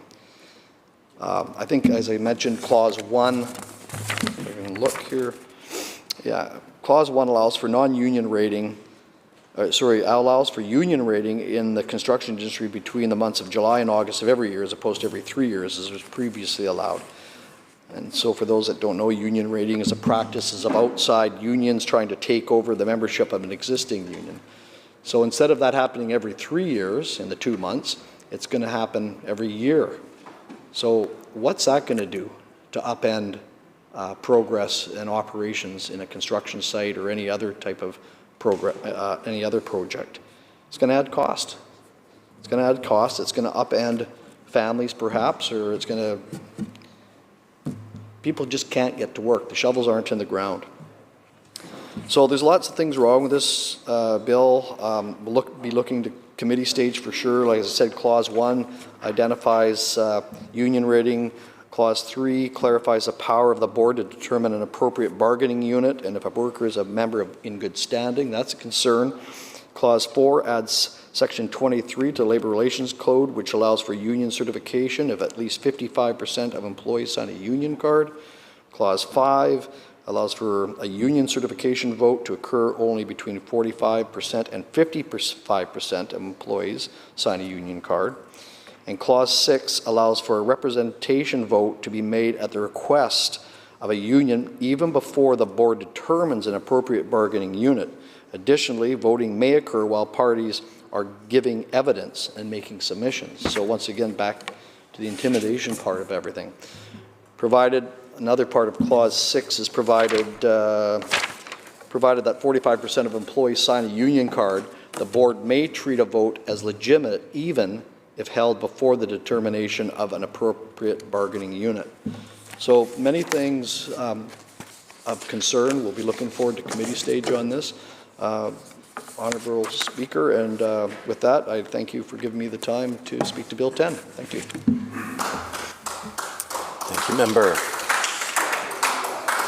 Member for Columbia River, Revelstoke. Well, thank you very much, Honourable Speaker. It's always a pleasure to see you and in the chair. And I'm, as always, very proud to stand in this House to take my place in the second reading of Bill 10, and even more proud to represent the hardworking and freedom-loving people of Columbia River Revelstoke back home. And I know a few of them are watching today. And let me start by saying, Mr. Speaker, I'm going to reflect some of the words of my colleague that had to say, and I have several concerns about this bill as well. But let me start by saying that the narrative from the other side that has been building over the last week or so is to make this debate center around the safety of workers and imbalance of power. And it just doesn't resonate with me. I think if this bill was about the work that unions do and the representation they provide for their members, this debate would have been over a long time ago. Because, as my colleague just said, there's no one on this side of the House that debates the effectiveness of unions and how they represent people. So for me, this bill really represents retail politics, I think, at its very worst. You know, in my younger life, as many, and my colleague also reflected, I was a member of a union, several unions. And I found that as a younger man, and I'll talk a little bit more about some of those experiences later on, but I thought that it represented my interest very well. You know, as a young worker, I wasn't really aware of all the things that went on and the push-pull between worker and employer. But I've also worked for private sector companies that didn't have unionized workers. And I guess I can honestly say that I've seen the good and the bad and the ugly on both sides. And I'm going to refer to some of that a little later on as well. But I've got to say, Mr. Speaker, honestly, that to me this bill is a direct affront on the people's freedom that is guaranteed by the Constitution of Canada.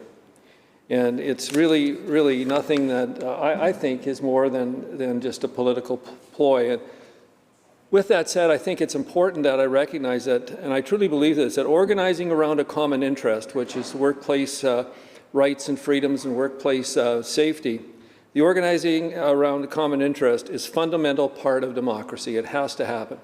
But I really wish that this government would take into account that they should no more try to take away the rights of the individual to collectively bargain than they should take away the rights to a secret ballot. Because secret ballots is one of the premises, one of the fundamental premises of democracy and a democratic right of the individual. Yet here we have Bill 10 in front of us, which for me strips away those freedoms. And I guess for me, Mr. Speaker, it's hard to imagine that, here we are in 2022 in British Columbia, and we again look down, which is almost a tyrannical gun barrel of this NDP majority government, with their plan to take away the rights, the secret ballot, and the rights of British Columbians and the rights of workers. And that doesn't sit well with me. And they know that they're doing this, and they know that for the past few decades, the secret ballot for union certification votes has been law in British Columbia, which ensures that neither employers nor unions coerce or intimidate, and those are a couple of really important words, when they're deciding whether to join a union. And I can remember as a young guy, I was driving a flusher truck for the city of Calgary, and I was on a night shift, and I was going to university. And I had been on the job probably for about 3 weeks, 4 weeks, and I was pretty proud of the fact that I got this big truck to drive, and it was pretty cool. And I was in the lunchroom, and there was this union voting thing coming up, which I didn't really understand. And I admit that I was young, and who pays attention, right? But I had this group of guys come up to me in the lunchroom who were full-time employees, and I remember one guy, I don't think I'll ever forget him, he had arms bigger than my legs. And they said, "Hey, college boy, this is the way you got to vote on this." And I, to this day, am not easily intimidated, but I was then. And I said, "Oh, sure, of course, that's the way I'm going to vote." But I didn't vote that way. But they never knew that I didn't vote that way because of the secret ballot. So, that's the experience that I've had with it. But then again, I also had some great experiences with those same workers in the workplace. So I did feel a little intimidated, and there was a bit of a movement to coerce my vote. But I think if you look at overall in this province, I think votes have been supervised by a neutral party, the Labour Relations Board. And if an employer interferes in that process, the union is automatically certified, which is a strong protection against company intimidation. And I think that's a key word as well. And I think if you look at the experience that I've seen and the folks that I've talked to, that especially in my riding, like the previous speaker, I've got unionized workers, I've got non-unionized workers. But at the end of this long-standing democratic process, both workers and employers and the union know what the true desire of the worker is. And they don't know who voted for that way, but they do get that sense of what that is. And when I hear the government's interpretation of protecting workers and their interpretation in this bill, I think it makes it easier for unions to certify. And it's not ensuring that employees don't feel intimidated by that certification process. That's how I see this. And I think the secrecy of a person's ballot, again, is an integral pillar of our democracy, whether we're voting for our elected representatives or to join a union. And it's been said in this House already, each and every one of us, including you, Mr. Speaker, are here today because we had people vote us in through a secret ballot process. It's part of what people expect. It's part of the democracy that we've all grown up with and learned about and live by and within those rules and regulations. And I kind of feel bad for some of the members, especially the new ones across the aisle, because through the secret ballot process, they too were elected. But I think when you have bills like this that really take away the rights and the freedoms of people, that through that same secret ballot, those members may not be here again, because people don't like having their freedoms and those choices taken away from them. One of the things I also saw during my time in a union is that the organizations, our efforts, are sensitive, and there's sometimes hostile processes that can not only pit employer against employee, but employee against employee. And that's not right, and that's, I think, why it's so important to maintain the confidentiality in the process. You know, it's unfortunate, human nature, people hold grudges. They do. And that can happen if you don't vote in some way. I reflect back to that one vote that I did with a guy that had arms bigger than my legs. He wouldn't have been happy had I not, if he had known I had voted the way that I did. And I think one of the problems is that currently, from what I understand, the secret ballot is required if the 45% threshold is met. The problem is with the plan change in the card sign-ups themselves, again, it's not confidential. It's the confidentiality that I think that's the key there. And there's no insurance that an employee's vote is kept confident if the 55% mark is reached at the card stage. That's a problem. That is a significant problem. And I got to tell you, Mr. Speaker, I've been here for a while now, and I kind of get how it all works. And I've seen how this government truly has coveted this change in rules since it was in minority party and the coalition with the Greens. And they pushed this bill, or something similar to it, and it was withdrawn because the green tail wouldn't wag that orange dog. And so that was you know, defeated and taken away, not defeated, but certainly taken away.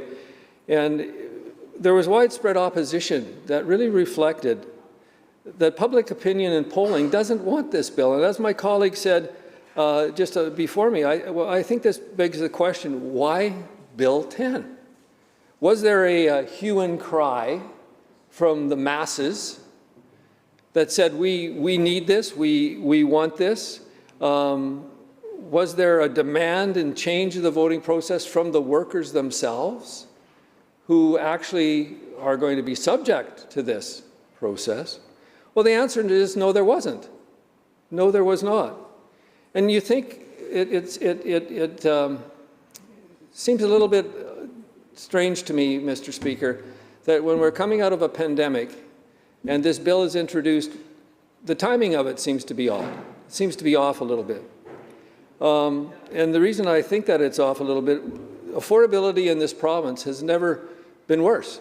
And some of that's caused by the pandemic, no question about it. We're still, you know, getting through it and so on and so forth. But, you know, what I would think that this government would want to do, instead of trying to bolster and build on a bill that nobody really has asked for or wants, they should be focusing on affordability, like high gas prices, like the soaring costs of housing, the lack of rental properties, the million people that don't have a doctor, the crumbling medical system that we hear daily from nurses and even doctors who are paying their wrath, and God help us all, the record deaths for mental health and addictions, and the list goes on. These should be the priorities, Mr. Speaker, in my mind's eye, of any government right now, not a bill like Bill 10, and yet here we are defending freedoms of people and their rights, and it just doesn't, again, resonate with me. And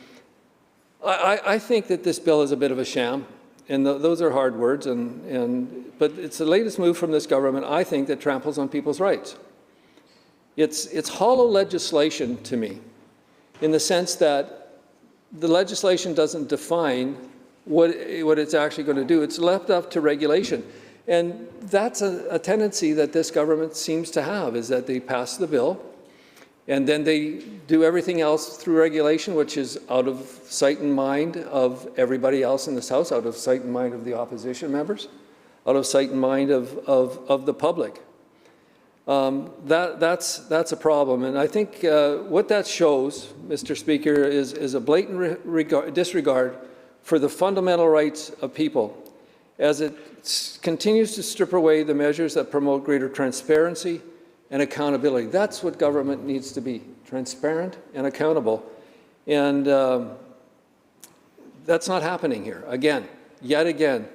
And it's just not my thoughts. And I read a quote here by Chris Gardner, the president of the Independent Contractors and Business Association, and I quote, "In a shocking move ripped from the 1970 big labor playbook, the provincial government is now rolling out a card check system that is notoriously open to manipulation and abuse. Using the blunt force of their majority government, the BC NDP will strip away the best protection from intimidation granted workers in the workplace, the secret ballot." End of quote. For 30 of the last 38 years, the secret ballot has existed in this province and has successfully helped, Mr. Speaker, help protect the privacy, the independence, and the democratic rights of every worker to vote either for or against union representation without coercion, again, without intimidation or harassment. The secret ballot is norm pretty much across this country: Alberta, Saskatchewan, Manitoba, Nova Scotia, Newfoundland, and most industries in Ontario. What this bill will do is make British Columbia an outlier comparatively to the rest of the of our country. That's not acceptable to me. In the secret ballot, if you poll workers, is strongly favored by the majority of workers. You hire expert panels, and I hate using that word expert because it says that they know everything, so it's a tough word. But the government's own expert panel that they hired, be interesting to see what cost that was, recommended not scrapping the secret ballot. That recommendation, and we've heard this before in this House already, in the 2018 Labour Relations Code Review Panel Report, cited, and I quote, "The secret ballot vote be retained providing there are sufficient measures to ensure the exercise of employee choice is fully protected and fully remediated in the event of an unlawful interference." End of quote. I've heard members on the other side argue that that's the reason why it needs to happen, is that there isn't sufficient measures associated with this, but they haven't proved it. They haven't provided any evidence that would suggest that. So, again, no listening to those recommendations, and the government has ignored it. What about public consultation? You would think that's something that affects workers and employers like this. There were no public consultations with job creators, with entrepreneurs or industry or business associations. Nobody received a call. No consultation, which has become, again, a hallmark pattern of, unfortunately, this government. And for me, Mr. Speaker, it's incredibly alarming that the NDP government thinks it's okay to take away something so important and be so casual about it. Not a big deal. No worries. Some would call that arrogance.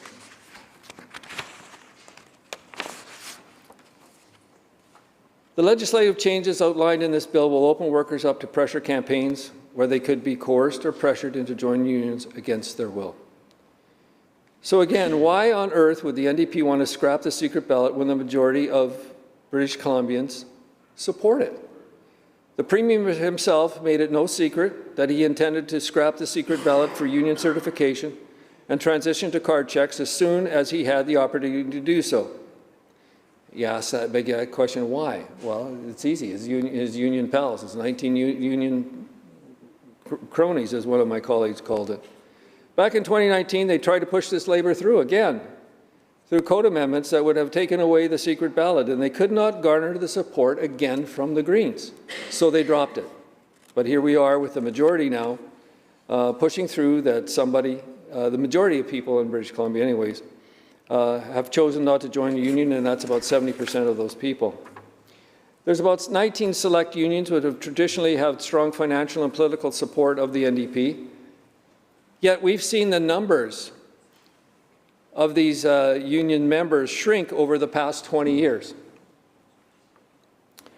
And I do want to highlight, as my colleague before me did, is that let's not forget when you talk about big money that the NDP received the largest donation in political history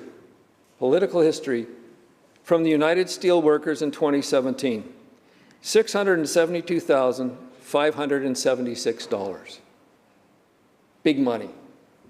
And those are the folks that this bill is going to be pandering to.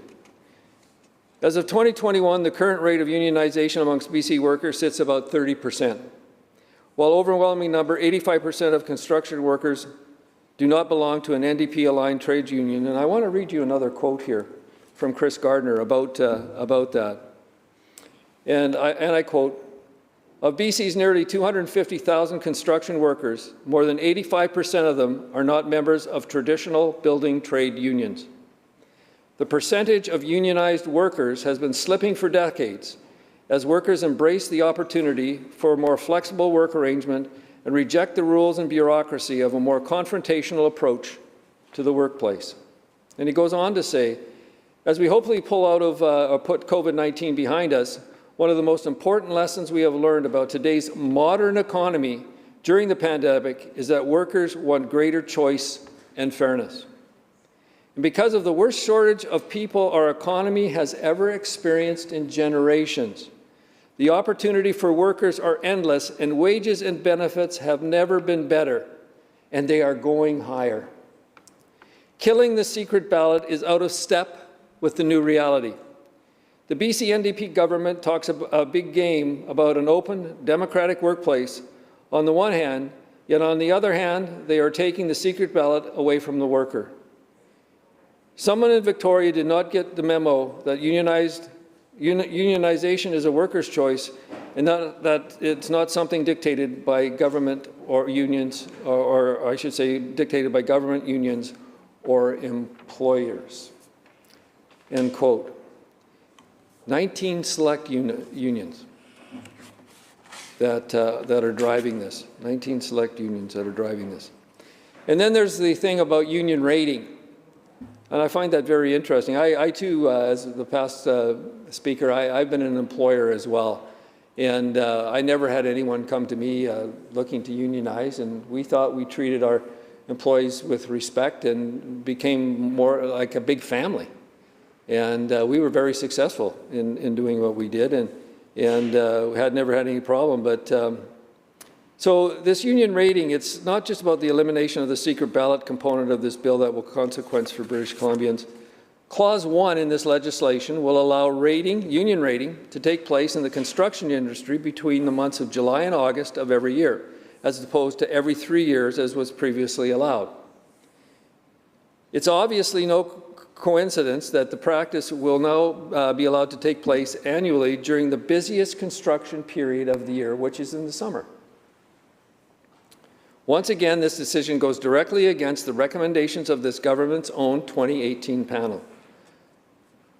While government claims that this is simply to appease workers who may be unhappy with their current union, the union rating clause will undoubtedly serve as another tool for this government and their labour insiders to pressure more workers and create chaos and uncertainty on job sites.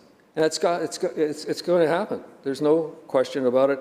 And it threatens to create instability and disruption in the construction industry. And you know, if you look at some of the impacts that this legislation will have, is that just around housing, for example, there's only a small fraction of the 114,000 housing units have even come close to being created. My colleague also talked about the community benefits agreement, which again favors the hand-picked 19 unions. They're already driving the costs of public infrastructure projects by hundreds of millions of dollars. Those are taxpayers' dollars. They're not government dollars. Those are taxpayer dollars. And that the CBA it's estimated about $4.8 billion more to the cost of public infrastructure projects. Where I live, in Columbia River, Revelstoke, the expansion of the Trans-Canada Highway, thank goodness, which unfortunately is closed right now, and rerouting, which is another issue, but about $151 million extra. $151 million. Can you imagine, Madam Speaker, and welcome to the chair, can you imagine, Madam Speaker, how many houses $151 million could possibly build? That's a lot of houses, a lot of affordable housing for folks who don't have it right now. The CBA requirements to have employees join only the Premier's hand-picked unions for major construction projects is all part of the NDP's plan to increase the unionization of the construction sector when the construction sector doesn't want to be unionized. Cowichan Lake Hospital, CBA agreements there. The December 28 Infrastructure BC report assessed the CBA agreement will increase construction, reserve, and contingency costs by $174.3 million. That's 24% for this project alone. And there's countless other examples of where the CBA agreements apply. Again, when our province is facing housing crisis, affordability crisis, they're going to drive up the costs yet again. I guess, Madam Speaker, for me, what we have before us is a bill that's not being tabled to better serve workers in British Columbia. This isn't about workers, it's about appeasing union pals. The vast majority who choose not to be part of a union, but rather to serve the interests of this government, along with the political backers and insiders, and that's just fundamentally wrong. It's a bill that can worsen the housing and affordability crisis we already find ourselves in at a time when British Columbians are already finding it next to impossible to own a home, own their own home, and live within their means. People are hundreds of dollars away from insolvency, and we're talking about Bill 10. But for most of us, this bill serves as this government's latest step, I believe, Madam Speaker, to erode democracy, expand government control and power. And when you talk about government control and power, you're talking about tyranny, and remove government accountability. The most secretive government in Canada, as labeled by the media, is again being secretive, non-transparent, and eroding democracy right in front of our eyes.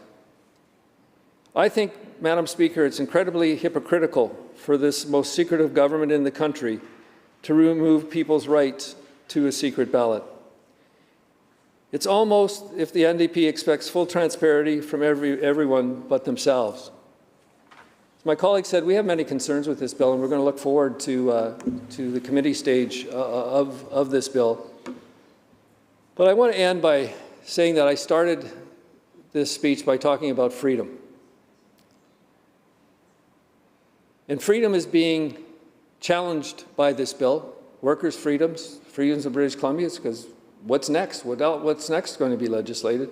And you can't take away some freedoms and keep the others. And I want to end with some thoughts. Again, that I think that this bill is an affront on freedom. I obviously won't support it. And I want to leave you with this to think about. A quote from President Ronald Reagan. And I quote, "Freedom is indivisible. There is no S on the end of it. You can erode freedom, diminish it, but you cannot divide it and choose to keep some freedoms while giving up on others. Freedom is never more than one generation away from extinction. We didn't pass it on to our children in the bloodstream. It must be fought for, protected, and handed on for them to do the same. And today, we stand here fighting for freedom of workers and their right to choose a secret ballot." Thank you, Madam Speaker. Thank you, member. Recognizing the member from Delta South. Thank you, Madam Speaker. Madam Speaker, thank you. I rise today to speak to Bill 10, the Labour Relations Code Amendment Act 2022. I was compelled to speak to this particular piece of legislation because it is deeply troubling to me, and it's troubling for the fact that over the years I've belonged to so many clubs, so many societies, so many institutes. I've been on boards, I've been on sporting teams, and I've never once had one of these institutions or boards or societies that I belong to that didn't have a secret ballot as part of dealing with the people we deal with to elect to different levels of government within these groups that I belong to. It would impact what I believe is an integral pillar of our democracy, the secret ballot. Whether it is voting for your elected representative or voting for things like unionization, the secret ballot helps keep the process democratic. But through this bill, Madam Speaker, the government wants to do away with its unionization votes. And I have to say, I just don't understand this government's insistence on trampling on people's rights. We're seeing many examples of it, and it's really becoming a pattern that we're seeing here, Honourable Speaker. You think back to Bill 22 and this government's drive to put up the barriers to people's right to information, charging a fee for people to access information that they deserve, or the many examples of legislation they've brought forward, very light bills that contain very few details, only because they want to make changes in regulation at a later date, with no opportunity for debate in this House or for public consultation. This is shameful, Honourable Speaker. This government continues to strip away measures that promote greater transparency and accountability. In this case, they are intent on scrapping the secret ballot, which has existed for 30 of the last 38 years, helping to protect the privacy, independence, and democratic right of every worker to vote either for or against union representation, and to do so without coercion, intimidation, or harassment. It's something that is strongly favoured by the majority of BC workers, and it's something that this government's own expert panel recommended not doing away with, Madam Speaker. The conclusion by the Labour Relations Code Review Panel in August of 2018 was that, and I quote, "The secret ballot vote is the most consistent with our democratic norms, protects the fundamental right of freedom of association and choice, and is preferred," end quote. It's also the norm in most of the country, including Alberta, Saskatchewan, Manitoba, Nova Scotia, Newfoundland, and most industries in Ontario. So considering all of this, what's this government's motive to get rid of it anyway? Well, over the years, the Premier has made it no secret that he planned to do this at the next available opportunity. Many of the major unions who have been his strong political and financial supporters have seen their membership slowly drop over the last couple of decades. Let's not forget who received the largest donation of $672,576 in BC's political history from the United Steelworkers Union before the 2017 election. I'll give you a hint. It wasn't our party, it was the NDP. Because these unions have been pressuring government to bring in a way to recruit members more efficiently, Bill 10 will ensure union organizers won't face restrictions as to where, when, and how often they can approach workers and pressure them to support unionization. They could even collect signatures in social settings and in the presence of other co-workers. What's more, Bill 10 will also allow union raiding in the construction industry every summer, meaning unions can entice workers to switch unions in the middle of the busiest part of the construction season. This is another move that goes against the recommendations of the government's own 2018 expert panel. While the government will say that this is simply to appease workers who may be unhappy with their current union, it's really another tool for this government and its Labour insiders to pressure more workers and create instability and uncertainty on job sites. And I should also point out, Honourable Speaker, that British Columbians currently find themselves in the midst of an ongoing housing and affordability crisis. The changes brought about by this bill could also drive costs up and further delay vital commercial, residential, and infrastructure projects. That's the last thing our province needs right now. We've already seen how this government's policies have driven up costs. Let's look at the Community Benefit Agreement, or CBAs, which could add as much as $4.8 billion to the cost of public infrastructure projects in this province. The December 28 Infrastructure BC report assessed the CBA arrangement will increase construction, reserve, and contingency costs by $174 million, or 24% for the recently announced Cowichan Lake Hospital alone. And there are a number of other examples of the negative impacts of CBAs for taxpayers. There are construction projects along the Trans-Canada Highway that are going down in scale but significantly up in cost. the CBA's requirement to have employees join only the Premier's hand-picked unions for major construction projects is all part of this government's plan to increase the unionization of the construction sector. Honourable Speaker, while this government will claim these moves are intended to better serve workers in BC, we know that they're actually intended to benefit this government and its political friends. It will expand government control, and at what cost to British Columbians, I ask? Our citizens will see further erosion of democracy and the continued stripping away of government accountability. The secret ballot is a fundamental right, and it's incredibly disappointing to see this government take that right away from people. It's not something that the majority of workers want or asked for. We know that a recent poll indicated that 79% of British Columbians oppose doing away with the secret ballot, and only 9% support card checks. This government cannot ignore popular opinion. Doing so and moving forward with this legislation continues a major step backwards for our province. And it's particularly galling because this same government, which wants to get rid of the right to a secret ballot for workers, has a reputation of being the most secretive government in this country. The Code of Silence Award was handed to the government by the Canadian Association of Journalists. It's hardly an honor worth bragging about, Madam Speaker. According to the association, and I quote, "The BC government was selected as the winner for its efforts to materially harm the public's right to information through new legislation." On October 18, 2021, the Premier of this government introduced Bill 22, an act to amend BC's Freedom of Information and Protection of Privacy Act, end quote. So the most secretive government in Canada thinks it's okay to take away workers' right to privacy when it comes to voting for unionization. It certainly sounds like there is one set of rules for the government and another set of rules for everyone else. This government expects a full transparency from these workers who are being stripped of their right to privacy, but gives itself a pass on being fully transparent with the public. And I say that this government has not been fully transparent about Bill 10. And it's not just me saying that. A collection of business groups actually joined forces to write a letter to the Premier outlining their concerns. Those groups include the BC Chamber of Commerce, the Canadian Federation of Independent Business, the Greater Vancouver Board of Trade, the Surrey Board of Trade, and the Business Council of BC, among many others.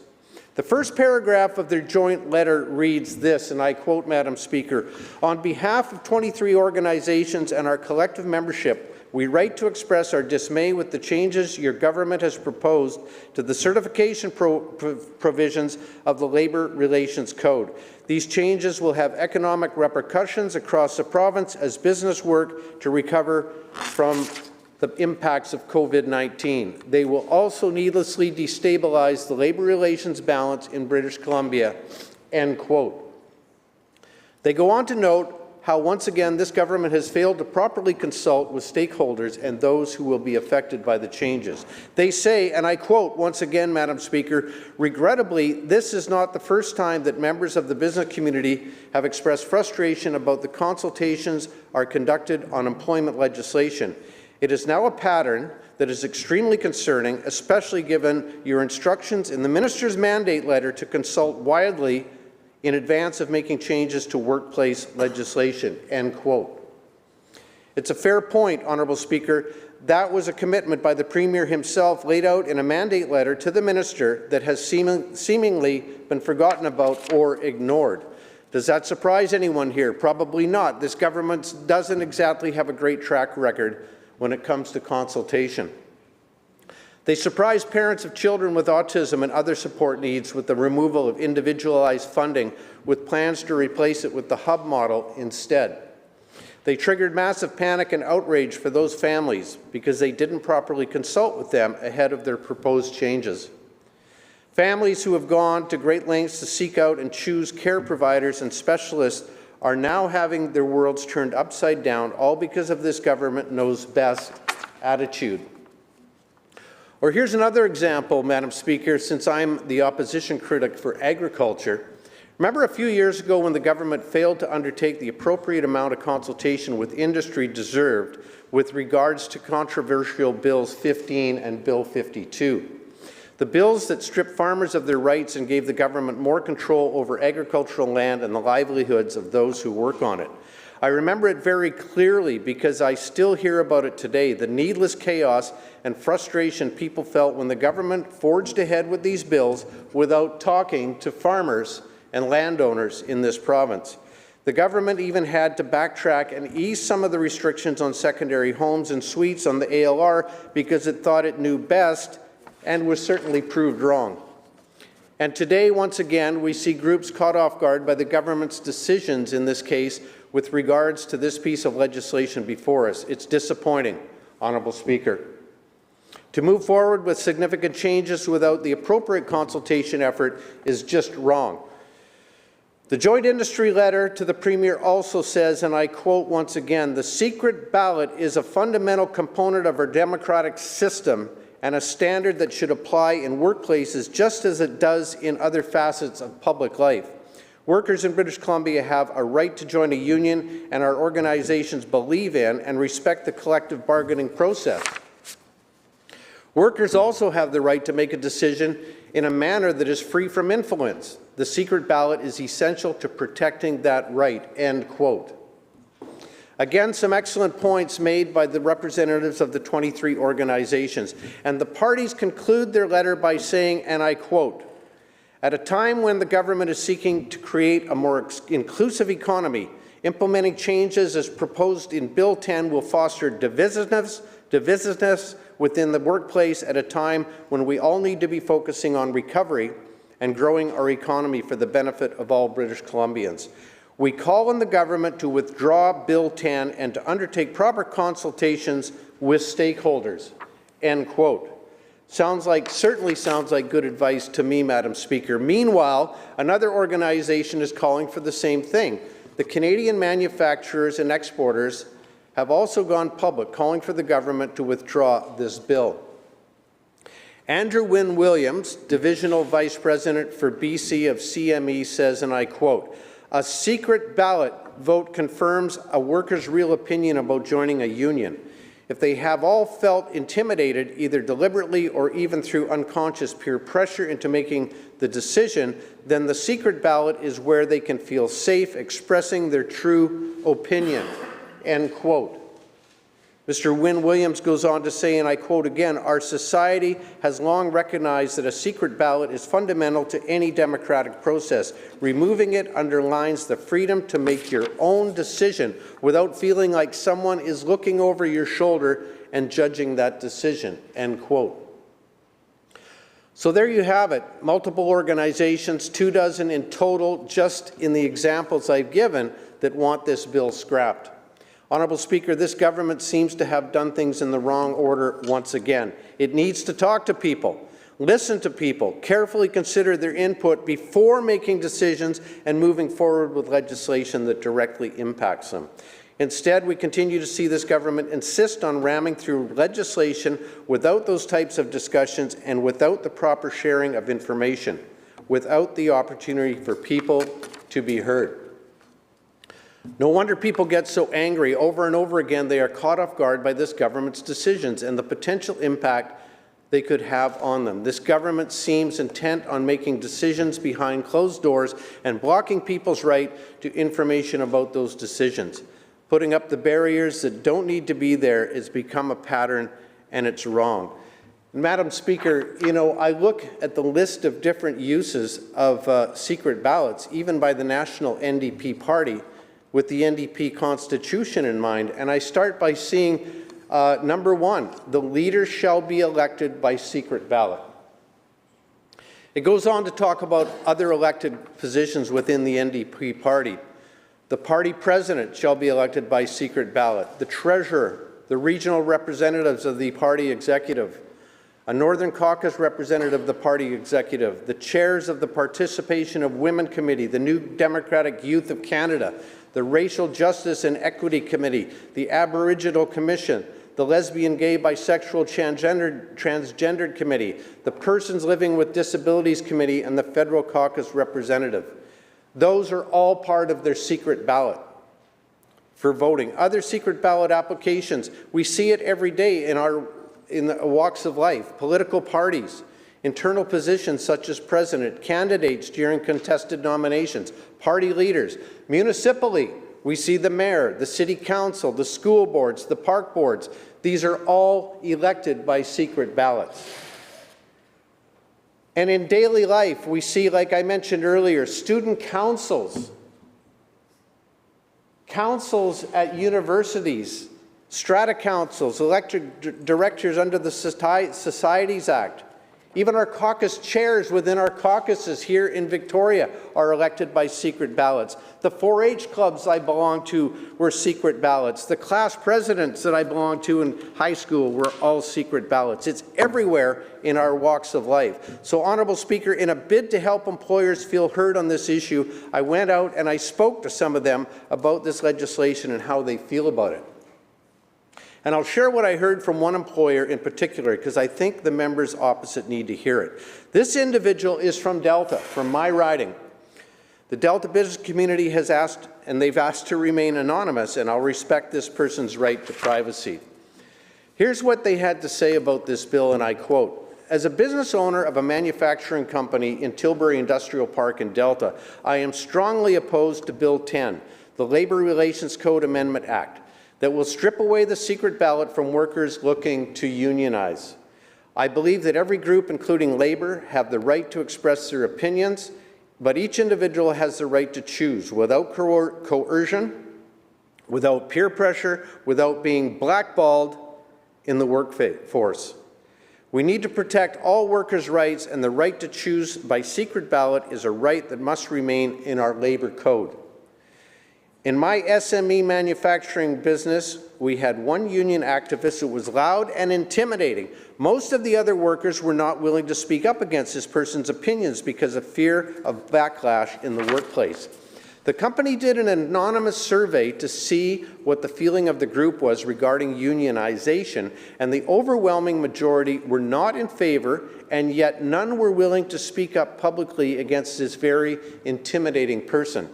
Workplace culture is critical in this tough labor market. We spend a lot of time and money creating a great culture. Do not put in legislation that jeopardizes our culture and eliminates a basic human right, the right to choose. Please do not strip away secret ballots. Would the legislature like to give up on secret ballots for the provincial election? Why do it in this workplace? End quote from my business friend in Delta. I'd like to thank this individual in my community for the candidly sharing of their opinion, their fear about the potential implications this legislation will have on their workplace and on its workers. And I know this person is not alone in that fear. I suspect there will be many employers and many workers that members will be hearing from as word gets out about this bill who will hold the same concerns. It's my hope, Madam Speaker, the government will come to its senses and scrap this undemocratic legislation. Instead, it should continue to allow BC workers to keep their rights of privacy and choice in unionization. It's the right thing to do, and it's what workers deserve in this province. Thank you for your time, Honourable Speaker. Thank you, Member. Recognizing the member for Kelowna West. Well, thank you very much, Madam Speaker, and it's an honour to rise on Bill 10 today to talk about some of the things that my colleagues probably, I've heard them talk a lot about some of their experiences in being involved in environments that are organized labor and the fact that how they valued certain things. And I can't help but think about my friend from Columbia River Revelstoke who talked about being intimidated as a student and, being encouraged to support a particular line of thinking. I think that member from Delta South just explained in the exact way, in the sense that the fact is that the secrecy, the sacrosanct importance of having secret ballots when it comes to the whole idea of making decisions in public, whether it's deciding whether you vote for a certain individual in council or whether an MLA or an MP. And I just think that, there's no question that I'm confused by this, and I'm somebody that has never been a member of a union, not that I've ever been even approached.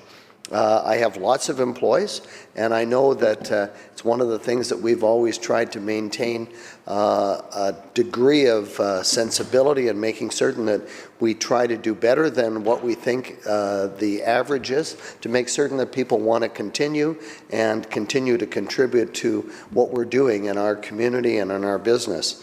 But you know, I guess I'm confused by the fact that, you know, why it is that the government, after having a review panel that essentially dismissed this and said that they didn't support the idea of a change. But we also have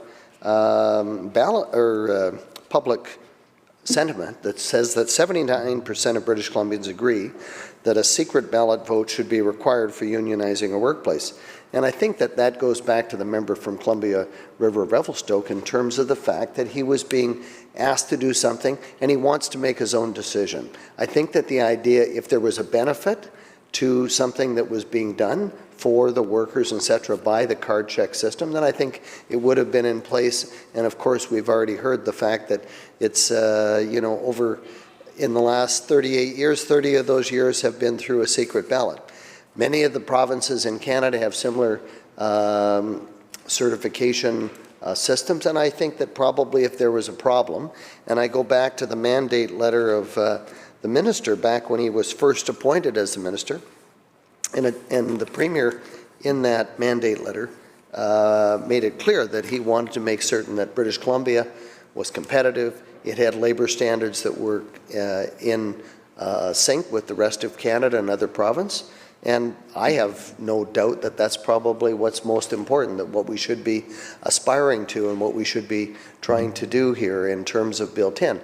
But I don't think that's the case. We have the majority of the population opposed to this.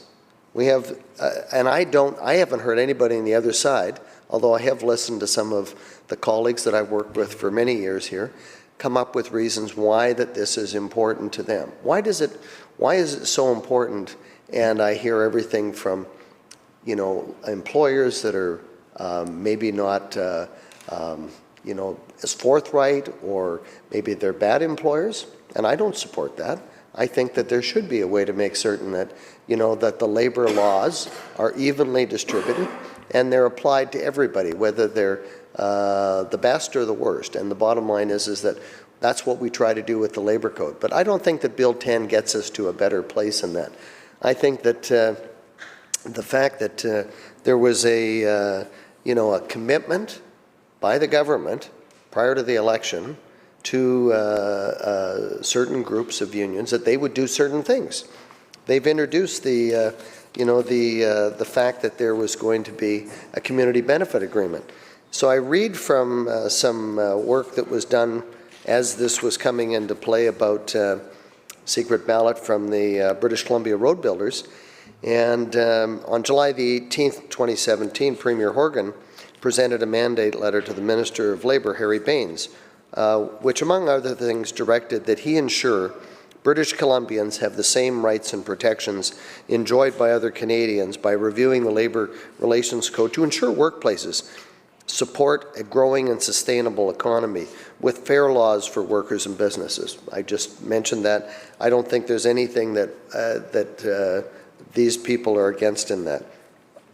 The British Columbia Road Builders and Heavy Construction Association is a non-profit membership organization representing approximately 260 businesses that are involved in asphalt, concrete manufacturing, grading, paving, utility construction, road and bridge building, and maintenance, blasting, and the supply of related goods and services to these industry. The construction sector in our membership build the infrastructure needed to make the economy competitive. The maintenance sector members maintain the critical transportation links in the province. Many provide road and bridge maintenance services on a contractual basis to the Ministry of Transportation. And the service and supply members provide goods and services to the road building and heavy construction industry. Members of the BC Road Builders and Heavy Construction Association are also members of the Canadian Construction Association. They go on to talk about changes. The current Labour Code changes that were enacted, the last major changes were in 1992.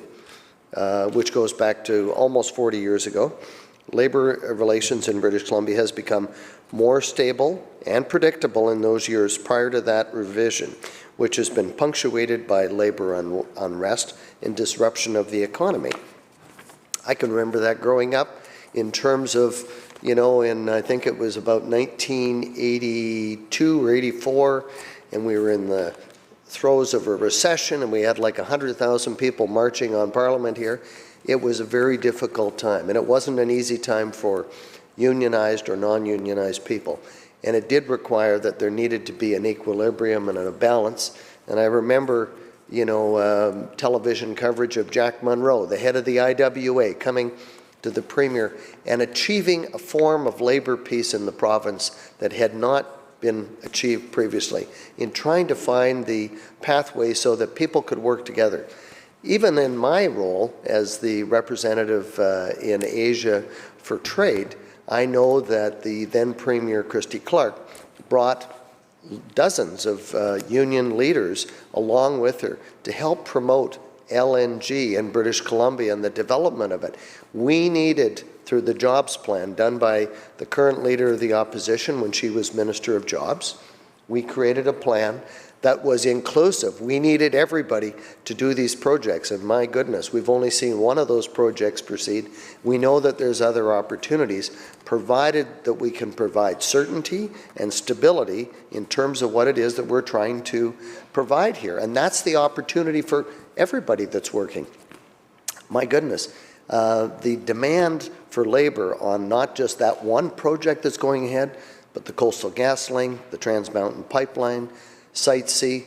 What if we had 4 or 5 of those other LNG projects? There would not be enough people in the province to build all of those. We desperately needed people from all of the unions that would help construct that. And I have to say that it was good going to, you know, into Beijing and many of the other markets, into Tokyo to talk about it. And the fact is that people like Tom Sigurdsson and other from the BC Building Trades Union, he's no longer there, he's retired. But the bottom line is that Tom and myself and many others sat across the table talking to people where we wanted to export our goods and services, and that they were clearly, you know, we were working together to help build an economy. The economy has continued to grow. We've been very fortunate, and I know the Minister of Jobs is sitting there and, you know, he's watching that marker of the graphs going up. Let's hope it stays that way. But if we do get an opportunity to have more LNG development, and I can tell you all the reasons why LNG is good for planet Earth, because of the fact that having lived 3.5 years in Beijing, I can tell you that the air quality would dramatically be improved by LNG, but that's not what we're here to talk about. We're here to talk about Bill 10. The BC Road Builders go on to say that as an apparent to the background discussion above, it is our view that the Labour Code is functioning well. Collective bargaining disputes are being resolved without significant disruption to the economy, and the principle of democratic employee choice regarding trade union representation is respected and reflected in the current provisions. Consequently, we submit that in large measure the code should be left unchanged. There are several provisions or changes that likely will fall on a wish list for some. We will address our views regarding the panel review. Should not be tempted to feel that the need to make change for the sake of a change with respect to those issues. We have also proposed other modest revisions to the code, and they're listed in here. I want to go just to one of the items here about the requirement. Section 24 of the Labour Code, requirement of a secret vote.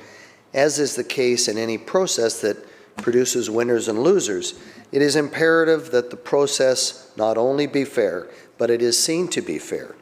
If that is not the case, the loser will always have a reason to reject the validity of the outcome, as the real reflection of reality may look for ways to resist the outcome. This is true in spades when it comes to the certification of a group of employees. Many employers find it difficult to believe or accept that their employees have chosen to exercise their right under the existing code to be represented by a trade union. The current process, which requires a vote of affected employees, has the positive effect of eliminating any doubt from a skeptical employer's mind that the employee's true wish is to have trade union representation. There's nothing more sobering to a doubtful employer than the ringing endorsement of a trade union through a free and secret ballot vote. Employers faced with such an outcome have little option to move forward and engage in a collective bargaining. So those are just some of the comments from the BC Road Builders Association. And I think that probably I just want to touch on, I had a chance to look at the BC Community Benefits Agreement, which online shows kind of what's happening with the different trades. And I think when I reflect on when the Community Benefits Agreement was coming into this House, the whole notion of the Community Benefits Agreement was we were going to train people. We were going to get the people that were underrepresented in communities, First Nations, women's, maybe disabled people. But the idea was that it was going to be an overwhelming benefit to these communities. And I have no doubt they're working, but the fact is that this particular approach is essentially taking groups, and in this particular case the BC Building Trades, and having them be represented by a Crown agency where everybody applies and they have to go through that. Now, having some of the major road construction companies in my riding, I know I talked to them about the current 366-page document that's there to tell them exactly how they should be dealing with what the rules are about the Community Benefits Agreement. But I do think that one of the things that the new Crown Corporation, the BC Infrastructure Benefits, is essentially a state-run organization that is employing people, and I guess there's no secret ballot to become that. You're forced, if you want to work in these projects, to have to be a member, and of course the employers have to be a member as well. I know that in talking to one of the road building contractors, they did have significant trouble having people that were in dangerous situations, rock scaling, up 30 meters with an excavator, pulling rocks down, and having somebody that may have never worked for them, although might be qualified based on the application process through the BC Infrastructure Benefits online application, that they may be not particularly the safest operator or somebody that they know that they can trust. So anyways, I do go back to the fact that this movement towards the idea that the government, the state, can monopolize labor by doing these things and helping, move towards that. And I'm a bit, concerned, because I think when the Community Benefits Agreement was being discussed initially, the whole idea was that we were going to increase apprenticeships. I haven't seen that number lately. Maybe the minister could give us an update on that soon, because we know that there's a labor shortage, and we know that there's issues around apprentices in many different walks of life, and we actually do need that. And I guess my observation is that moving to a secret ballot doesn't necessarily improve the outcome of people getting apprenticeships or opportunities. So I know that when the government made its agreement with the Green Party to work together, one of the conditions was that they would not support the idea of labor code amendments that are being proposed today. It's interesting that the government, back in April 30th of 2019, the minister's standing there, and it says the BC NDP keeps a secret ballot for union certifications.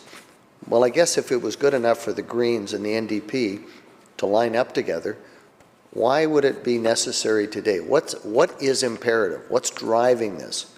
Other than, is there perhaps maybe outstanding obligations? Promises, election promises, I don't know. I don't, to be honest, we've already seen what the BC Infrastructure Benefits, There's 4 projects currently in the province: the Patallo Bridge, the widening of the Trans-Canada Highway up through the Rogers Pass. We have the Cowichan Hospital, which the member from Delta South mentioned about, just in terms of, you know, some of the additional costs, etc. And one other project that escapes my mind right at the present time. But I do think that one of the things that we're trying to do is that we're trying to make certain that we're growing the capacity of what the labor supply is in the province. And I don't think that the secret ballot is going to change that or improve that one iota. So I go back to this release just from 2 years ago by the minister, and I do have to wonder why it is that we would change in that short period of time. What's the U-turn? What's the reason? So, you know, certainly under the report to Minister Baines that came out on August 31st in 2018, the recommendation wasn't to proceed or consider those changes. So I don't know what compelling evidence, other than what some of the stories that we've heard on the opposite side of the House here from the government members, what is it that they're hoping to try to achieve? What's going to make British Columbia a better place to work, live, raise a family, get your trade, get your apprenticeship, etc.? I have a feeling that it reeks of going back in time where, you know, there's a select group within a group that is telling the lower group they're intimidated, they're because of this card check type of system. Why would we want that? Is that the way it works in the government side of the House? There's a factor of people that, you know, have an opportunity to intimidate one another because, you know, I don't think they have a card check on the other side of the House, but anyways. So I do think that, you know, the question that we're really asking is, where's the Premier and the Minister of Labour going on this? I mean, they've got a lot of labour changes they've made, and I think that what I recollect is that in the last term of the government, when Mike Harcourt, Glenn Clark, Dan Miller, Youssal Desage were the premiers here, and we had all sorts of interference in labour trying to, if it wasn't a unionized job, it was mandated that labour had to be paid an equivalency rate, which drove the costs up, and that was acceptable to infrastructure, but it didn't necessarily lead to the outcomes of more unionization or whatever. I mean, that ebbs and flows based on things like the community benefit agreement, where you have to join if you want to do that type of work. And I do worry about where that's going to land in terms of the percentage. I don't know what the target is, but I think that the secret ballot is still something that is sacrosanct when it comes to elections all around the world.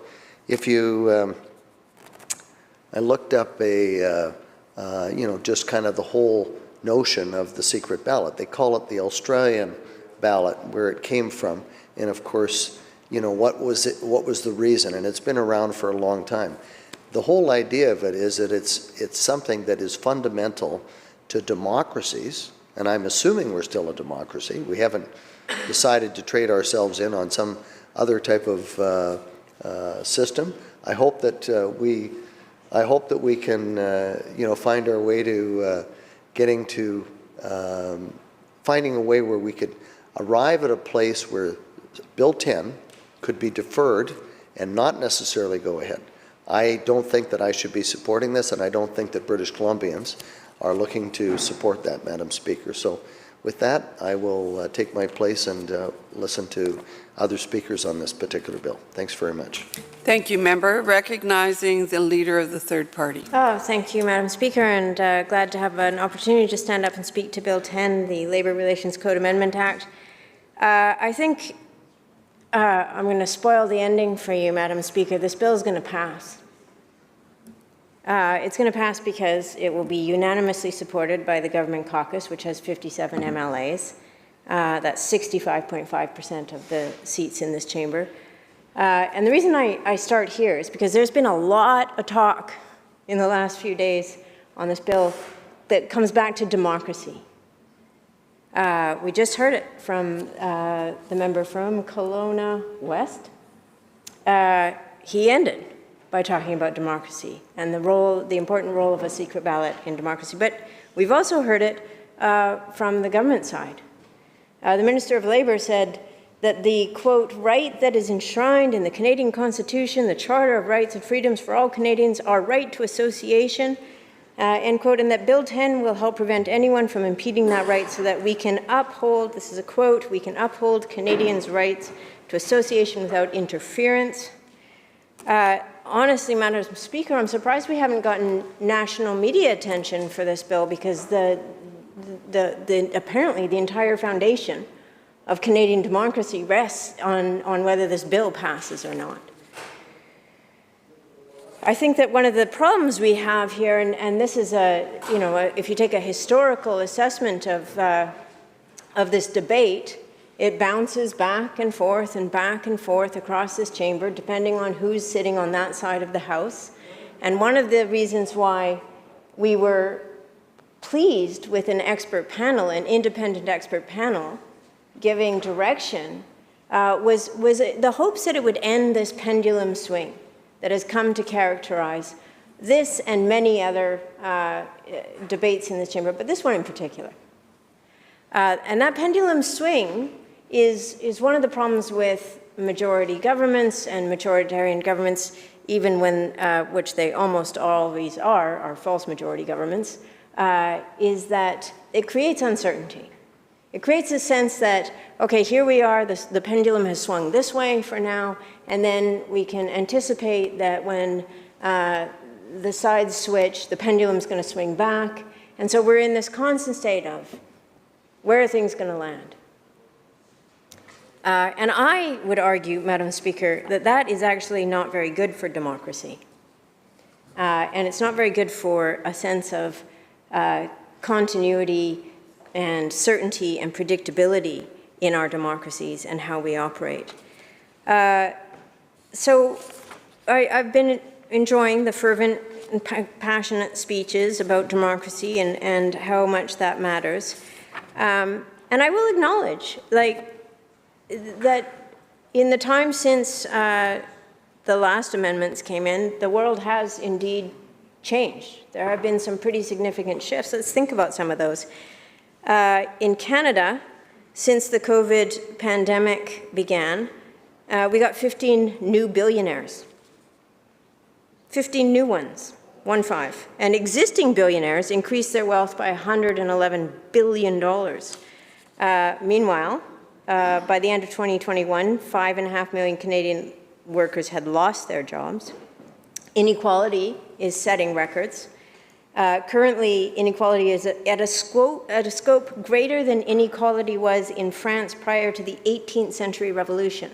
Inequality is, and I used to teach this in my history classes, of all the conditions that create political, social, and economic turmoil in a society, inequality is the one that we should be most concerned about, because it's the one that contributes to the most upset and, unfortunately, Honourable Speaker, leads to authoritarian governments.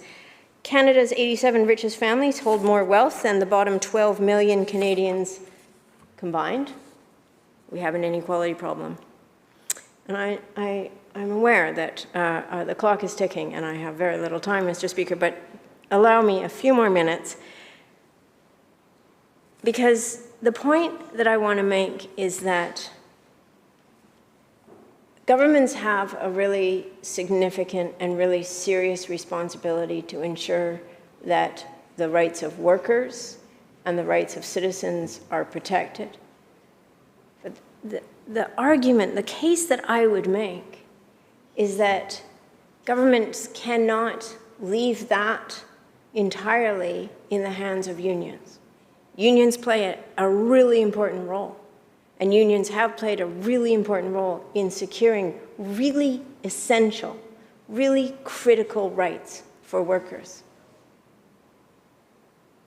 But governments also have a really critical and really essential role to play. And that it should be all workers, And that's what governments have the ability to do. Set the conditions for what it means to be a worker in this province. Ensure that there is equity in those conditions. Ensure that the conditions that people are working in are safe, whether they're in a union or not. We can't leave that entirely in the hands of others. We have to ensure that the work we do in here extends protections to all workers, to everybody. And I would argue that, Honourable Speaker, there's a lot of work to be done on that front, and I will point to, for example, the Patterson report. And the Patterson report identified critical changes that need to be made in BC to ensure that there is safety for all workers in this province. And I would like to see a level of commitment from this government to ensure that whether you're in a union job or not, this government and all governments in BC are going to ensure that everything is done to ensure that you are getting home safely at night. You're having dinner with your family, and they're not having bad news delivered because the conditions for work were not safe for you. And so I will close up my comments, Honourable Speaker, to say that while I'd had a lot more to prepare and to say, that the crux of it is that it's not, we do not solve all of the issues for people who work in this province with this pendulum swing on this particular aspect of labour relations in BC. This has become a pretty dominant political football that gets tossed back and forth in this legislature from successive government to successive government. It doesn't need to be politicized. And what we should all be committed to, all of us as representatives, is ensuring equitable treatment, safety, and care for all workers in BC. And with that, Honourable Speaker, I move adjournment of the debate. Members, you heard the motion to adjourn the debate. All those in favour indicate aye. Aye. Opposed? Motion carried. Acting Government House Leader. Oh, committee. Committee Chair, of course. Committee Chair. Mr. Speaker, Committee of Supply Section 8 reports progress on estimates of the Ministry of Education and Childcare and asks to leave to sit again. When shall the committee sit again? Acting Government House Leader. Next sitting. So ordered. Acting Government House Leader. I move that the House now adjourned. Member, you heard the motion. All those in favour indicate aye. Aye. Opposed? Motion carried. This House stands adjourned until 10 a.m. tomorrow.